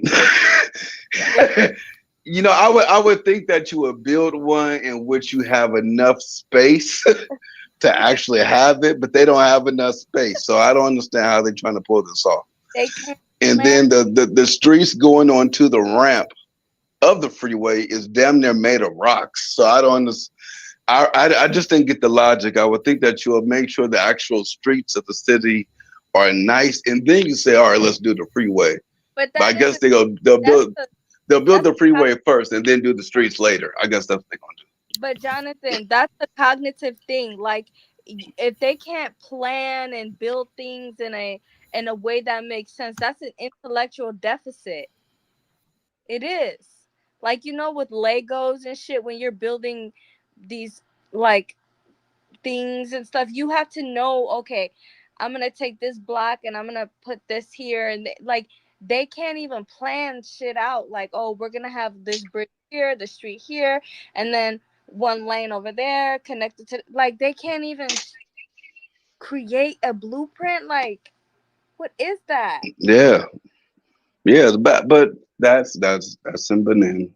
But when I was in Calabar a few days ago, and they had the asphalt rolling because they're doing the carnival. They're gonna have all these foreigners coming and shit.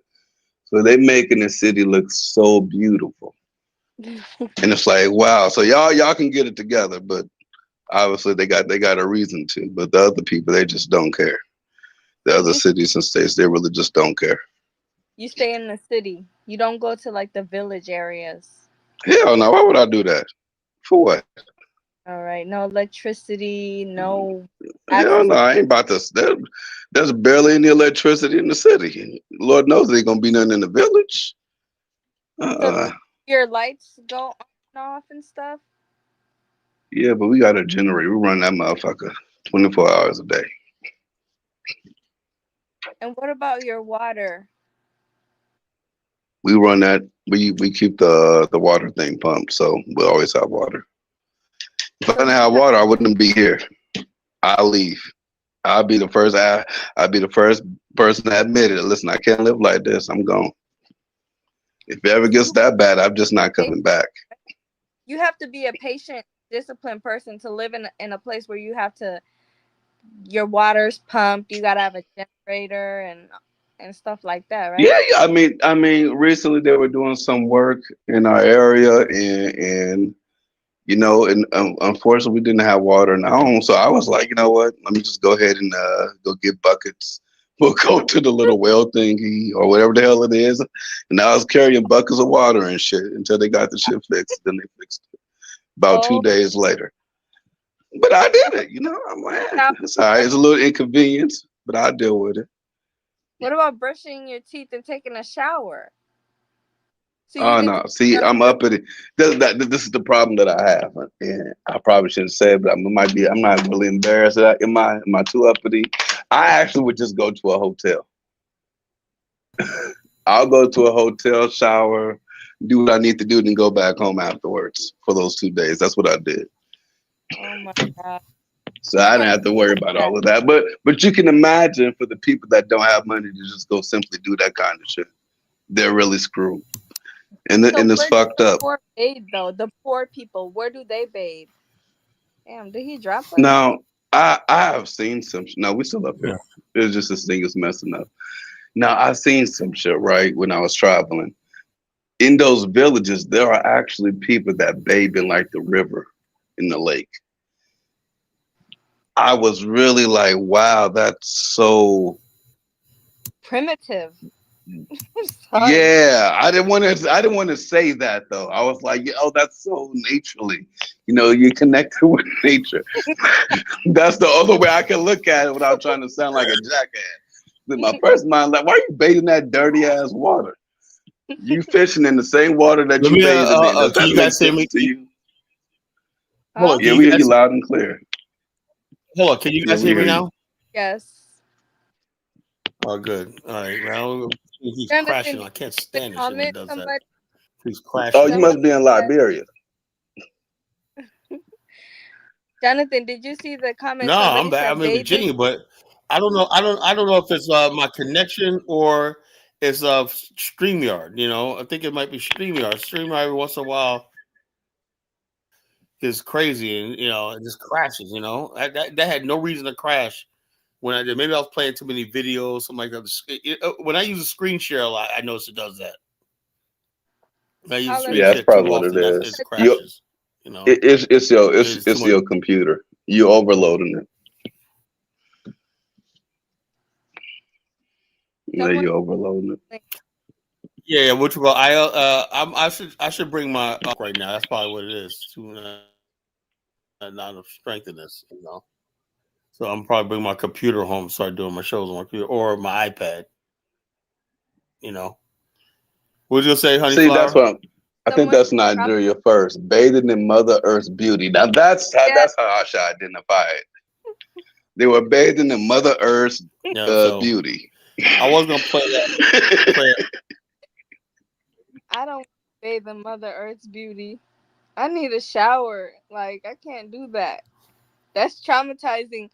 You know, when I was in Africa, we were in refugee camps. I don't want to go back to that condition. Like, what the heck?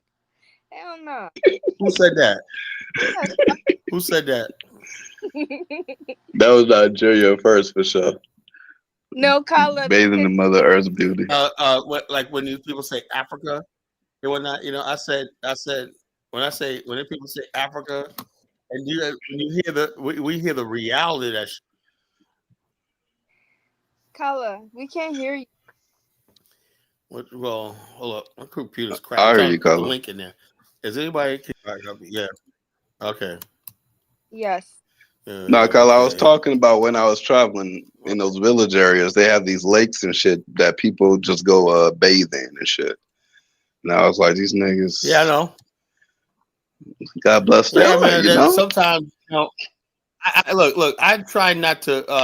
What I do is, we always like ignore stuff like that because we don't want to, put up people. But when Nigerians come over here and start getting fired, and you start showing them shit like that, they're always like in denial. It's like, dude, man, this is what you be doing back home, bro. Like, nah, that's not. I got a mansion. So yeah, look, I'd rather have a society where everybody. Hold on, I'd rather not have a mansion and have a country where everybody has the basics. Wouldn't you? Yeah. You'd be more comfortable in a country like that, Jonathan? 100%. 100%. Everybody has the basics, a apartment, running water, all of mine like that, rather than a few people that have mansions. Everybody lives with Coco, that's our values, Yeah, that's the values we're trying to bring to Africa. We get rejected, life, if the pet ever, Do you feel humiliated? Somehow, okay. When you, Kala, do you feel humiliated? Those things? Because it's like people. What? But as a race? Yeah, like I consider myself black, so when I see like those kind of things, I get secondhand embarrassed. I mean, I'm like this. Hold on, there's a certain. Check this out. Hold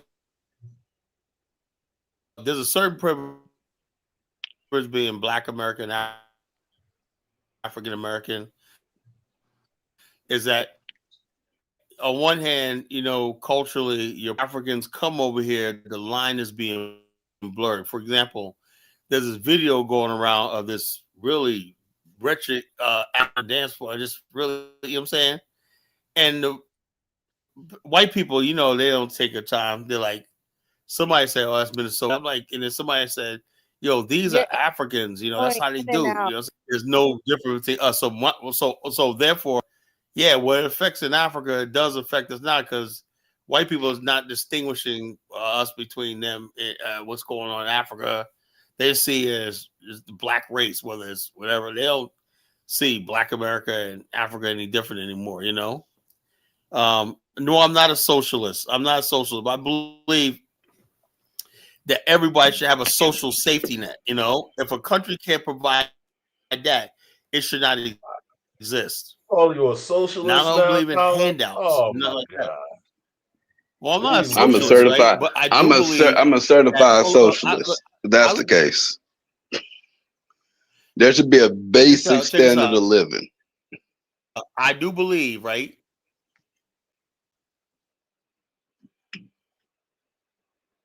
Yeah, look, if you got billionaires in the country and people going hungry, there's something fucking wrong.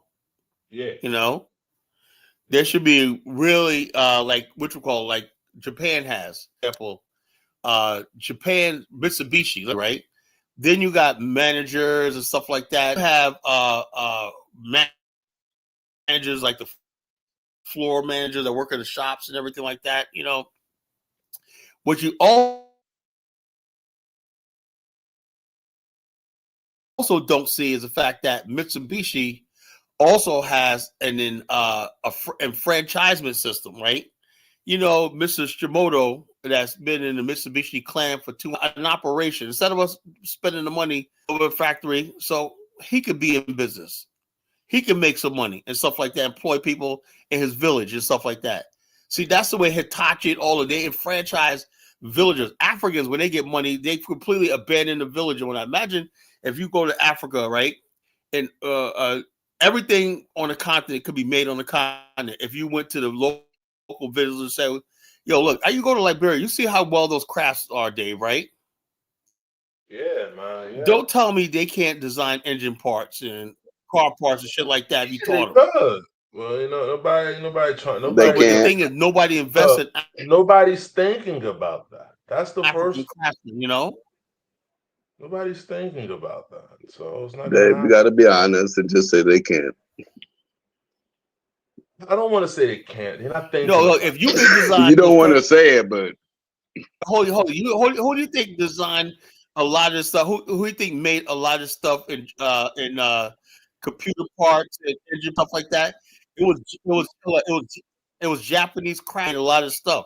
Like what you call the government would say, look, but we need you to make 1,000 units of this. We need this delivered on this. That's what they do. So they keep enfranchising the small person, So Japan economy is wealth is distributed because they have this system of enfranchising, Tyler, you think a man who can carve a face out of a wood is the same thing as designing the complexity of an engine? You could, yeah, you could do it. Yeah, you could do it. Hell no, it ain't. Because you got to understand the science of technology. You got to understand math. You got to understand that to carve mechanical engineering. You were saying something? So should we just give the continent to AI? Let them build it. Yes. No. If you have hold on. Because they're not able to build. We're not able to build it. So let's just give it to the AI. Right? Yeah, give it to the AI. Right, Honey Flower? Are you saying like give the Yeah, they got AI systems that can run governments and everything. Yeah, this stuff is moving fast. Yeah. But how are they gonna build it? You mean robotics, right? You mean like robots? They got robotics. Yeah, they got robotics building houses, roads. Yeah. Yeah. The problem is, I don't want to say, listen, they really ain't got the mind. It's just that the average, they don't have the mind. Not in a bad way though. Like they can't have the mind. They just don't. That's why I said, Jonathan, ain't nobody thinking about that. The average African is thinking about traveling. And then the average African in America is enjoying life. They don't get it. Dave, are you a mechanical engineer? Yeah. No, I'm a data center. Are you a doctor? I'm a data center engineer, nigga. I build data centers. Okay. Are you doing that in Liberia? It hurts me. I can't build a data center in Africa. Okay. Why is that? In America. Niggas ain't responsible over there. Nah, because you don't have the resources to build it there. You work for people that build data centers. All the resources. Yeah, it is. Elvis, infrastructure not there. Everything data has to be out. There's no data centers in Africa, bro. Most of the data that Africa. No energy going for it. No energy. Forget it. The first thing is electricity. This is why we're going to talk to the College Editors about Black African infrastructure. Right? This is why we're talking about. Yeah. Electricity. I mean, really good electricity. You can't get it going. You know how much Black electricity a data center is going to take? You said, man. Nobody won't listen. Wait, I look for Dave. So when you say you build data centers, do you mean like you do the construction, or what do you do? Like I build them out, like putting in the servers, the switches, the cabling, the management, the maintenance. So you, I think I might, Dave. I might. It just came out of the data center right now. I can't even tell you. I can't even tell you the contract I'm working on. And I'm working on an AI. I'm building an AI. Yeah, right I now want one. For a big. I want to bank build one in Virginia Beach. For a big bank right now, we're building an AI, and I just installed a switch that costs $1 million. Wow. So it's one switch for the network. To do so this. Think about it. Like this stuff. I don't see. You can't do that government. I don't see an African spending $1 million on a switch. Yeah, that's why I said the same thing, Dave. Right? Like when I think about people those, say, I don't see that. Why don't you build? Hey, Dave. They always say to me, Colin, why don't you bring your business to Africa? I don't see any African country willing to spend millions of dollars to give their people health care and stuff like that. No. You're lagging really bad. Like, huh? Kala's lagging. Like, yeah, Kala's lagging. Are overlapping. Oh man, hold up. I don't see no. Let me see. No. Or whatever the word is. You talking about some of these data center cabinets is talking about taking up the electricity of 2 households, just one cabinet. So like come on, These there's the leaders complexity. I think the leaders are You retarded. think of the complexity of it? No. The They leaders not. are not retarded. They are not retarded at all. So why don't they build things? It's not just the leader. It's the culture. It's the culture. It's not just the leaders. You got some leaders out here that really want to solve problems. And granted, I believe Tinubu is one of those people. He's trying to solve problems. He's trying to deal with the corruption issue by making everything digital. He's trying his best, but the fact of the matter is, you got a whole bunch of dumb people under him that's supposed to carry out orders. They don't like to carry out orders. They want to try to sabotage them, or they just want to be corrupt. Do you know that the deal with the United States allowing them to, I guess, access the data, the biometric health data? So Like a number. He's in passionate speeches, right? That doesn't matter though, because the fact of the matter is, even if you're European, the United States has access to that, because Amazon, all the companies in Europe, you either on Amazon Web Services or you on Google. By default, we got your shit. Yeah, no, but I was saying, like, there is a push for AI and development, but it's just weird because when you juxtapose it with the fact that they don't have sidewalks in certain places, but they're also doing this on top of it, is like, it's just so unorganized. Like, yeah, the thing is, the way that Africa, or I'll just say Nigeria, for example, the way that the citizens want development, you have to go baby step, one step at a time. But these niggas, they want you to jump from step 3 all the way up to step 65. Just go straight up to where everyone else is at. And that's not going to happen because everyone else is hundreds of years before you. So even though right now we could say that, Nigeria may look like America did, goddamn, 200 years ago, I guess. Maybe they're always going to be 200 years behind. There's no catching up. Unfortunately. At least not in the foreseeable future. That's why I said, Jonathan, we should just give the continent to the AI. I've been said that. That's why I've been preaching Pan-Africanism. We might just need to let that go. Yo, they got the excavators that's ran on AI. They got the street sweepers that's ran on AI. I got the whole catalog. Yeah, that's it. Can AI load shedding thingy? They got the 3D houses built by AI. You just put the concrete in it. You can build your 3D house on like 3 days. Blueprint, anything. Yeah, man. This shit moving, man. This shit is moving. No, but do they?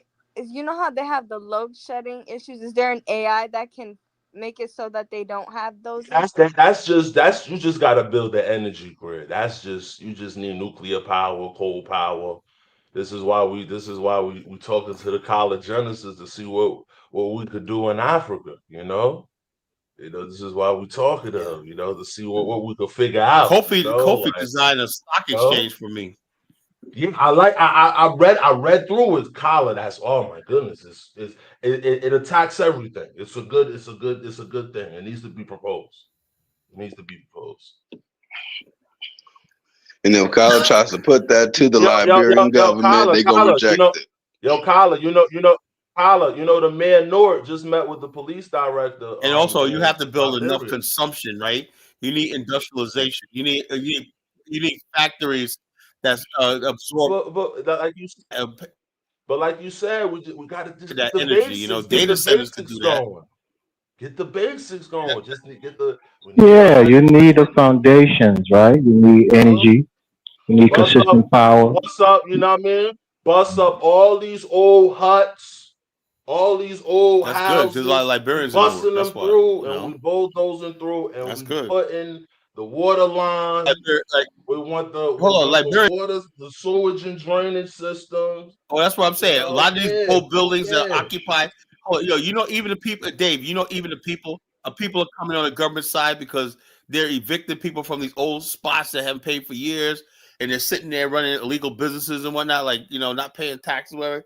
this government right here is getting tired of it, right? They're cleaning up the streets and whatnot. You know, they're like, they said, man, things gonna change. A lot of these old buildings gonna be torn down. Get the robots. If we could get some robots. Yeah. Right now. They got the patrol robot dog, man. Look, this stuff is coming out in the next 5-10 years, ladies and gentlemen. It's gonna. We're talking about maybe 90% unemployment, man. Tell me, man. Yeah, man. We might be talking about 90%. They're gonna have the tools to do it with AI and everything. Listen. But what's gonna happen to the people that lose their jobs, though? Are they gonna give the universal base income? That's what I was thinking too. But I mean, don't you? They won't just give. That's what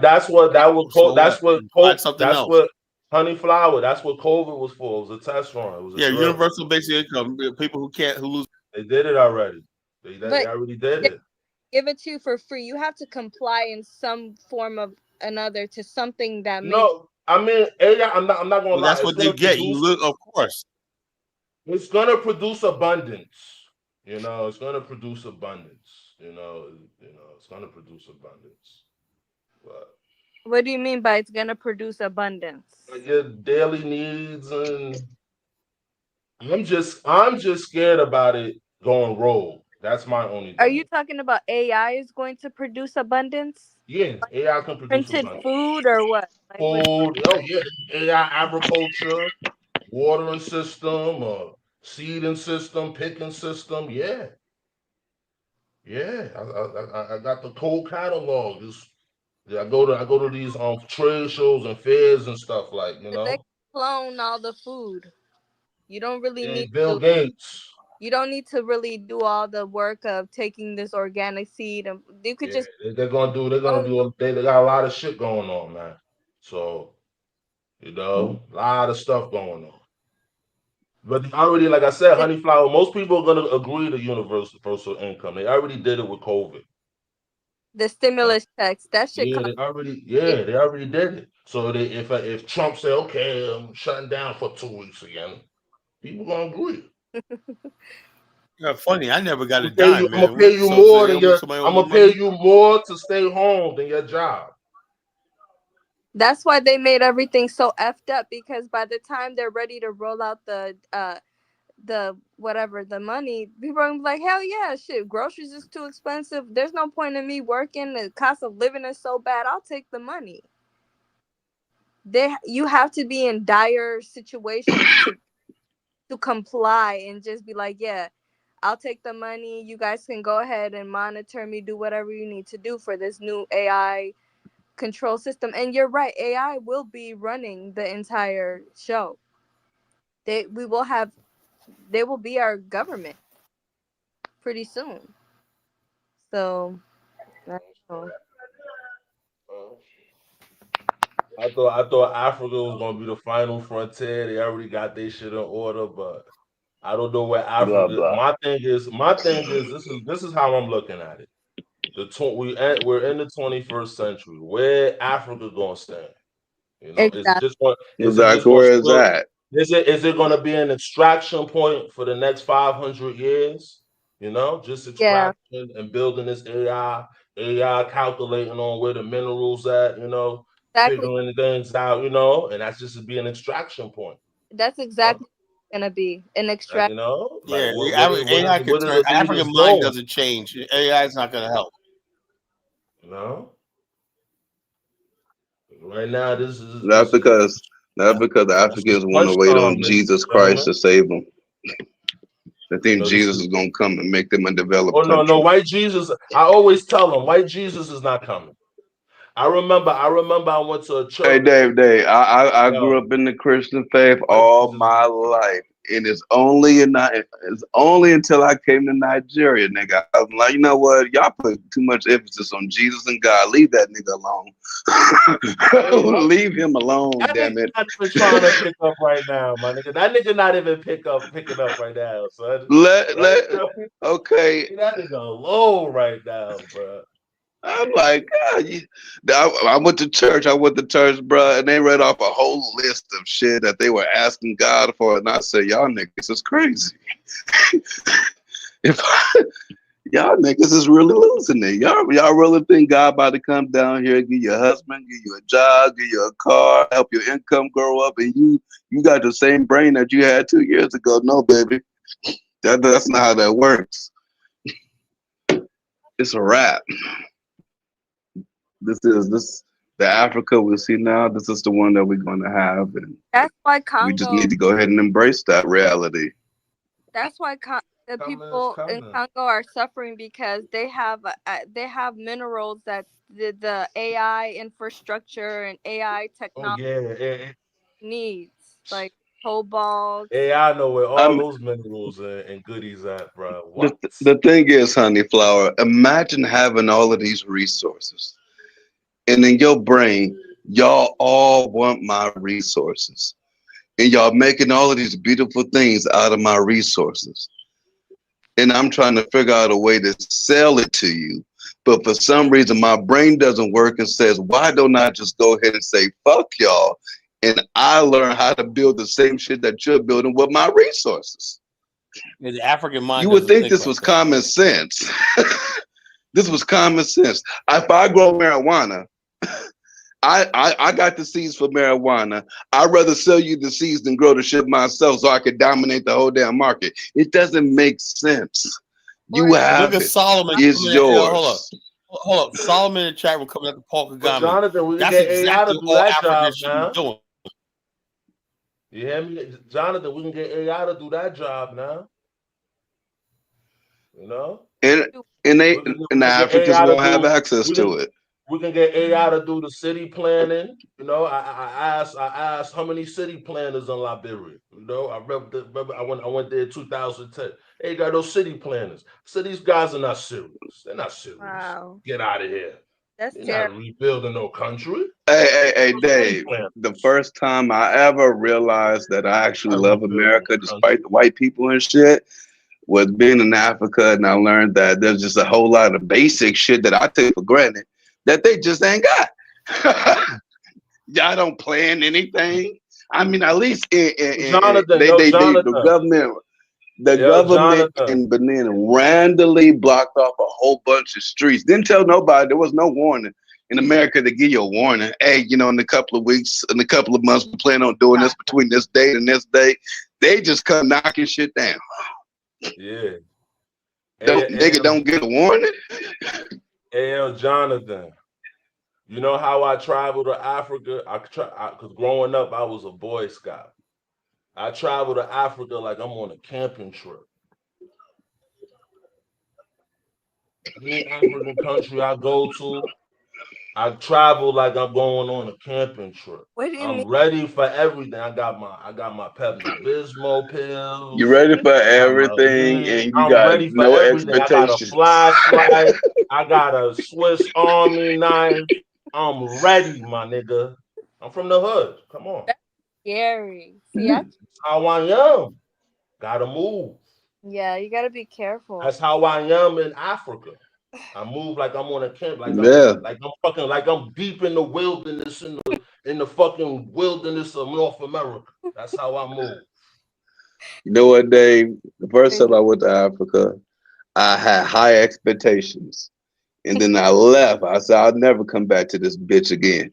And then proceeded to go to nothing but Caribbean countries. Yo, Jonathan, I was a Boy Scout growing up. I'm trained in all that. On CPR, I got all of that.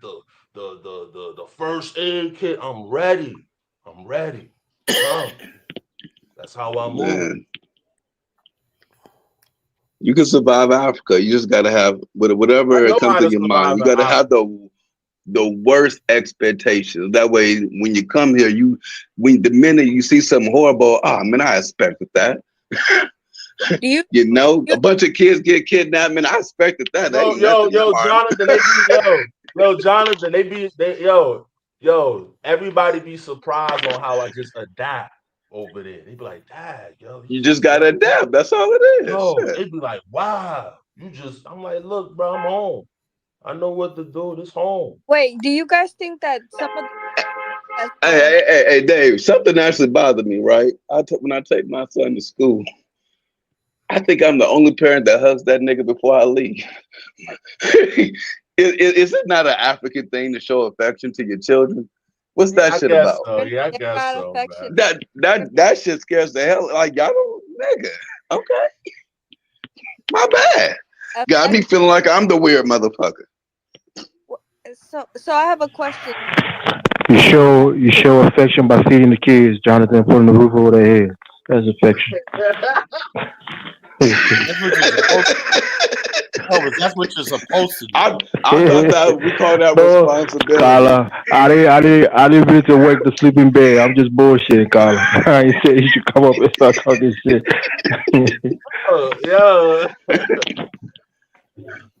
That's the least you could do. Shit. I have a question.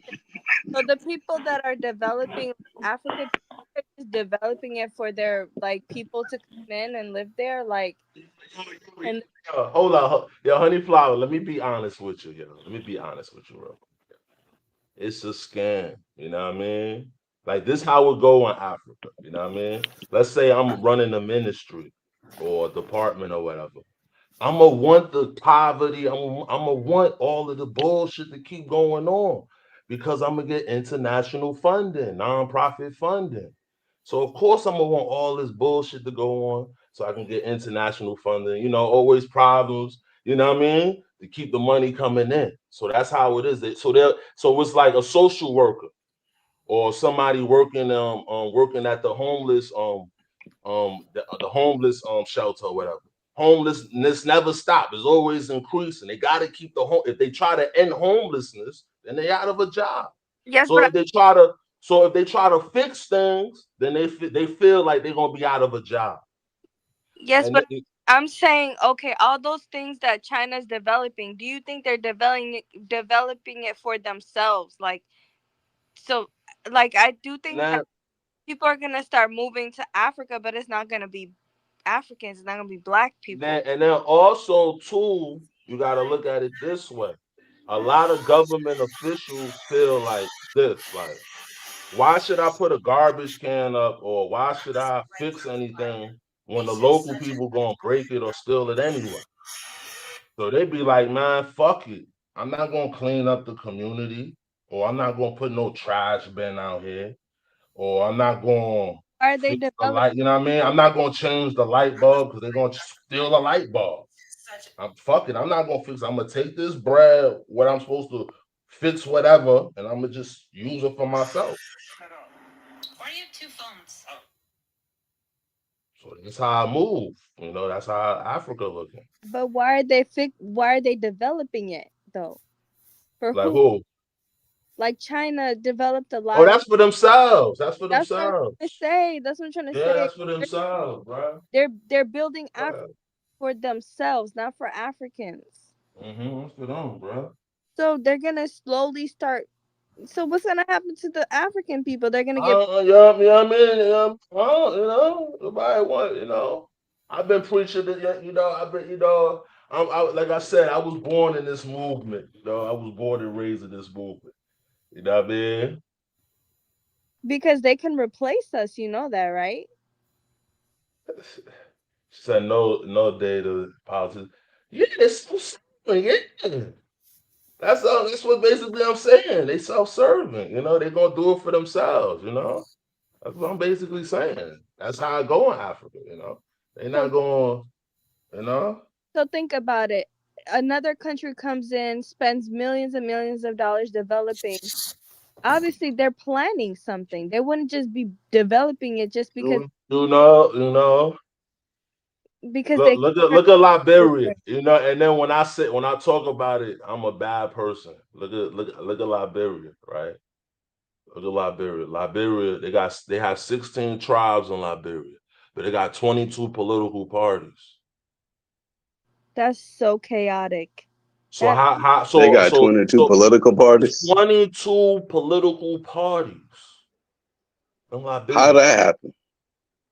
That happened after, they said they wanted, after they said, because they said it was one party with the America, the Congo people, the Americans, it was one party with them. But I'm looking at it, the one party got more shit done than the 20-some political. So why are Africans so good at dividing themselves? Like they're so. You understand me? So how can you get something done in that social and political atmosphere? You know, you can't get nothing done. So you got more you got more political parties than tribes. It's crazy. So, but this is what I'm trying to say. So, like if you're building in someone else's country, you're obviously building for yourself. So they're gonna go live there. They're gonna get political power. Then they'll soon oppress the people. And then after, man. and It's a tough topic. It's a tough topic. I don't want to see China take over Africa. That'd be terrible. Oh, bro, that's all right. They got it. They already got it. I mean, that's another enslavement. That's gonna be Everyone got a piece of Africa except the Africans. Do you think, like, do you think some of this has to do with ungratefulness, not being grateful for what God has given you, to the point where it's like people will just come and take your land, your resources, like? Man, I don't know, man. I don't know. It's tough to say, man. Like, I'm not. I wish I was in a position of power. I got ideas, but how many people? The problem is, I have ideas. Is a very few number of people that have ideas, and that's in a position of power. So that's it. The main thing I focus on, like if Africa just get the infrastructure going, just the basics, running water, everybody get running water, sewage system, drainage system. They're not gonna do it.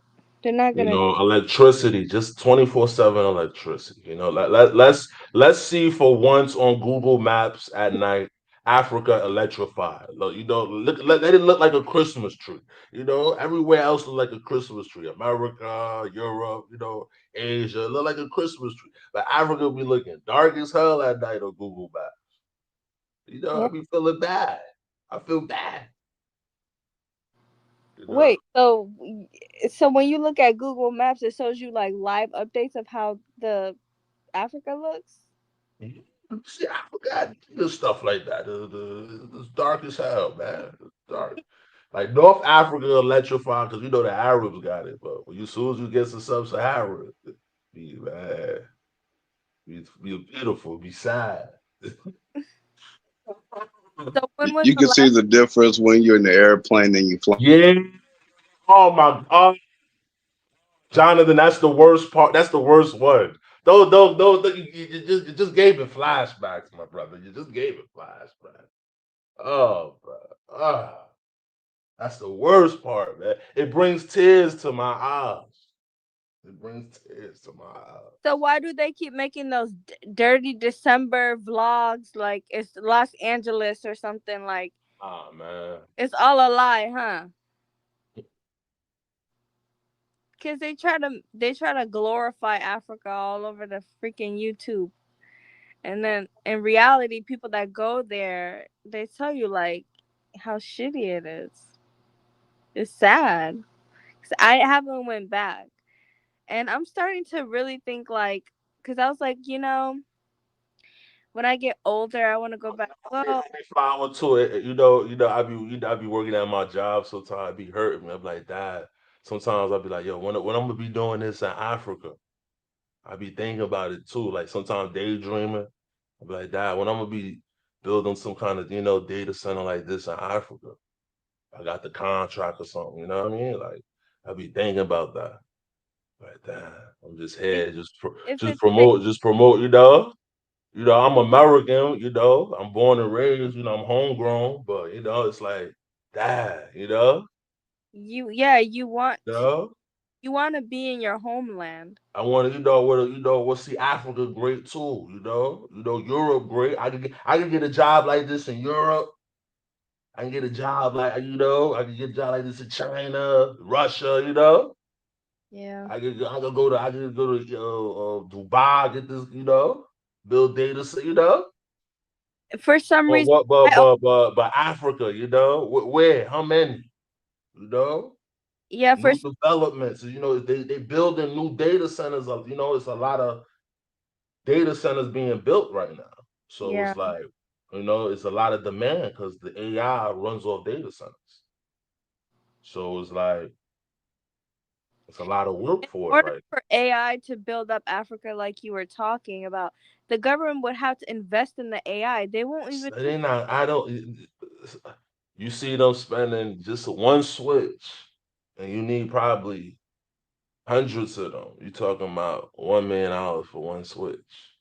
You understand what I'm saying? Like I don't see. You know, you talking about Facebook spending hundreds of billions of dollars on data centers. You understand what I'm saying? Like, you know?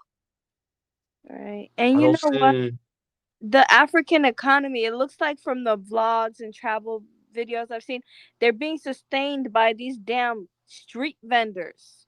Like, is that the only job there? Like the people that sell things on the streets. there's no industrialization, honey flower. So when you don't have industrialization, as far as you don't have your big modern day infrastructure along with your factories, your production, you know, farming, you understand me? You need those basic things to get things going, you know?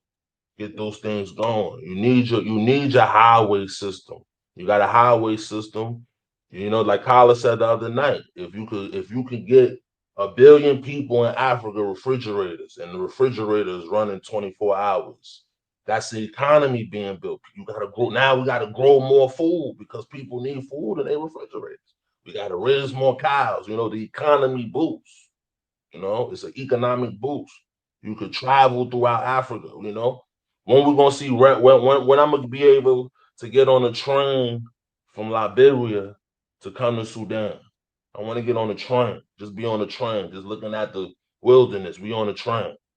I don't think that's No, but this is what we want in Africa, and then they curse the Pan African out. You know what we want. You know. I know we got a lot of whack jobs in the movement. You know, the movement's been died down for for the last couple decades. You know, but this was the whole framework. When we're gonna see, when can I get on the train from Monrovia to Abidjan to Lagos? But how You know? okay, I have a question. So how can a person like me contribute to Africa? Like, what would I have to do? I don't have millions and millions of dollars to fund. We could do it. We spend the millions of dollars every day. You know, we spend the millions of dollars. But what It's would just take. I think for us as a people, we need our best people to get together from all over. You know, we got to put our differences aside, and we just need our best people, our best minds to work. We could do it. You know, we're capable people. It's just the problem with us. We're not organized. I don't want Black people to unite or like each other. I just want Black people to organize. You know, a lot of Zanu was like, he was like, oh, African Americans don't have a culture, and he's like, Africans don't have a culture either. They're just tribes. I'm like, well, that doesn't mean you have to remain as a tribalistic people. Like, Zano be going off, man. I didn't know he'd be going off. I be listening to him sometimes. He be too off the rocker for me, man. He's too off the rocker for me, man. You know, Zano, you know. Right now, if we could get at least and this is crazy. If we can get at least, you need all of that stuff built, like railroad system, commercial railroad. it's not gonna happen with Africans. It's gonna happen by You know, like that's the stuff I want to see. That's what I want to see ECOWAS and the African Union be talking about. You know, they're not talking about shit to me, you know, like they're not talking, you know. They're not gonna They're not even thinking about stuff like that. A railroad system, a highway system. What do you think they think about? I think they think I don't about know what they think about. I don't know what they think about. And then another thing, I don't like people just blaming Pan Africans, for everything, I'm never we going. gotta remember the Pan-African is not in power. We just have ethno-nationalists and all of these tribalist guys in power. So we don't have any Pan-African leadership right now. Can right I now tell you? we're just a bunch of Dave, ragtag guys, you know? Hello? Huh? Dave, can I tell you something? Before I Yeah. was like, yeah, I want to go vacation in Africa and stuff, but now I changed my mind because here's the thing. Let's say Wow, because let me go. tell you, Go enjoy hold on. yourself. Because let me tell you something. Because if I go to Africa and I enjoy myself, I go to the places like the rich people, the people that good upper class places, and then I just so happen to see like I might like go a little bit further, and then I see poverty and slums. I'll feel Yo, I will I'm like but you'll see that in other countries. yeah, but it hurts me when I see I African. know, yeah, it hurts me Like too, man. it It bothers me. hurts me too, man. That's why I don't want to. And then it's like I'm leaving my people, it's like it hurts me too. That's why I don't want to go. If it's shitty like that, I don't want to see it. It hurts. Nah, but I think it's getting better. Like I said just now, like in Liberia, the mayor Noor Ras Baraka met with the police I'm not going director to Gregory Liberia. Coleman. I don't know nothing about Liberia. Liberia's a hidden gem now. It's a hidden gem. Except for what you guys talk about, I don't know. Nah, it's a hidden gem. It's nice. It's beautiful. Liberia, beautiful. Man, shit. We got Liberia in Minnesota. It's called Brooklyn Park. That ain't Liberia, man. That's a refugee camp. When you go to Brooklyn Park, it feels like Liberia. I'm not even gonna lie. I swear. It feels like I'm in Africa. Like it's a whole bunch of Liberians over there. But there's a lot of them in Brooklyn Park in Minnesota. yeah. So. But the Liberians in Minnesota, they just coming. They not the OG Liberians. I'm around the OG Liberian. That's why me and Elvis got different perspective. I'm around the Liberians that came here before the war. Oh, I see. And you understand what I'm saying? Yeah, because the people Elvis and them came after the war and during the war. Yeah, it's I'm around the OG Liberians. They on the East Coast. They in New York. They in Philly, Jersey, Rhode Island. Maryland, the OG. The people that are brought to this country during a war or after a civil war, they're a traumatized group of people. So they got a different perspective. Yeah. So I know about I'm around the OG Liberians that they're gonna tell you about the good old days, how they used to come here to America on the weekend. You see, like Elvis don't know those OG Liberians. Be like, yo, man, I used to work at the airport. What you talk about, young man? I used to go to America on the weekend. you know? Mm-hmm. So I just learned about Liberia from this YouTube. I had no idea about Liberians and all this stuff that you guys were talking about. Well, that's a banned term. So I don't even know why they use it. Yeah, that's a banned term. They banned that term you see that's why I said they like to bring up division. It's a banned term. That term is banned in Liberian society. Tyler's the one that says it. No, but it's a banned term because they're supposed to be all Liberians. I see. They banned the term because they wanted everybody to just be Liberians. We're all born here. We're all together. We're all equal. We're all Liberians. No America or this one. They banned the term, and then they brought it back up when the OG died. You know? But it's a banned term. It's a propaganda term. But hey, some people say no. How can you be America or Liberian and you're born in Liberia? Right. You understand me? Yeah, I understand. When I came from America, I wasn't American. I was a slave and a citizenship. Mm-hmm. You see? But you talk to the old, you talk to get an OG perspective from Liberia, and you understand, But I understand Elvis' perspective, but Yeah. if let's be honest, if it was white people, they wouldn't have did that shit. Let's all be honest. If it was white people running the damn country, nobody want to touch them. Yeah. True. Fuck out of here. Let's be real. They was black people. They ain't got no protection. They ain't had no protection from America. They ain't had no backing from black. Backing from black Americans. Because they was having it was power. it. It was it. It was on their own. They see. But that's a banned term, really. I'm telling you, it's a banned term. They banned that term in 1945. America called Liberia because they was using it for propaganda. I didn't know that Kala uses that word. Yeah, but Kala knows that. But he just he uses it because they really call them Congo people. That's the name for them, the local name for them. They Congo people that came on a slave ship, came back and grew from Barbados and this one, they call them Congo people. That's why the place called Congo Town. Kala, he takes this Liberian stuff very seriously. Because he knows the history. So I mean, that's a banned term. But all Liberians. He actually. When are we just gonna just be Liberians? When are we just gonna just be Africans? Or or just all this stuff, all this division. And all this division, you can't get nothing done. That's never going away. So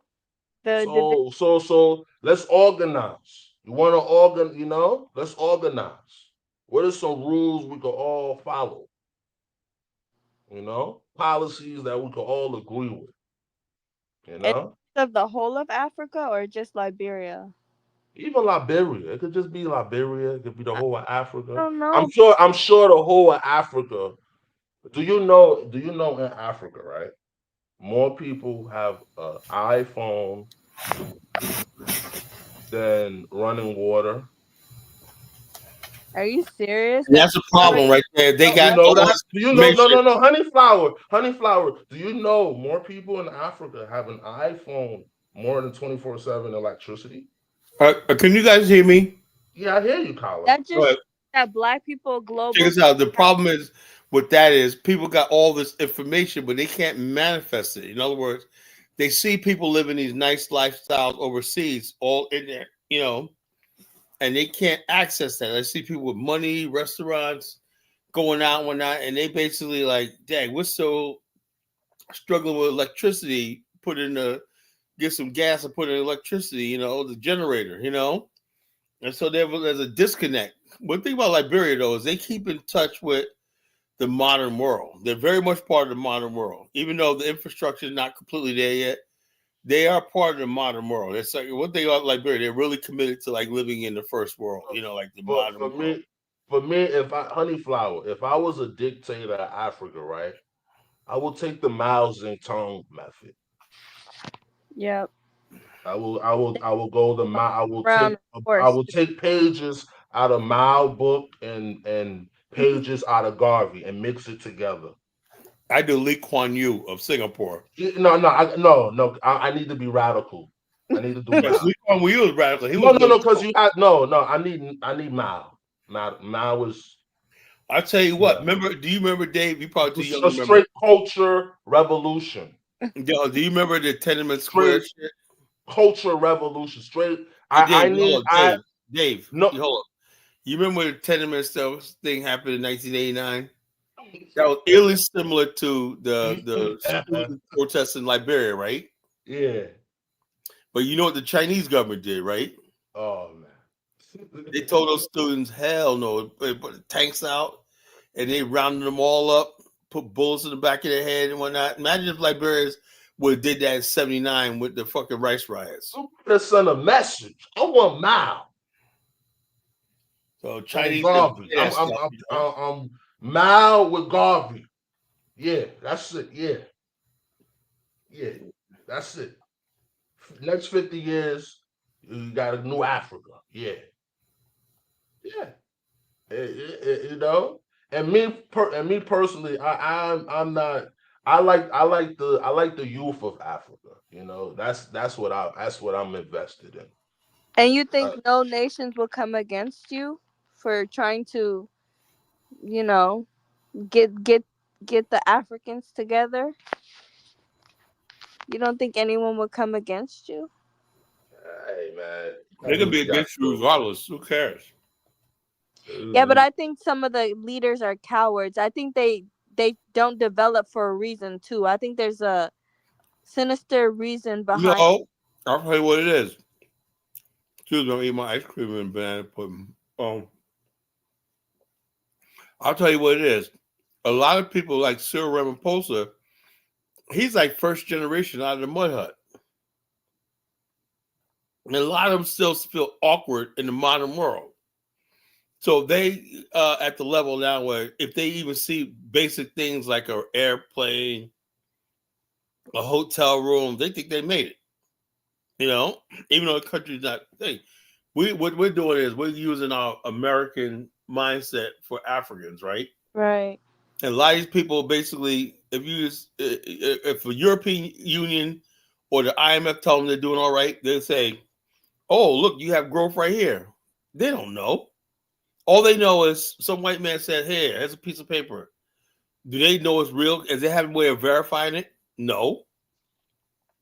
They say, "Oh, we'll give you a little more credit to spend this or not," and all they need to know is they're in the good graces of the foreign people who are giving them aid and foreign direct investment. African countries don't exist by themselves, you know, because that's not part of the plan, you know. Now, if you ever have an Afristan, right, everything built in the country will be organic from the ground up. We'll know why everything's built by us. But right now, African countries, all they have to do is manage what Europeans left them, right, and keep people fed and under control, basically the basics, you know. Yeah. You know, that's all it is, you know. And I have a problem, you know. You see the problem, another problem too in Africa is Africa doesn't produce anything. Like who buys from Africa? I know. You're not gonna buy a car from Africa. Africa doesn't produce any. Even clothing and food products, right? They don't produce any. Nobody buys from you, so you're not a producer. Can I say something, Kala? You made an excellent point about the first generation out of the mud hut. If we base the progress starting from the mud huts, we can create a step-by-step way of, I guess, African industrialization, starting with the mud hut as the most basic form of shelter. And you're right, because we have to move out in the modern world. People need electricity, need concrete floors. We want brick houses and whatnot. You brownstones and we're not doing this on the grid. That's the key to Africa, because you need a basic. We need 1.5 billion people to have social security numbers. Yeah. Yep. Yeah. And you need almost 500 million income taxpayers, you know, and property taxpayers.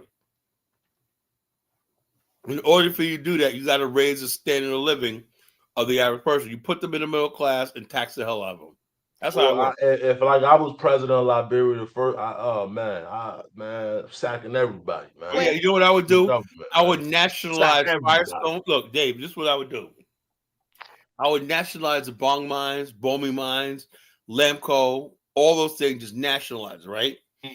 And then put it on a national corporation, right? Build that stock exchange, right? After if you want to get partnership with foreign investors, come in as partners of Sim Garvey and all the shit like that, right? And then after 5 years, the shares of the government shares, right, of these corporations, right? You basically list it on the stock exchange, the Liberian stock exchange, for a discount for certain people and whatnot, you know? Yeah. That's what Singapore did. You know, you have it start up as a national corporation, or when they started out, the government owned the airline, right?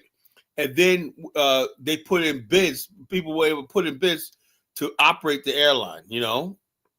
And Singapore Air won the bid, I think, you know? But your government builds it first, you know, and then government can't operate forever. You know, they can get it off the ground, but the private sector has to manage it under strict guidelines and everything. You know. Yeah. Africans don't do that. You know, they don't have that model. You know. Yeah, man, we got modernized, man. We're not saying change the culture, but modernize it, bring it up to date, bring it up. Someone said modernize the mud huts. How could you modernize a mud hut? I mean, the mud huts don't even have a second level. It's just first. It's like just the first level home. I mean, huts, not even a home. And the people on dirt. Huh?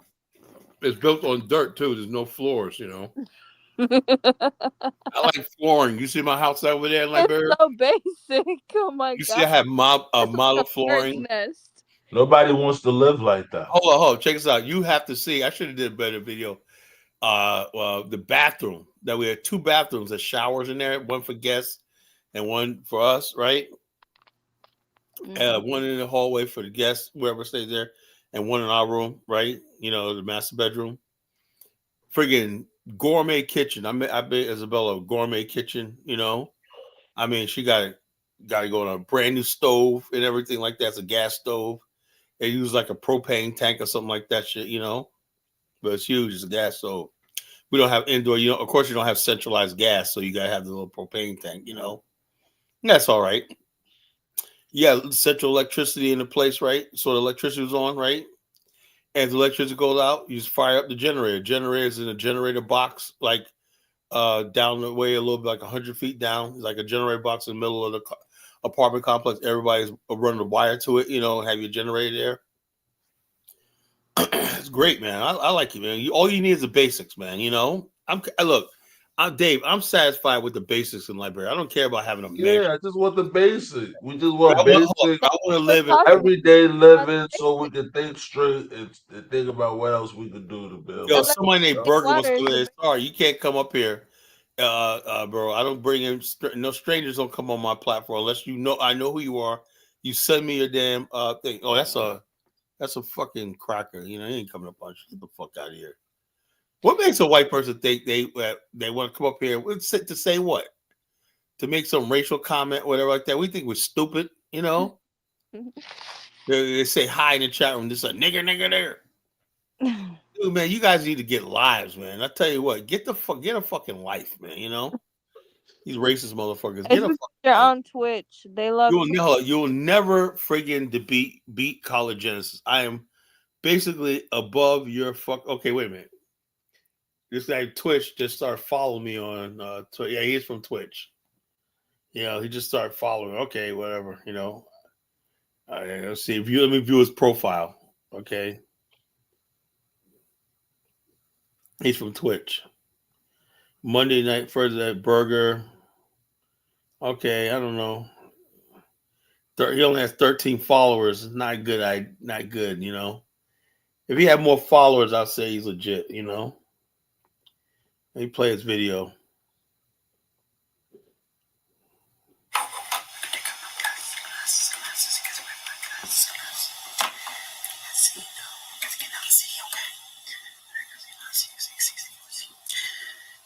I don't know. I'd say if I go anybody on Twitch and they follow me on Twitch, I'll see if you got like a few thousand followers. I think this is just like one of these troll accounts, whatever, like that. I don't know what the hell is he doing, you know, with troll accounts, but it is what it is. Like I said, I like to grow Twitch. Next, I'm gonna be streaming on is X. You know, X. That's gonna bring all the weirdos in here, you know. That's gonna bring all the weirdos in. X. Man. Oh man, y'all ready for that? Another circus. Yeah. Another circus. That's where they all at. They're an X and whatnot. Oh, why would you want to integrate your platform to X though? Because it's a bigger market, market. People get to see my. You're just gonna get stressed out by the people that come here. Well, like I said, they can say whatever they want. You're gonna get stressed out. The only thing I care about is the fact that if people come up on the show, I don't get mad when people talking in the chat room, right? I hate when people come up here, like I said, on the show. He's talking about the show. You know? 1776. He Tyler, literally you gets. have a short fuse. You be getting No. irritated. 17. I be telling 1776 to chill though. I had a talk with He him. just goes on and on. I don't know what he's trying to be a comedian. Chill. You know me, man. You know, he be sounding like a claimsman though. No, he's funny though. I'm not gonna lie. Sometimes he does. Nah, but not all the time, bro. Not all the time. You know? I like his like when he start roasting. Sometimes it's too much. But he be like saying outdated stuff, man. Come on, you know.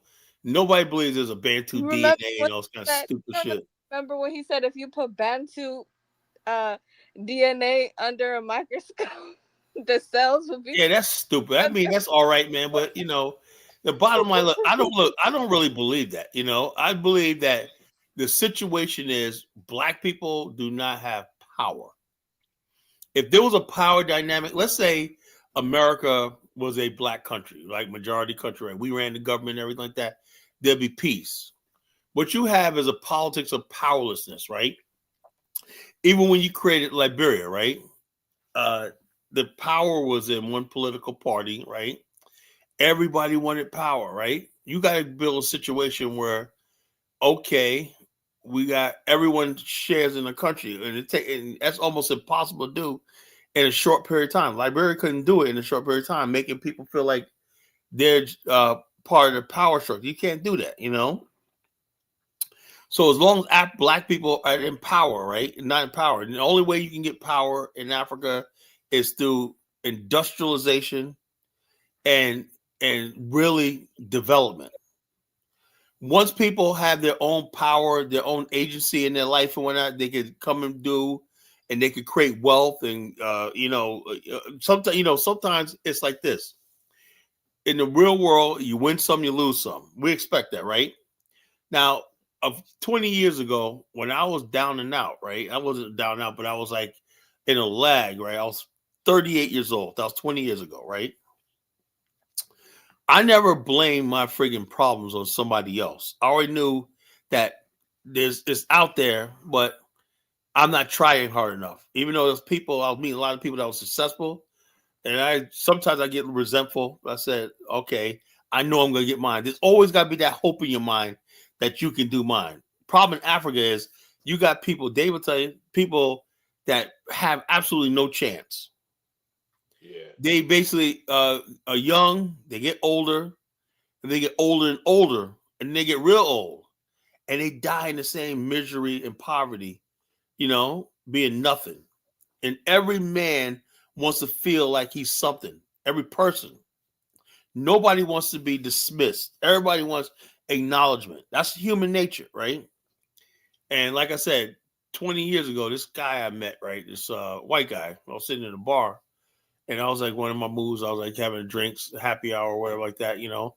And this guy go, hey man, what's going on? I said, hey, how you doing, sir? Right? And he was like, so he tried to talk to me. I was acting like I was annoyed, right? Because I didn't feel like talking. And he said to me, he says, you know something? You got to stop feeling sorry for yourself and get over yourself and do what you got to do. Look, what are you talking about? He goes, I see you when you come in here. He said, you're a very smart person, you know, that can help a lot of people in life, right? But you are your biggest problem, right? And I was like, how do you know something about me? He was telling the truth, though, right? I guess he could read people. He goes, you know why? Because I was just like you, right? Sat here, didn't know nothing, you know what I'm saying? You see the world passing you by, and you want to do something, and you have this actualization that you want to be, like you're frustrated. That's why you're so short-tempered, right? Anyway, he told me his story. He said, you know, a few years ago, right, I was basically broke. I'm an Irish kid. He goes, I was adopted. He goes, I was raised in foster care, adopting kid. I never knew my folks and whatnot. You know, I was raised here and there and whatnot, and I went into the Navy. He came out, right, after the Navy and everything. He said he wanted to get into, he learned carpentry skills in the Navy, right?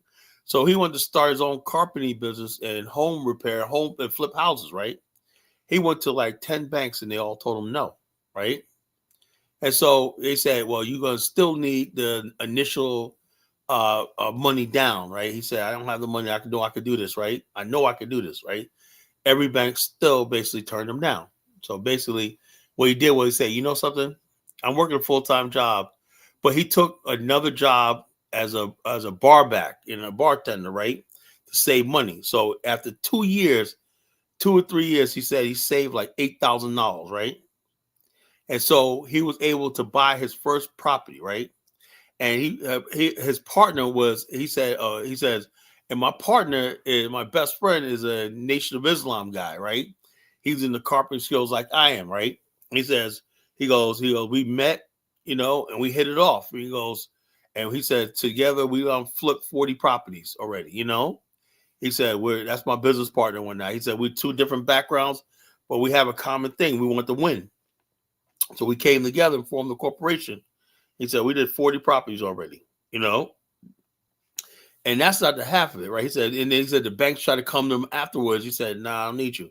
Now he can select what banks he want to use if he wants prop financing, right? He said, you could do the same thing. I said, I wanted to get into flipping houses, but not. He said, you could do it. Then what shocked me was this guy comes in, right? These guys come in. There's one white guy, I guess one black guy, a couple of guys, right? They were roofers, right? And basically, and painters. And they had heard about this guy. He said, hey, I'm going to meet some guys up here later, that want to do some business with me. I heard that I'm going to give them a shot, right? So anyway, the guys walk in and it was like, yeah, I heard you guys are good, but we haven't done anything yet. So let's not celebrate. I don't have no drinks with you yet because we haven't done anything yet, right? And the guy's like, yeah, we do this. He goes, yeah, I heard that. Look, the way he kept saying, yeah, I heard that before, but you got to prove it to me. You got to prove it to me. I heard you guys are good, but until you get your first job under your belt with me, then we're cool. Then we could drink. And then all of a sudden, finally, he was like, the guy finally convinced him to have a drink, right? He goes, now, this doesn't mean anything. This doesn't mean anything. Y'all still got to prove. The way he kept just adamant, that stuck in my head. He would not let one, but they'll smoke cigars. There's a head cigar when he goes, look, this is nice, but this does not mean nothing. We have not done business yet. You have not delivered yet. I don't want you. Don't ever think that, good. I'm hiring you guys I'm contracting you guys and whatnot. You guys got to deliver, But he just kept on that. But that stuck in my head, Too many times we basically, we let people come to Africa, right? And they make all these promises, right? And Africans, what they do is they start celebrating. Remember that thing that happened in Cape Mount, Dave? What story? That gold mining thing that they had a shooting. They shot a couple of people. Remember that? Yeah. People were mad that they said they're mining our stuff. They're in here. It's like that. And there was a Turkish company, and Ellen Sirleaf was linked to that, right? And there's a lot of top librarians linked to that, right? Because they get their little cut, And the people they haven't built the schools they promised and everything like that. But the whole thing is, I can't feel sorry for them. Because their ceremonial chief came out and did their blessing. They always do these ceremonies, everybody jumping and shouting and praising and whatnot, jumping and shouting and celebrating before they actually see the stuff being done, Yeah. So that always stuck in my head. They already paid them all. Yeah, they already paid the government off and everything, But the people got paid off. But the people thought they were going to get all these things. They said they promised to build this, they promised to build that, they promised to build a clinic, they promised to build a hospital, they promised. We got none of that, and so they rioted. You remember that happened last year. I remember that. And so, but the bottom line is, you go back to where it originally happened. The people they entrusted, their native leaders, sold them out. But you know what they'll do, Dave? Despite everything, they'll say, you know whose fault it is? Dave, right? I know. It's the America Liberia. It's the America Liberia. You gotta see the reason why it happened 179 years ago. This country was founded by a few Negroes from America and whatnot. Every time they fuck up, they always bring back the Negroes from America,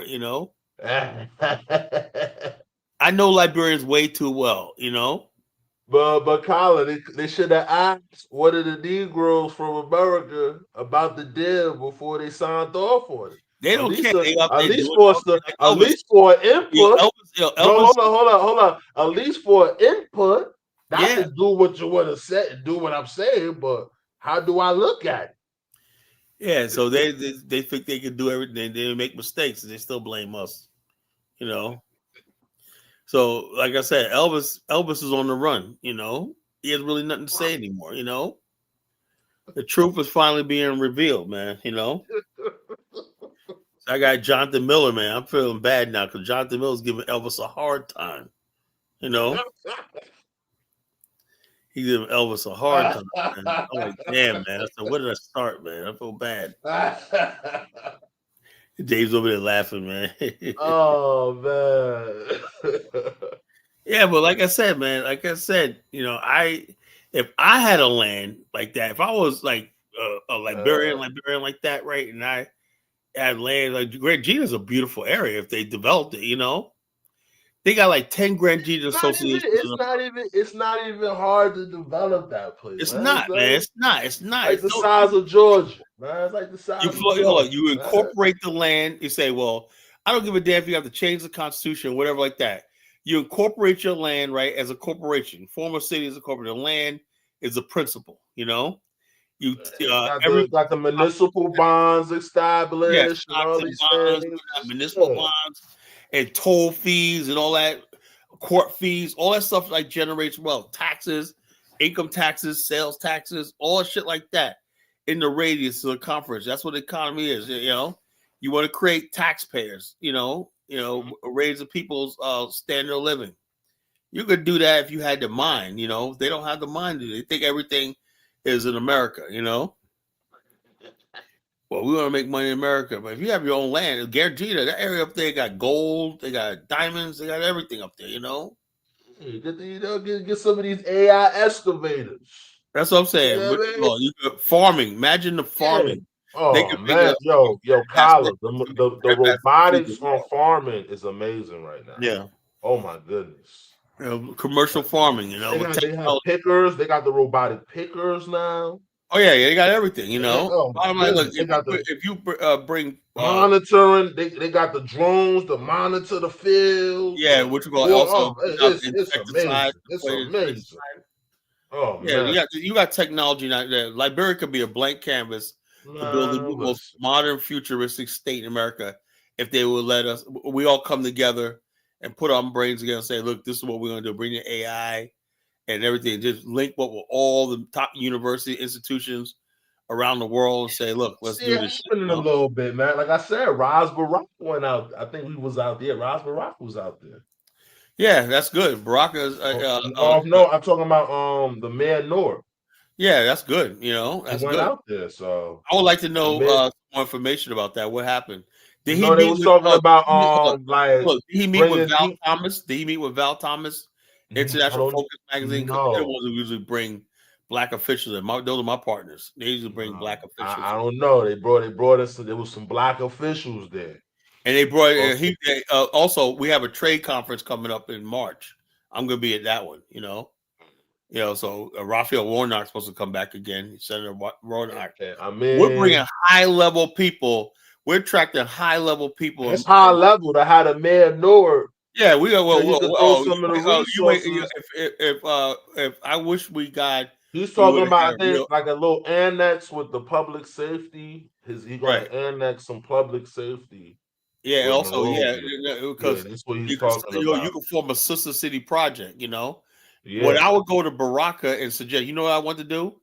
I was asking one of my boys. I wanted to get like used garbage trucks and bring them to Liberia and start a sanitation. Yeah, they could do that.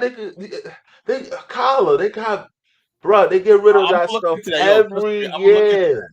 But the only thing people tell me is, how would you get them over there? Though, who would pay for that? Transport them over there, because the city of Philadelphia, they go through garbage trucks after a few years. They just take them off the thing and whatnot. They got a lot of these cities got old stuff. They just put out in the scrapyard. If we were smart, we had smart leaders in Africa when we'd be getting all this stuff. Like we have, Liberia will have a sanitation department, you know, with like 20 trucks put in Monrovia, you know. So those are the type of questions we're gonna talk about, man. You said Baraka's up there. I'm gonna try to make my way to there. Like I said, once I get everything situated in Liberia, I want to be like the official ambassador. I might even try to ask the government for a post like Cynthia Nash had as an unofficial ambassador from Liberia, you know, to the United States. You know, I like to get an ambassadorship post, you know, because who's been a better ambassador for Liberia, you know, than I have, you know. Ras Baraka went to Liberia. I think he in Liberia now. But you need somebody like me who really understands the country, to help facilitate. To really talk. Somebody like you. You're right. They don't be knowing that stuff. People in America don't know. We're gonna talk the lingo. We know the lingo. And don't be caught up in this stupid with native people trying to be slick. You know, that's what a lot of people do. Bob Johnson got caught out there. You know, they played him. You know, he thought because she had Ellen Sirleaf, he heard about they came from America. He had no idea how these people were, you know? And he lost a lot of money in Liberia, you know? These people being dishonest and shit, you know? So it is what it is, you know. I tell you, but I think if what you call, I have a group called the Association of African Americans of Liberia, right? Yeah. And like I said, I want to basically make an office over in Liberia for the Association of African Americans when I get there, you know? And then that would be my point of reference when I invite people. I'm gonna send official letterheads because I'm incorporated in Liberia. Right? I'm gonna send official corporate letterheads to people like Baraka and stuff like that. You know, email him my information, get his email address or fax number and stuff like that. I'm gonna be communicating with a lot of people to try to bring people to Liberia. You know, that's my goal. You know, hopefully in 2027, I could probably live there like half the year. Then, you know, if I'm living there, you know, I'm going to get shit done, you know? Yeah. Yeah, he was out there, man. They're talking about maybe a sister city initiative. Yeah. Talking about that, yeah. Newark has a lot of money too, you know? That's a big move, man. Big move. Like I said, I think Liberia is going to play. Bwaka's working though. Bwaka's trying to work, man. Yeah. Bwaka is no joke, man. The bottom line, he said he remembers the days of Tubman, you know, when the country worked, you know. Yeah. He remembers those days, you know. Say what you want. He remembers those days. And he's seen enough of the world, man. He realized that stupid native shit is played out. You know, you look at these people like, man, you're ignorant people. You know, it's like these ignorant people, like I say, when you see them screaming on the street, Buckeye didn't change. Look, man, shut the hell up. You know. My thing is, why we can't just support this guy? Because this is the African mind. If you don't like the guys, and then election time, then we can see the flaws and all the stuff he did. Yo, check this out. The bottom line is this. This is what they do the whole time, where they just talk all when something's good's going on, they'll post something like, "Oh, look at this road right here. It still hasn't been built in Grangita or River Says. Look, there's some mud. Buckeye's not doing nothing but eating the money or not. You know, he's buying mansions, flying all over the world. They outright tell a lie. I mean, the worst thing about Africans, right, is like they have like no character. You know." Yeah, you want to basically just for political gain. That's why I say I don't think Africans are mature enough to run a sophisticated society. You know, you got to have some sort of etiquette, you know, and ethics, you know, and morals before you could gauge. And when you criticize somebody, it has to be honest criticism, you know. And if somebody's doing something good, you just say, "Yeah, that person's doing things good. I could do it a different way," but this idea of a political opposition, they're like political opportunism. You know, you want to get in there. The whole idea in Africa is, when is it going to be my turn to eat? Yeah. So they have that scarcity mentality. Yeah. But until you build a middle class and politics ain't the only way to eat, it's always going to be like that. It's my turn to eat. That's what all it is, right? What about this man just built 20,000 schools? He did this. Nope.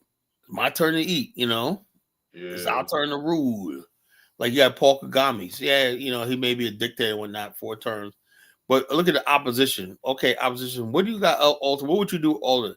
No, he's just this. But it's always something stupid. Basically, you just want power. That's all it is in a power grab, because that's how Africa's set up, you know. One person gets power, and all of a sudden they always say who could get who in Africa, a politician runs on who could get their beg on the best, you know. You know, who can get their beg and they're pleading on with the West, you know. Well, he got this or whatnot. He went over there and so you went overseas begging, you know. So that's every president is elected about how big of a beggar he is, you know. That's what they do. George Weah, remember George Weah in Qatar, and he got some Arabs to build something. I don't know what the hell it was, you know. And they were touting that when that George Weah is bringing development. There was no major developments that came to Liberia under George Weah. None. If Liberians can't see that overwhelmingly, like, you know, I think they do, man. But the tribalists, they'll be out there. You know, yeah, we got what for, you know? And if that said, look, if Liberia chooses tribalism over clearly what's developed, the country's finished, Dave, you know? Yeah. It's really this time it'll be finished, you know? It'll be finished. If they choose tribalism and foolishness over there, because you know all these people, Yeka and what's his name? Icarus Gray, all they want is their bellies full, you know? Yeah. And Henry Costas and all these other clowns and whatnot, you know. All they want is their bellies full. That's all, you know. And if people can't see that, when not, you know, if Liberians too stupid enough to see that, man, and let these, God forbid, let these people back in power. That's why I said, I think if Booker don't think he's gonna win, I would, if I was him, I would suspend the Constitution. I would suspend the Constitution and basically put the country under state of emergency, put the country under martial law for 5 years, you know, and then go. Another thing Liberia needs is this, right? Forget all this freedom of speech shit. They used to basically, like, you know, Donald Trump is asking all people with visa holders to turn over 5 years of their social media history. So visas? Yeah, anybody with a visa, he's asking. The State Department is going to ask everyone with a thing to renew your visa or stay here. You got to turn over 5 years of your social media history. They want to know what you're thinking right here. And that's a good idea, because you cannot look. If you have a person in your country, I would basically, in Liberia, I would basically do a social media cyber police task force. When you go in social media, finding out what body accounts are there, what accounts are there that's constantly stirring up trouble and that. If you don't arrest them, but call them in for a briefing. Okay, you were called down to me. You got to explain some of the things you wrote, you know. That would stop a lot of this stuff, you know. You know, people talking recklessly online, you know. And that's the thing, Liberia's biggest problem. People talk recklessly online. That's what led to the rice riots, you know. People talking reckless, and they basically, you know, try to get people to riot in the street and whatnot, and God forbid, re-elect George Weah. Nah, man, you can't do that, you know. African guy says people need to understand the difference between ethnic pride and standing in the way of nation building. We started by widespread civic education. Yeah, a lot of people in Africa don't have civic education. They don't know anything. You know, what's your duty as a citizen, you know? You know, what's your responsibility? Your responsibility as a citizen is to uphold, obey the law. That's the first thing, you know? And the law is supposed to be just. I said this many times. Nobody can answer me the question. There's supposed to be an unwritten social contract, you know, that a society lives by, right? A contract. The contract says, I obey the law, but we're giving you the power to govern things we can't do.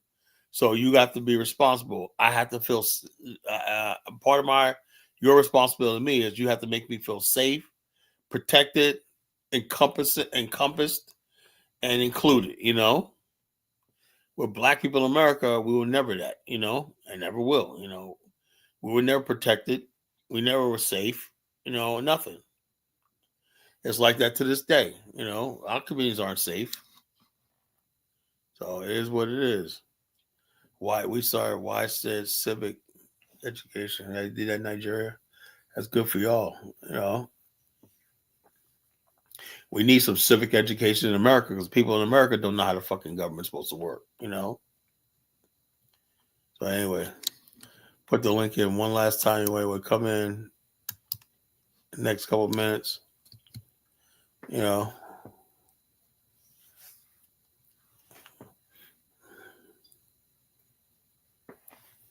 It is what it is. So you ever find the car for me, Dave? Yeah, I still got. I got to call him tomorrow. I'm gonna let you know tomorrow. I got you tomorrow. All right. So, like I said, I'll be there in a couple of months. I got like to have a couple of things. Yeah, I mean, like I said, man, main thing is it drives. The axles, the struts are good. You know, tires are good, and the cooling system and the car has to look like the oil's been changed regularly. You know. Yeah. Because I could look at a car, you know, a lot of Liberian cars, man. They be blowing not just, white smoke. They be blowing out white, green, orange smoke. When God damn, man, that engine hasn't been cleaned in years, man, you know? And stuff like that. Exhaust pipes and pollution in Liberia is terrible in certain areas, you know? Yeah. You America, you can tell you live in America, right?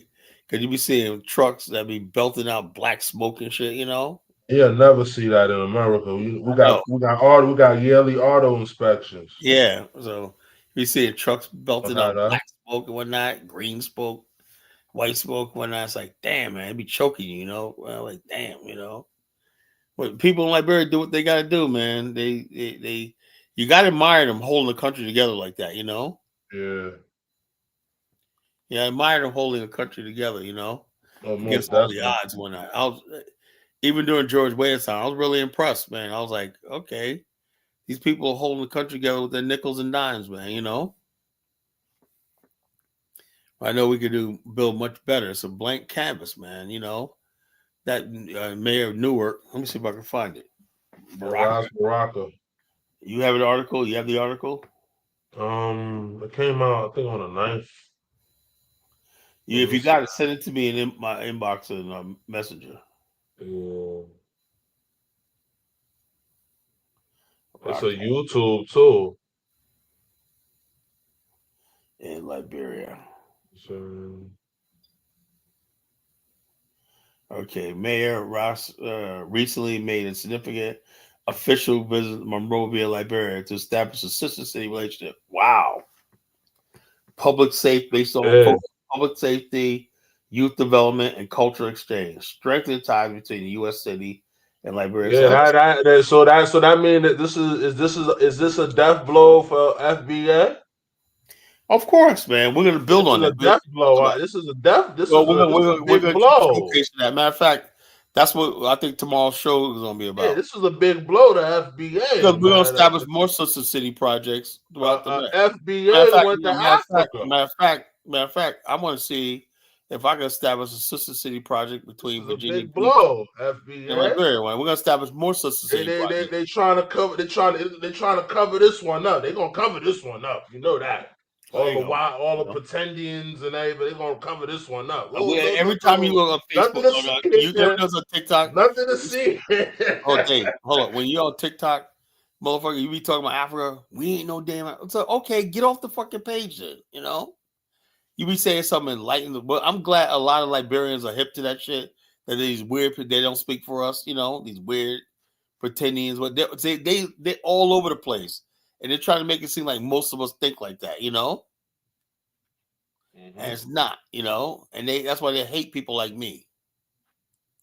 Because I remind them that they ain't shit, you know? I remind them that shit. It says, Sister City Partnership, Mayor Baraka, Monrovia Mayor Sharuk Saifa, formalize a partnership and collaboration for development of public safety, education, and cultural exchange. Discussions include tourism, youth empowerment, diaspora engagement, institutional strengthening, training, technology. Wow. This is big, Kala. Yeah, it's big, man. This is big, So now we're gonna have black students from here probably going to Africa. Of course, yeah, of course. I told you this was. So where's the FBAs? You guys got to come man, here. Forget them, man. They're irrelevant. All we have to do is why keep this going on. Dave, listen, all we have to do is keep doing what the fuck we're doing. Don't fuck the FBAs. They ain't shit, I'm saying Baraka met with city Liberian vice president and inspector general of the National Liberian Police Force. Wow. LPN collaboration visit also brings a modern public safety practices training to LPN, building on Newark's community policing models. Diaspora connection, Baraka, he's a Liberian community, serve through Liberia, strong link between Newark's Liberian community. That's what I said. We got to redefine what diaspora means, Yeah. That's, I think a lot of times when they say diaspora, they talk about the Liberian nationals. That's good too, but we're also, like I said, that's why we have to have an Afghanistan, Yeah. But Afghanistan is our connection to Africa, When they talk about diaspora, they usually talk about the Liberian community in America, plus, with them, as a natural bridge, And that's Maria Baraka's business is a new chapter in U.S. Library relations, leveraging Newark's resources and community to support Liberia's growth and stability, particularly in policing and urban development. At DCL, this is really, really significant, man. This is wow. This is revolutionary, bro. Yeah. That guy Baraka's always been kind of revolutionary, man, Yeah. He thinks outside the box, man,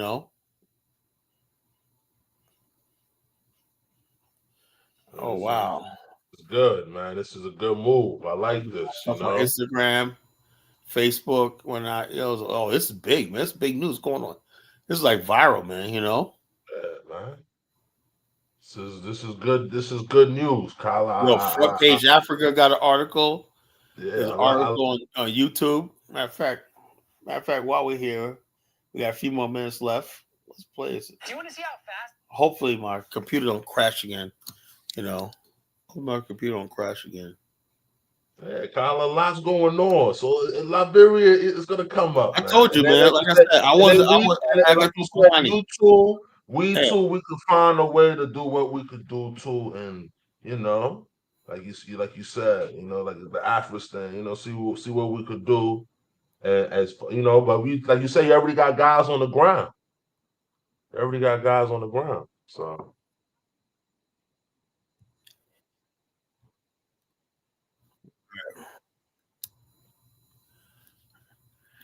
I can't find it. Let's see.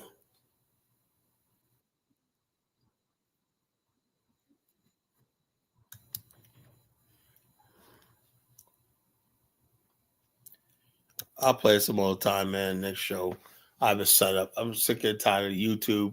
You go on YouTube every time you ready to do a show, man. Yeah, but just do some more research, Kala, and just look at it more. Yeah, I'll do it. Matter of fact, I'll make my show about that tomorrow.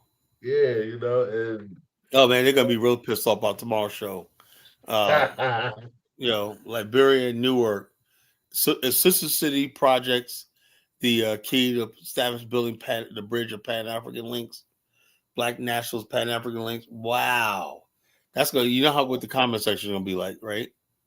Man, oh man, the FBAs, they might be hiding tomorrow, man. Yeah, they're gonna be up there. They're gonna come out. They're gonna come out. They're gonna come out with their pitchforks one night. Uncle Nakmeezy won't be happy, these people ain't gonna be happy tomorrow night, bro. We're winning, They can say what they want. They're not making any big moves, right? The biggest move they did was they opened up a fucking hookah lounge, Tariq, And I would say, look, black nationalism is winning. You know, Pan Africanism is winning. You know, and you know, so we're gonna just. Hey man, that's a win for Pan Africa. That's a win. That's what they don't understand. That's a win. They really thought I was gonna roll over and whatnot and just go out whatnot by some stupid idiots on YouTube talking about FBA, you know, a bunch of nobodies and whatnot, man. You know, FBA represents a low class of Black America, you know. And tomorrow night, I'm gonna roast them, you know, really bad, you know. So get prepared, man. I might have to ask for forgiveness. How we're gonna roast them tomorrow night? You know, we're gonna talk about it's a done deal. We're connecting Black America with Liberia. We will have a home. You know, Liberia's offer African American citizenship, right? Mm-hmm. Yeah, they offered African American citizenship. They say they want African American business people and stuff like that to come there. You know. Man, you know, So the bottom line is this. Kyler, you gotta be on the policy board with this, man. Of course I will. You gotta be on that policy board. Problem is, if I lived in Liberia, of course I'd run it. I need because we need your man on the policy board. Oh yeah, bro. If I ever get to the point, God bless me, where I could actually live in Liberia, I would get all the stuff that we talk about: stock exchange, business, infrastructure, bringing people. Liberia will enter a golden age. You know. I'll be like, Liberia now enters a golden age. I'm in here, power, you know, and I could do it with my own organization. I don't need a government position. I can do it. You know, we don't need government position. All these things can be done without government. With the Association of African Americans of Liberia, I want to create an institution, a think tank, you know, with computers, everybody's constantly studying and planning and shit like that. You know, if you got AI stuff, you know, AI. It's too bad you can't live on a continent, you know. Or maybe like we just we have the BAO social network, right? But what we need is like a place where, you know, we have a monthly conference call, you know, a Zoom meeting or something like that, you know, where we get together and we share notes and whatnot, you know, what we can do. We have people on the ground, you know, and people who throw out things. The Association of African Americans of Liberia has to be the bridge, you know. Yeah. It has to be the bridge. Let me change my profile avatar. It's a lot going on, Kyler. It's a lot. Well, I told y'all that. Everybody thought I was lying. Everybody ran away. Everybody they want to see the link now. They want to see the link. They looking for the link, Kyler. They don't like it. They don't like what's going on. Go do a Google search. Ras Baraka, Newark, New Jersey. Liberia. That's it, you know? Yeah. Oh, yeah. Bro, yeah. Do Ras Baraka and Newark and Liberia. Just put Ras Baraka and Liberia, and it should come up. There's all of it is trending all over the internet. This is probably the most revolutionary thing that's happened in 10 years. Yeah. Because we were like this. This can happen for other African countries too. Yeah, but the thing is, you need a base first. I don't want this to be diluted. Ghana basically has too much debt. They have too many things, and they like this. Liberia. The reason why Liberia is significant is because I think Liberia could penetrate into Black America. Yeah, that's true. You know, these other African countries, like you said, Ras Baraka, just by him making this move. Right. And then, like you said, you already said the mayor of Atlanta, he recognized what Liberia. Yeah, like this. Unfortunately, we got a fucking buffoon like Brandon Johnson in fucking Chicago, you know? He ain't thinking about nothing like this. He thinking about migrants. Clowns, he thinking about the migrants. So Ras Baraka is a real Black nationalist, you know? Yeah. He's like me. He could play the game. Because he was Jill Stein's running mate in 2016. Remember that? Oh, really? Check us out. He was the vice president running mate, you know? And you know what get me is this. The whole time when they said Jill Stein third-party ticket, no media would show his face. Because they figured if they show his face, Black people would vote for him. It would take votes away from Hillary. The Hillary campaign made sure like this. I don't care what Ras Baraka is a black man, black nationalist, right? He's from that background. He's from that background. I don't give a his damn. Pops, I don't believe pops that and everything. bullshit. His pops. Y'all don't know his pops? Whoa. Who is his father You again? don't know his pops? Huh? Who's his pops again? His pops is a best-selling author. Wrote a lot of poetry. Well, yeah, he's black American. Yeah, you know? what you mean, bro? If he was Caribbean, so what, man? I don't believe in all that bullshit, that tether bullshit, that bullshit. If you're black, you're a black man, and you believe in you're black. He's black American. He's a black American. He's not black American. You're black American. He had that name. He just got that name. If you're, they changed their name. My last go through that revolutionary stage. You change your name, but they black American. My name is an African name too. I changed my name too. Shit, They changed their name, bro. So come on, it's a black American. That's Ras Baraka. His father was back in the day part of the Black Panther Party. So he's known in the community. He's known so these people, like I said, there's enough black nationalists and black revolutionaries. So like you say, he already got that background already. So for him to do a move like that, like you said, a lot of men won't do that kind of move. Yeah, because the bottom line is this. I know the fact of the matter is, if you're a real revolutionary, you're going to do things outside the box. Ain't nobody think about, America. Look, the bottom line is this. We need to start building our own alliances. Look at Somalis. They try to take over Minnesota. So we're going to take the cities that we control and connect them with Africa, right? Yeah. What we're saying is we're basically carving America up into pieces, We're gonna take white America wants to play that. We're gonna take some of their cities and whatnot and put them. So that's basically Newark is gonna be a colony of Liberia. Think about that. Newark is gonna be a satellite of Liberia, not the other way around. If I was Liberian, that's what I would try to do. I would try to make all these cities in America, institutions in Black America, part of the satellite. Liberia could. Look, if this keeps up, Liberia could be the most powerful country on the continent, Yeah. And hold up, and why you ask yourself this question: why, if it's not about Black America and stuff like that, people not feeling history especially when my novel becomes a movie, that's really going to explode Liberia, right? Why is it that people are going to Liberia, not Guinea-Bissau? Nobody knows about damn Guinea-Bissau, right?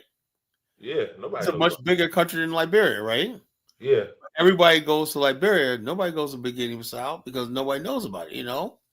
People know about Liberia,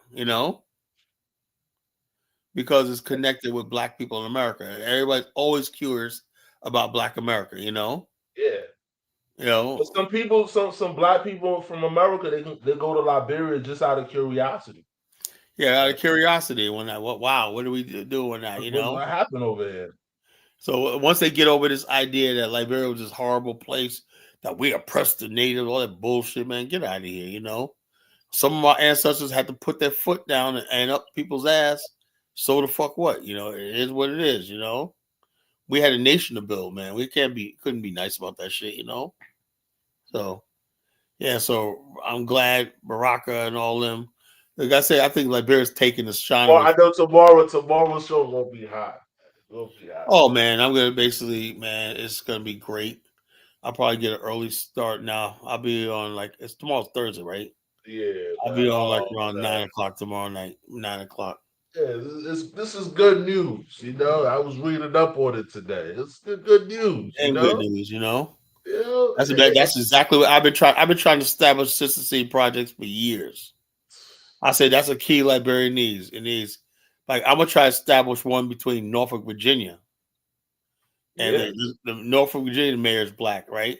I'm gonna go to him and say, "Look, man, we can't let them outdo you, Newark, man. Come on, J.J. Roberts was born here, and I'm gonna invite the mayor of Norfolk to Liberia, Yeah, that'd be good too, and he get another city, Norfolk and Virginia Beach will. Virginia Beach will follow, You know, Norfolk, Virginia Beach will follow. Norfolk, Virginia Beach, Chesapeake, and Portsmouth. All these people will follow. You know. So. So which will go. So, yeah, I definitely want to do that. There's a lot I want to do, man. I'm dedicated to Liberia and what building is. I think Liberia is a key. Building Liberia is building the Afghanistan. You know, we're gonna turn Liberia into an Afghanistan, man. You know, if they want to give us that 25,000 square mile, we're gonna take it. You know, and we'll take over Liberia. You know, as simple as that, man. You know, so before the Chinese okay, yeah, these other people, these Arabs, they already got plans to make Liberia like this, but they understand we're pushing in. You know, the Arabs and all these Hezbollah, Lebanese, and all these other people. Yeah. Oh, they have it in their mind. They're trying to take it over. You know, African guy said, "You think we should talk about that?" Yeah, because I dare anybody to do anything. Yeah, you should. I'm gonna openly talk about it. Yo, Kala, I got a radical black mega friend, man. Just met this guy. He's cool, man. His name's Spike. He's in New York. He's a what? Mega what? He's a black mega supporter. You know, he's a Trump supporter, black mega. You know, make America great again. So he said he wanted 10 million freaking Americans to immigrate to Liberia. He wants that movement to come. Yeah, well, it takes money. He said he wants 10 million. He said, I said, this guy's crazy. I said, I was surprised he even knew about Liberia. No, bottom line is this: if you got black people, and black people would gladly go to Liberia if it was developed. You know, they would. I know they would. You know, they go there if it was developed. You know, but unfortunately, America never really invested in Liberia because America really never wanted us to leave. You know, as simple as that. America got us trapped here.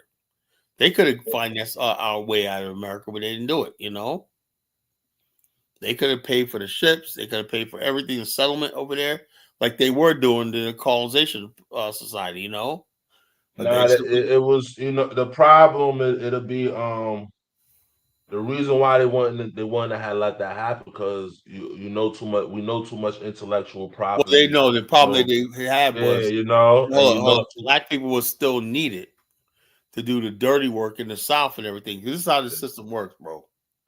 White people got it easy in the South, right? They created a system where a white man, you're more likely to be a contract. Someone's going to give you a contract to do work, right?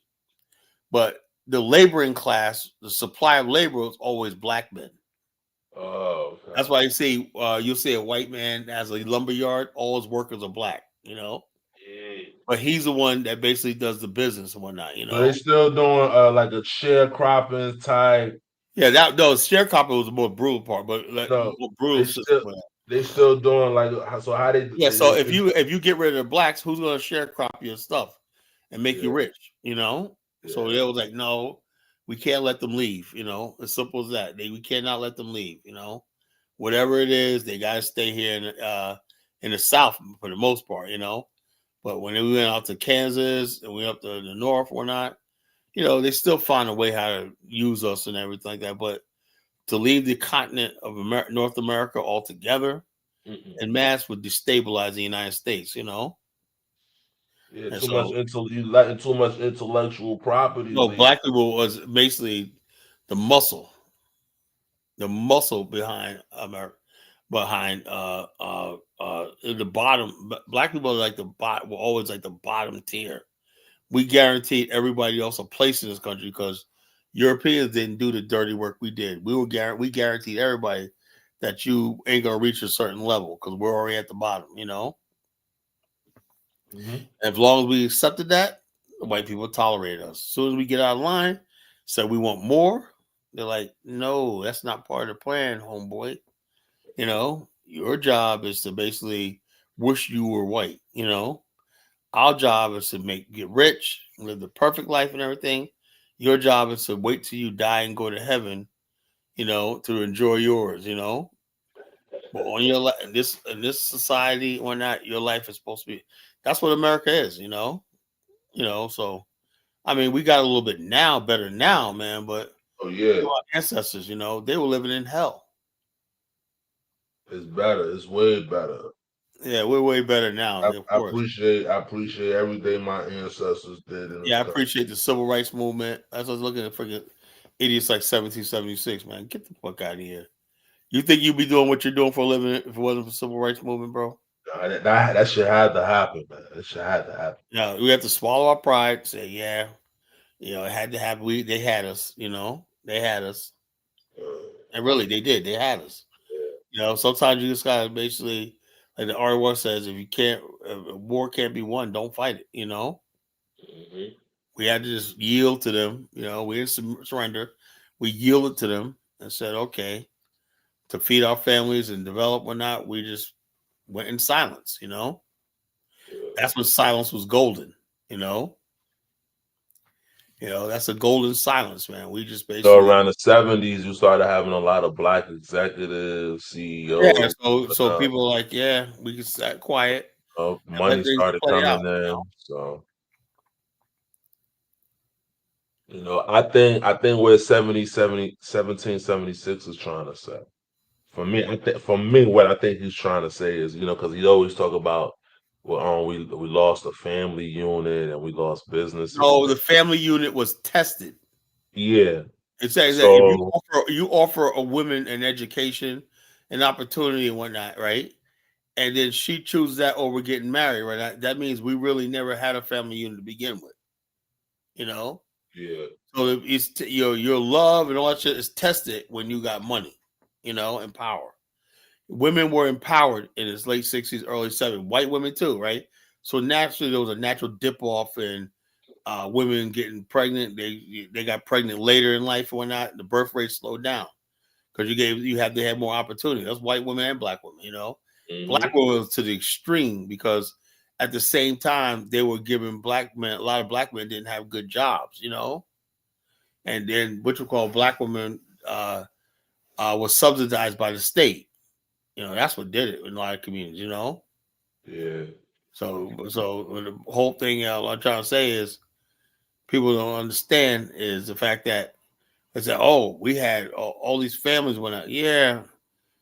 Or you're 18 years old girl or whatnot, you got to get out of your mama or daddy's house or whatnot. And some man got married you because he's going to provide for you. It wasn't about no damn love. It was survival, By the time you're 17, you're pushing out babies and whatnot. By the time you're like 23, 24, you got 5 kids, That was survival. People got married because it was survival, Men basically stayed with their wife and whatnot because it was easy just to come home to one woman, whatever like that, then run the streets or whatever like that with all these women in the streets or whatnot. So it was like like an arrangement, People don't seem to understand that, They're like, why do we have all these families? Because they were poor. They were poor. They had no choice. You had no choice but to get married at 18. So the thing is to basically say, how do you tell a woman to get married when a lot of them basically nowadays want to be out there running the streets up to the age of 40? I saw this video on TikTok. This chick in a car, not bad looking, right? She was like, oh, man, it's so frustrating dating me at 40. She goes, I'm 42. I was like, 40 fucking 3. I'm like, girl, man, you out here talking about you still dating in your 40s and whatnot. A lot of these women, they don't see how they look. They still think they're like that 21, 22-year-old girl, Mm-hmm. I was like, chick, you're 43. The only thing you can get, and they want to try to get young guys too, Yeah. The only thing a young guy is going to use you for is sex, He ain't trying to build nothing with you, So you spend your whole life running the streets and everything. You're older when damn, man, what am I going to do? Yeah, you spent your life in the streets, That's what it is. America, I wouldn't say heaven, you fucking moron, because America calls thing heaven. It's not fucking heaven, motherfucker. The only heaven is the life you create, It might what's heaven to me might be hell for the next man. Now, 1776, if you have some menial job and you talking about your heaven, you're a fool. You know, I would love to see what 7076 works. Man. Bring him up, man. Bring him up, Colin. It's the end of the show, man. It's the end of the show. No, I be going. I'll let him call him tomorrow night. You know. So they said Libya. What the fuck Libya got to do with you know? So bottom line is this: I'm not no damn slave, and so things happen. You know, third world countries, whatever like that. And why is America always judging itself by the worst countries in the world? How come you can't compare yourself to the smart? You see that smart city I played with Singapore? Mm-hmm. See how advanced that shit is? Yeah. What about fucking that new city they built in South Korea? That smart city that's gonna have fucking people from all over Asia. It's gonna be a multinational Asian city. You're gonna have people, executives, architects, business people, some of everybody, IT specialists from all over Asia living there, living a modern life, living together. You know, I would love to see that in Africa, right? But black people simply don't like each other. I hate that shit. You know, Asians are coming together. They're building these Asian fusion cities, right? These cities you can get Thai food, Korean food, you know, Vietnamese food on the same block. It's like an Asian heaven. How does basically 76 call America a heaven when you're living around white people? You know, heaven is having a super modern black state, you know, and an Afghanistan. And Afghanistan to me is a black heaven, you know, a functioning middle class black state. We can make Liberia a functioning middle class state, right? In one like 10 years or 15 years, that would be heaven on earth. Liberia was once heaven on earth to black people, you know?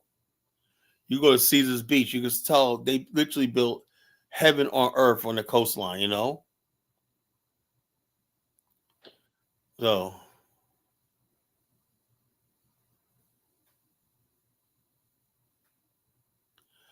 because you know, people pay $100 for Americans. I have no idea why anybody would pay $100,000 for a fucking American. People do, Kyla. People do.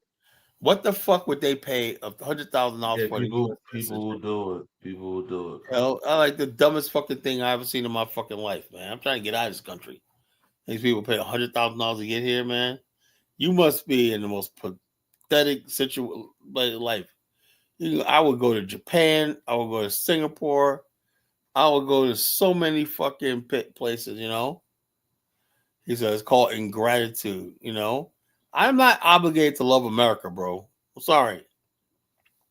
It's like this. I appreciate what I have in America, no doubt, right? But I'm not fucking obligated to love this fucking country. You fucking sick, you know? Are you insane? Have you listened to the College Genesis, you know? I have no obligation to love America, you know? Do I appreciate America? Yeah, you know, I guess, you know. Do I have a lot here and everything? Fine, yes, but love America, I'm only going to love something that's mine. I'm not going to love somebody else's country, you know? I'm not going to love somebody else's flag, so like that. My people weren't at the signing of the Constitution. They were not at the signing of the Declaration of Independence. They were not there at the 13th, 14th, but they had no say-so in this. I got to love something that my people didn't create. You know? Are you insane? So I love when I love, you know, I love what I can get out of America and stuff like that. But I'm not going to take America's problems are not my problems. That's the problem, you know. Say the world, but you want heart is all. No, my heart's not in America, bro. Matter of fact, Dave, you know when I came back this time, man. When I came back this time from Liberia, you know I was really depressed at the airport. Why? Remember, I don't know. I just felt like because in Liberia you're always something special. Mm-hmm. You know, you feel like every day you feel like you're something special. Everybody treats you like the golden boy. You know, you're just like, yeah. You know, every day people just treating you like God. You know, and then you get back to America, right? And I had the incident at the airport where that lady said, "Don't touch me." I said, "I didn't touch you, bitch." You know, because I bumped into her trying to grab my thing off the conveyor. You know, trying to grab my bag. So, well, get the fuck out of the way then. You know, so you touched me. I said, "Bitch, You keep saying that, man. I will touch you, and it won't be in a nice way, you know. And she shut up, you know. And I was like, man, that's what I said. I yell aloud. So I fucking hate this country, man. Why the fuck my bad? I walked up like I fucking hate this country, you know. I was at the airport when I got back, you know. The fucking little white lady, man, got in my fucking face. I was like, welcome back, man. Shit, man. I was like, fuck. I want to get back on a fucking plane, you know. If you're a Liberia call, you're part of the big no shit, African guys. I am a Tanu. In Liberia, Tanu and Pele means big shot or big man. Big shot, you know. When I'm walking around with my hat, my top hat, and my cigar, I am a Tanu. That means a big shot or big man. A boss, you know. And I give out some small. I have a little pocket. Oh man, cheap. Small thing. Small. I give out small. You know, I hand out Liberian dollars to everybody one night, you know. Yeah, you open the door, here, some small smoke for you, you know. I love it, man. The last day I was there, man, I was like, oh my God, man. One day I said, please, I wish God, you know, because I know I can't cancel my flight. Air Morocco don't let you cancel flights, you know. And no, I think you can cancel, but you can't miss flights, you know. So I was like, fuck it, I just gotta go. I was so tempted to call Air Morocco and just say, can I rearrange, stay another 2 weeks? I was like, I woke up that morning, man, in my soft bed, man, a giant custom-made bed when I'm in Isabella. And I'm sitting there, like, laying there, like, oh, my God, man. And I was like, it's so freaking AC on. AC in the AC. I was like, in heaven. I was like, I don't want to go nowhere. She said, well, you got to go back home. You got to get on the airplane today. I was like, fuck, no, you know. No. So, yeah. I don't know what you 76 talking about, man. The only time I feel like I'm in heaven is when I'm in Liberia. That's really the only thing I feel like I'm in heaven where I'm in Liberia. He gotta go to Liberia, man. 17. I don't want that. I don't want that clown in Liberia. I don't want that clown. hey, 77. You probably won't like Liberia. Don't go. Yeah, he's gonna mess up the trip, right? Yeah. Don't go, please. You'll fuck everything up. And you know, so when I was walking up there, you know, white people, they don't even make eye contact with you. When those white people walking up the stairs and I was coming down, white people will take that country. Yeah, they will if you let them. They want to look at it. They want to take Liberia. They always wanted Liberia because they were jealous of it, you know. So they think they're gonna take it, but there's too many of us. Happy. That's why I say you gotta get black people in America get off their ass, man. What happens if they white people take over Liberia? But look at this. Why are white people out there in Liberia? Because you let them, you stupid fool. You know, you didn't do nothing. You were FBA'd out one night. What the hell you got to gain with FBA? Nothing. You know, you don't control nothing when I with FBA. You know, they hitting the algorithm, man. The algorithm of hate. Well, they can have the algorithm. I'd rather have Mayor Baraka and Monrovia. They won't comment on those stories, man. They run away. I got Musa up here. Hey, Musa, welcome, my third brother. What's going on, brother? How's it going, Carla? Yeah, man, it's going good, man. Did you see my picture? What's going on, General Dave? Yo, Musa, did you see my meme I put in the chat with the Haitian guy with the big ears? And I replied back to you. Then I replied back to you, man. That's your long-time cousin. Your long-lost cousin. No. I made a meme up with that, right? And I know. I seen it. All right. So you replied to that? You were smart? Yeah, I did. I mentioned your name in it. Okay. That's your long-lost cousin, man. It's war. Man, you guys look alike, man. No. I'm actually handsome. I don't like a fucking Haitian. You know. You guys look alike, man. Yo, Kala, man, you will be welcome in Haiti. I don't really fucking welcome in Haiti. I don't like nobody there. I don't like no fucking Haitian. What are you fucking crazy? Don't say that, Kala. You should go there, Kala. God damn, man. You got family members there, man. Listen, yo, Kala, you do know that They want the a lot of revolution, Haitians. Kala. They want your revolutionary spirit, Kala. That's what they Right, want. man.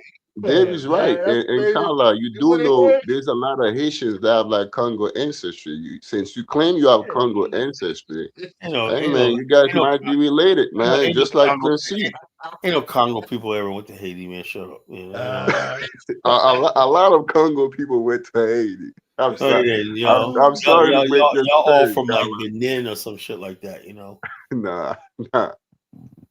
I'm in Benin too, but you know, a lot of Congo people, you know, their ancestors came from the Congo. Their ancestors came from the Congo, and then they went to Haiti. People in Congo went to Brazil, and then they went to Barbados, and they came to the United States. You know. So you telling me they never went to Haiti? No, not that I know of. You know. A lot of them went to Haiti, man. I got to do some research. You know. Listen, Prince claimed Congo ancestry, so you guys might be related after all. Right. Look at this fucking idiot of 1776. He's mad at me. Donald John Trump needs to create a loyalty test for individuals who are ungrateful. Look, they can't do nothing to me. I'm a citizen by birth, so you can tell I have a right to be ungrateful. You know. Now, I'm not an immigrant, you know. Now, Musa, I can see because he's an immigrant, right? He has to always show grateful and rhapsodies of gratitude, you know. Me, man, I'm Black American. I'm African American. I could be cocky as I want. Yo, Kala, man. You know, I gotta give props to America, man, because I'm telling you right now. Look, Kala, Musa, if I was in Haiti, bro, keep doing what you're doing. That's what they love. You're bootlicking, man. Just keep doing what you're doing. I'm not bootlicking, man. America is the shit, man. I don't know why you went to the NACBZ school of bootlicking. America is the shit, man. America is the only country on the earth, man, where Black people can be successful, man, and thrive. Well, not because we're like nowhere else on the earth, man. I believe if you give Black African Americans any place, space, time, and opportunity, we can succeed any place. I believe that. Oh, really? Yeah. Okay. There's thriving Black communities. Hold on, Kala. Black American communities now thriving in places like Thailand, China. Okay, that's fine. So if that's the case, why did the Black community of America do so well? Let me propose this to you, right? And, also, there was an African American community. I'm going to propose this to you. Let's trade places. We're gonna give you Haiti, and then you guys gonna give us America. Let's see how you transform Haiti. That's not a fair trade. I'm not saying the impossible. Exactly. Exactly. You don't want that. I know you don't want that. Hell no. I agree with that. You know. I mean, it's a beautiful island, man. Just like Dominican Republic, man. How beautiful it is, man. Shit, you know. You know, but let's trade places, man. Since you wanna talk shit about America, let's trade places, man. Oh no, I like this. Only thing I compare America is, and then you give us Black America, man. You give us Black America with white people in it, and we're gonna become successful. Hold up. America is a great country. I get it, but it's not in Afghanistan. You know what Afghanistan is? And Afghanistan is Black America in our own nation with our own people together. That's an Afghanistan, you know? America is not that, you know? I got to share a country with another race of people. I don't like it, you know? That's the only way you can become successful. No, man. I don't believe that. I don't believe that. You know, my ancestors I believe that. My ancestors went to Liberia. Let me tell you this. Hold on, we went to Liberia. The mistake that Haitians made, Kala, is that they kill all white people. That's why they are suffering right now. If they didn't kill all white people, man, we would be in paradise. Man, you always put up the. I swear to God, man, we would be in paradise. If we didn't kill all these white people, we would be in paradise, man. That's what you think. You feel like y'all killed too many white people. Y'all shouldn't. We killed too many. We didn't only kill them, like we exterminated all white people. Man. You're saying and I regret. Listen, I truly regret that we did that, man. I regret we did that, bro. Yeah. Yo, check us out. Nigeria first was like, what, Musa? Yeah, man. I tell you what, like I said, man, let Musa talk, man. He'll shock you, man. You know? I get. He said because you kill all the white people, right? You hear me, Musa? Dave, I'm telling you, man.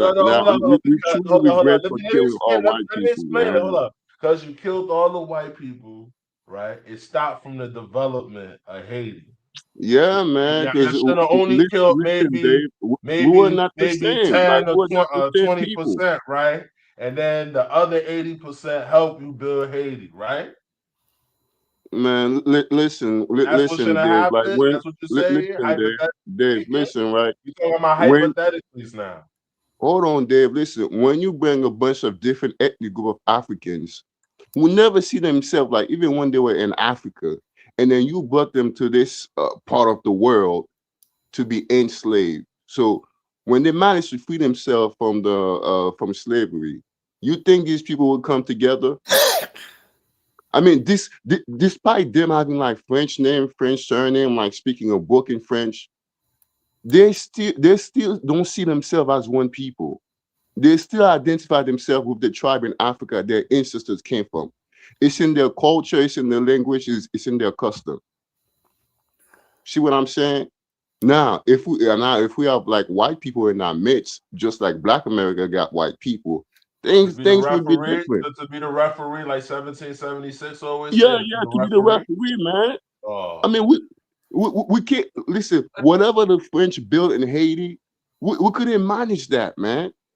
We couldn't manage that. So we kill all of them. We destroy the infrastructure. I mean, yes, we build our own, but because we don't know how to deal with each other, so we end up killing each other. That's what's happening right now in Haiti, man. Now, Principe will never tell you stuff like that. But I'm telling you the truth. I'm telling you the reality. Man, listen, that's guys. really, man. A sad situation, bro. Man, yo, Kala, you got it good, man. You got it good over here, man. So know I you got better it. be thankful. You better be thankful and grateful for white people, bro. I'm telling you, man. In Haiti, listen, Kala. In Haiti, we are begging for white people to come back, man, to save our island. Oh no! I can't believe this, God.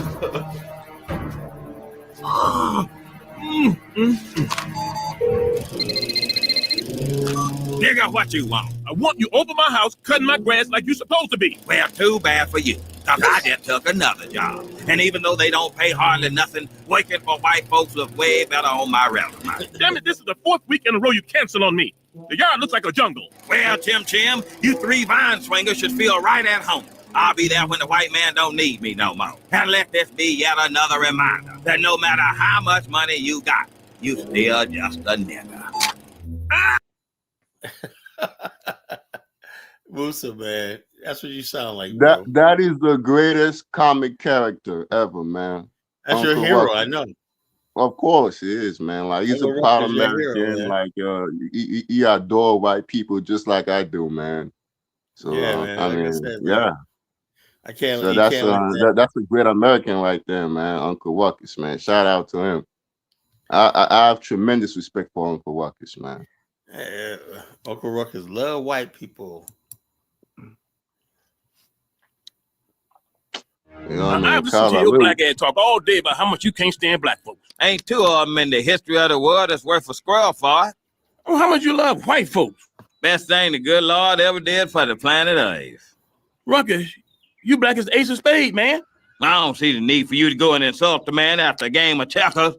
We've been reminiscing all day, looking in each other's eyes, acting like we like each other. Now you got to go ahead and remind me of my ailment.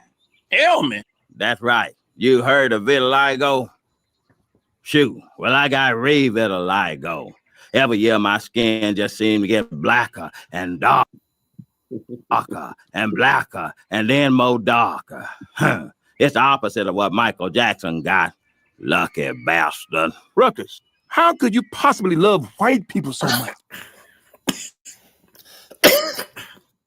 Is it not true? Like we Have you ever carry looked at their them? names and we carry their surnames. So I don't should care. we not, I don't care. White man just a joy to be around. but anyway, The I smell changed my name. I changed my name. So I mean that's like my lemon legal juice name, and by the way. pledge furniture Hey, clean. look, check this out. You and 17. And look at them. They gave us discipline, jobs, put structure in our lives, that took sound us like out the jungle. 76? And what we do to show our They said appreciation? white people gave We us march structure up and down the and street. We vote. Carry on. Ingrates. Well, how about 76 this? Just call me an ingrate. Game. 76 probably looks like Uncle Ruckus. Nigga. He probably looks like Uncle Ruckus. Really. That's what I'm imagining him looking like Uncle Ruckus. Yo, Carla, 1776 is a great American, man. You gotta give kudos to that man, bro. That is a great American. I think every Black American should have the mindset of 1776. Well, the bottom line, I don't think it's any flex being called a great American. You know, I don't think it's any. No, I mean, he flex is or a great American. Like he's very he may appreciative be, but of America. that's no big badge of honor, man. That's what no, America America is like the lowest. So he's very appreciative of America, that. you know, even in Western civilization, America is considered the low life. You know, out of all the groups of white No, people, it's America is not, like man. the lowest. Yeah, you ever heard the term the low American? No, listen, Carla. America is the greatest country on earth. America is like the lowest of all the Europeans, Western civilization. No, America it's not. Listen, Carla, listen. America is the father of Western civilization. No, it's not. No, it's not. America is a wasteland. Yes, it is. No, America is not a wasteland. Okay, Carla. If America is a if America is a wasteland, like you said, why is that everybody want to come to America? I haven't. No, Donald Trump will tell you. Hold up. America only gets 80%, 90% of people come from third world desperate countries. No, you don't see nobody from Sweden. Carla, stop lying, man. When's the last time you see somebody from Sweden? Everybody in the world wants to come to America. Only Even people like people you. in China wants to come to America. Hold on. China's a fucking third world shithole too. I told you the other day. Carla, stop it, man. You guys, Carla, all you third worlders, you come here and you find paradise, you know. But first world people, man, listen, Carla, the Japanese are coming to America, the Chinese, the Vietnamese, they people came from here. Taiwan. Well, they the came Taiwanese here when are their coming to countries were America. third world. People from Saudi Arabia are coming to America. People from Yemen are coming to America. People from South Africa are coming to America. What are you saying, bro? Look, there's like 50 of them, right? But nobody actually comes to this country unless they're desperate. And that's the truth. You know, I never met a French person, you know. I met like two UK Yo, Carla, are you serious? There's a lot of French people in America. I never met one. A lot of French people in America. I never met a French person. Carla, I speak French fluently. I never met a white. I never met a white French from France in my life. Yes, they are here. They are here, Carla. I never met one in my damn life. You know. They are here, Carla. The only white people I see over here they from are Europe, in New York. They are from like everywhere, look, from shithole countries. They like spread out. They spread out throughout the United States. They spread out. You know. Look, Carla, what world are you living in? I see the Brits and the Ukrainians.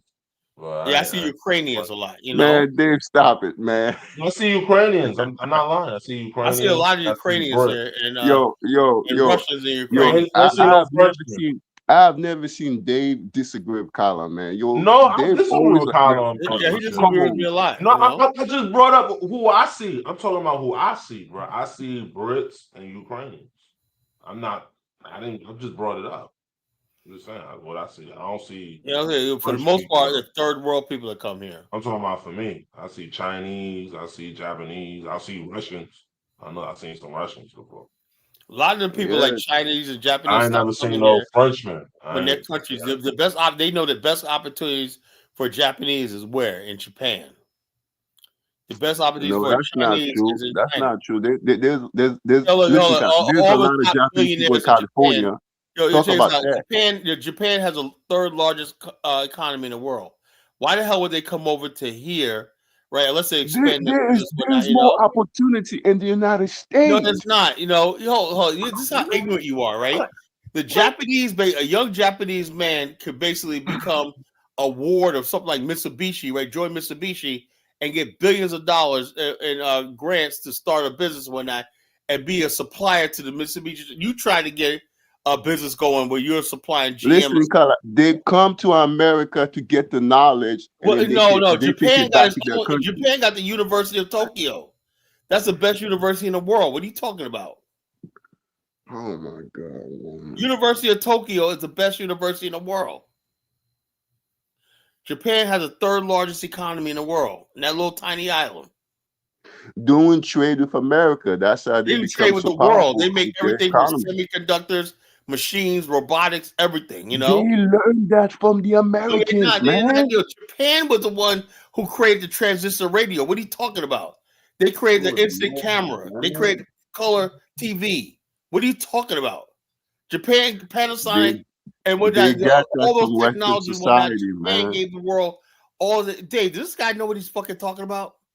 I know exactly what I'm talking about. No, you don't. You're fucking ignorant, you don't know what you're talking about, man. The thing is, like, you hate America. You don't want to give props to America, man. The Japanese and you are letting an immigrant. You are letting an immigrant from a third world country tell you about how great America is. Ford, all these people, up until Lee Iacocca came along in the 80s, whatnot, they were all losing money. Japan, Toyota, Mitsubishi, and Nissan had taken over the damn world in the 70s. And automaking.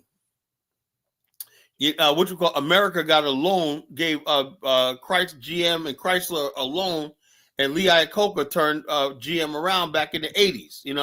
That's what saved American auto industry. But Japan dominates the auto industry in the world. They create a new system. No, they don't, man. No, so hold on, Carla. You don't even know the Japanese. Are you telling me that the Japanese are dominating Ford? They are dominating Lincoln. Yeah. Ford doesn't. Yo, ask how many cars Ford sold in Japan. None. But you see, Japan not only got sell cars here, we over got the Japanese factories here. There are no Ford plants in Japan. In Japan. And that's why you guys can't develop. You guys have this idea that the white man's so superior and whatnot. It's sad. You're still slaves. Listen, I've never said. Hold on. I've never said that the white man was superior. I'm simply saying that we can learn. I'm not backpedaling. I'm saying that we can learn from white people. Instead of talking shit about white people, we can learn from them. That's exactly what everybody else does. The Chinese learn from white people. The Japanese learn from white people. That don't mean that. That don't mean that they have to hate them. No, man. Musa, I learned from people who got the knowledge. Some of them happen to be white. I was like, wait, you guys. And guess what? Guess what? Majority of them are white. Check this out. The problem you have is you guys just take it for granted that somebody's white. They know what they're talking about. I mean, for the most part, yeah. Why not? See, that's what I said. That's why your islands are shit. And Musa, man, he just fucked up, man. Yeah, he said he want to keep some of the white people to help develop. Oh, he said you were 1776. Yeah, man. Listen, fellas, man. A lot of people in the world they learn from white people, man. They learn. The Chinese learn from the whites. The Japanese learn from the whites. Whatever. Anyway, fellas, I'm about to fall asleep. Well, my show tomorrow. It was 6.5 hours. You know my show tomorrow night, right? It's gonna be explosive, man. It's gonna be about Liberia. What's the topic gonna be about, man? I might tune in. Mayor Baraka of Ross Baraka of Newark, New Jersey, did the most revolutionary thing.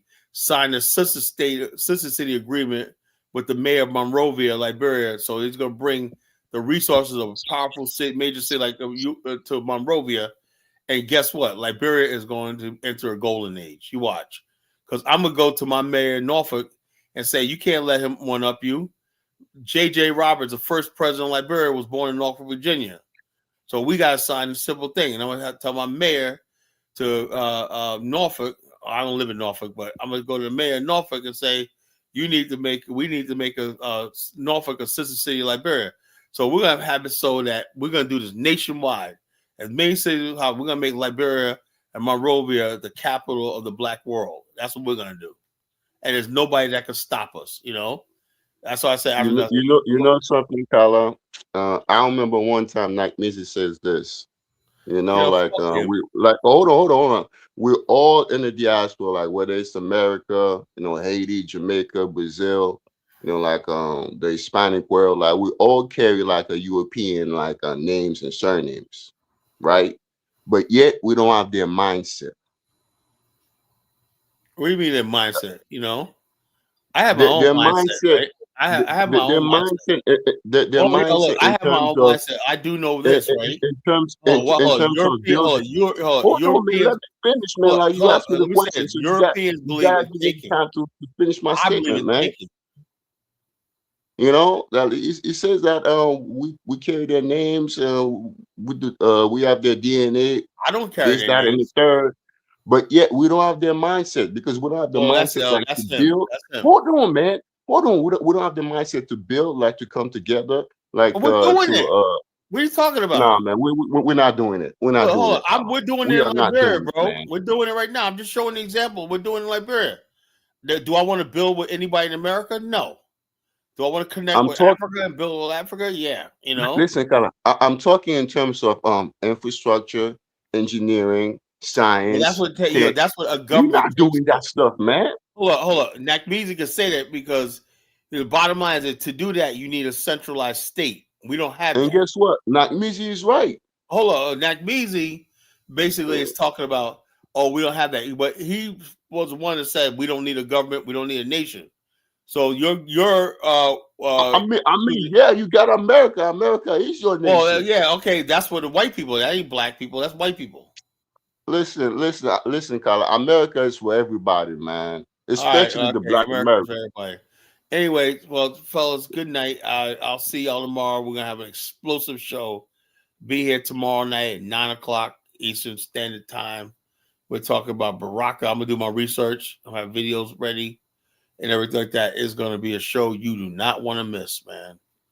This Sister City Pride. This is the beginning of a revolution. I do believe this is a revolution. This is a critical mass point, because if this spreads and everything like that, Black America is going to change forever. For me, this is revolutionary. This is a revolution. This is big. This is big. This is the biggest city. Shut down the FBA shit forever. Yeah, this is the biggest city in the state of New Jersey, North. Yeah, one of the biggest cities on the East Coast. Aligned with a tiny republic like Liberia. That's respect right there, you know? Yeah. You know, Newark's economy is probably bigger than the whole of West Africa, but it chose to go to Liberia. That's the respect it has. This is the shit I'm talking about, man. You talking about a tiny little Philadelphia's economy, right? Check this out. Philadelphia's GDP. Are you kidding me, man? No, so Philadelphia's GDP is like $500 billion, right? All of West Africa's GDP is not even $400 billion. You know, all of West Africa's GDP. West Africa's GDP, maybe South Africa, what like that. But you take which we call West Africa's GDP. You know the reason why like Philadelphia have like GDP is like over $1 trillion is because of white people, man. You got white people. You got white people in Philadelphia. The bottom line, you got other minority of people in Philadelphia. So what I'm saying, but it doesn't matter. It doesn't matter. Blacks, man. But the mayor is black there. The people sit on the pension funds. That don't mean nothing, man. Philadelphia is not a majority black city. It doesn't matter. But there's a lot of black people in a lot of powerful positions in Philadelphia. Yeah, it takes the white people. That's all that really matters. You have to learn from white people. Hold on. Look, black community has been self-sufficient in Philadelphia for 300 years. Since the founding of the black community existed in Philadelphia since the Liberty Bell was struck in 1776. What the hell are you talking about? You know, We've always had an independent community in Philadelphia. You know, what are you talking about? Yeah, that's one of the free states, man. It's one of the first people, black people, the bells of liberty. You know, and stuff like that. You know, because of Philadelphia. Your Kala. Are you telling me you guys learned nothing from white people?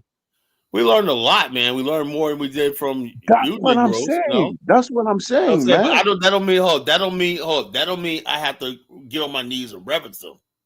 You know what you want us to do? I don't get on my knees. I mean, I don't get on my knees like you're talking right now. Like on my knee. Look, look, Musa, that's never gonna happen. I am never gonna get on. I'm not doing that.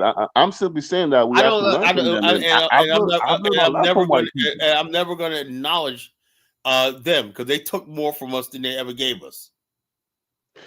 But Kala, you can go back and claim it. Listen, Kala, you can go back and claim it. Like whatever. Listen, whatever you have lost, Kala. They took millions of our lives, whatnot, in the slave trade. Yo, Kala, I went back and claimed my shit, man. Well, I don't care about no freaking tribe. This is my people right here. I am what I am. I'm not trying to go back to no fucking dusty tribe and try to claim it, you know. I'm not interested. Right? I'm not interested in some dusty tribe whatnot that can't give me anything. I know my tribes and all of that. Yeah, but I don't want to be part of it. I'm not trying to be a part of it. I'm not trying to be fully. I know my tribe. I ain't trying to be doing no traditions and all of that. Yeah, what you call? I basically know my people came from. I'm really disappointed in you. I have no interest in fucking trying to. I know my son. What was lost? What was lost? Let me explain. Musa. Let me explain. I'm really disappointed in you, brother. Go ahead, man. Let me explain something. I cannot learn nothing from my African uncles in the bush. All my teachings are from my African American uncles right here in North America. Everything I learned from Black America, bro. And down south. I don't know. What the hell am I gonna learn from fucking Africans, Musa? I'm used to going to my uncle's house in North Carolina, his 7-bedroom house, and playing the computer and playing PlayStation. No, I'm not. No. Go to the bush, these guys. No. Man, that's my uncle. I still love them. That's my uncle. I still love them. Wonderful people. Man, that's heartbroken, man. In Black America, right? My uncles, I still love them. I'm gonna still support them. We're gonna still eat food sometimes. You know what I mean? I got no problem. So Dave, you are telling me you can get no wisdom, no principles like from your people. You learn what not to do. I learned, exactly. What not to do. What not to do, you know. That's what I do learn from Africa. It's fucked up for me to say it. I use it as a case study of what not to do, you know. That's what Africans are good for, learning what not to do, not what to do, Musa. Even my son, I just be like, look, you see, good Lord, don't do this. That's it. And I give them the example. That's it. All right, fellas. I'm gonna bid you guys a good night. Musa, and I understand.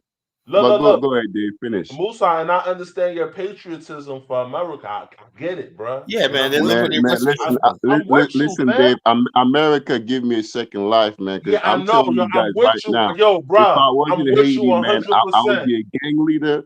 I would be a savage. I understand, and I'm with you on that. And I support you, and I agree with you on all what you saying, bro. I agree with you on all what you saying, bro. No problem, bro. But I'm under different circumstances. Like, just be yourself. Be yourself and be successful. I'm under different circumstances, right? I always make your money. Musa, my family was never poor. I come from landowners in North Carolina. And guess what, Kala? My family was never poor in Haiti. We live but the thing is, but you had to come in the middle class. I was saying, my family was in the middle class in Haiti. You had to come here. You know, but it's more opportunity. That's the reason why, you know, like the white man didn't the white man didn't have to give me no opportunity. I was born here, you know. So I don't owe them What color? They gave you that opportunity. Look, I was born here, you were Musa. born in their land. I know. It's not their land. That's what I said. This is why I can't have you guys take you guys seriously. It is not their fucking land. You know. But Kala, they conquered that place. Hold on. We spoiled and built this country. Kala, listen, right? Hold on. Do you know? Musa, therefore, that's their land. Rocket, it's not their land. It's not their land. But they conquered. Fuck up, dude. It's not their fucking land. You know. I'm sick of the motherfuckers saying that to basically like, oh, this is their land. You know. No, America as a concept is their land. You know. We were here too. You know. We built this country. We built communities and whatnot as old as 4. We have communities in America black communities that are 400 years old. Yeah, that's true. That's true. We have communities that 4. You go to freaking Virginia. We got communities here. SeaTac is 400 years old. We used to have Senegal Village. Yeah, we had own before they even got here. You know, before they even got here, we was already established. You know, from the 1600s. You know. So it's about their country, you know. You have towns in America that's older than they're older than Washington D.C. Yeah, older than America. We got right here in Petersburg, Virginia, right, where J.J. Roberts grew up, first president of Liberia. There's this one church on Washington Street. Look it up, right? It's in Virginia. It's in Virginia. Yeah, Petersburg, Virginia. And Petersburg, Virginia, where J.J. Roberts grew up. He was born in Norfolk. He grew up in Petersburg, right? All right. And they got a J.J. Roberts monument in the middle of Petersburg. And I asked the people, you know who that was? No. People don't know who that was.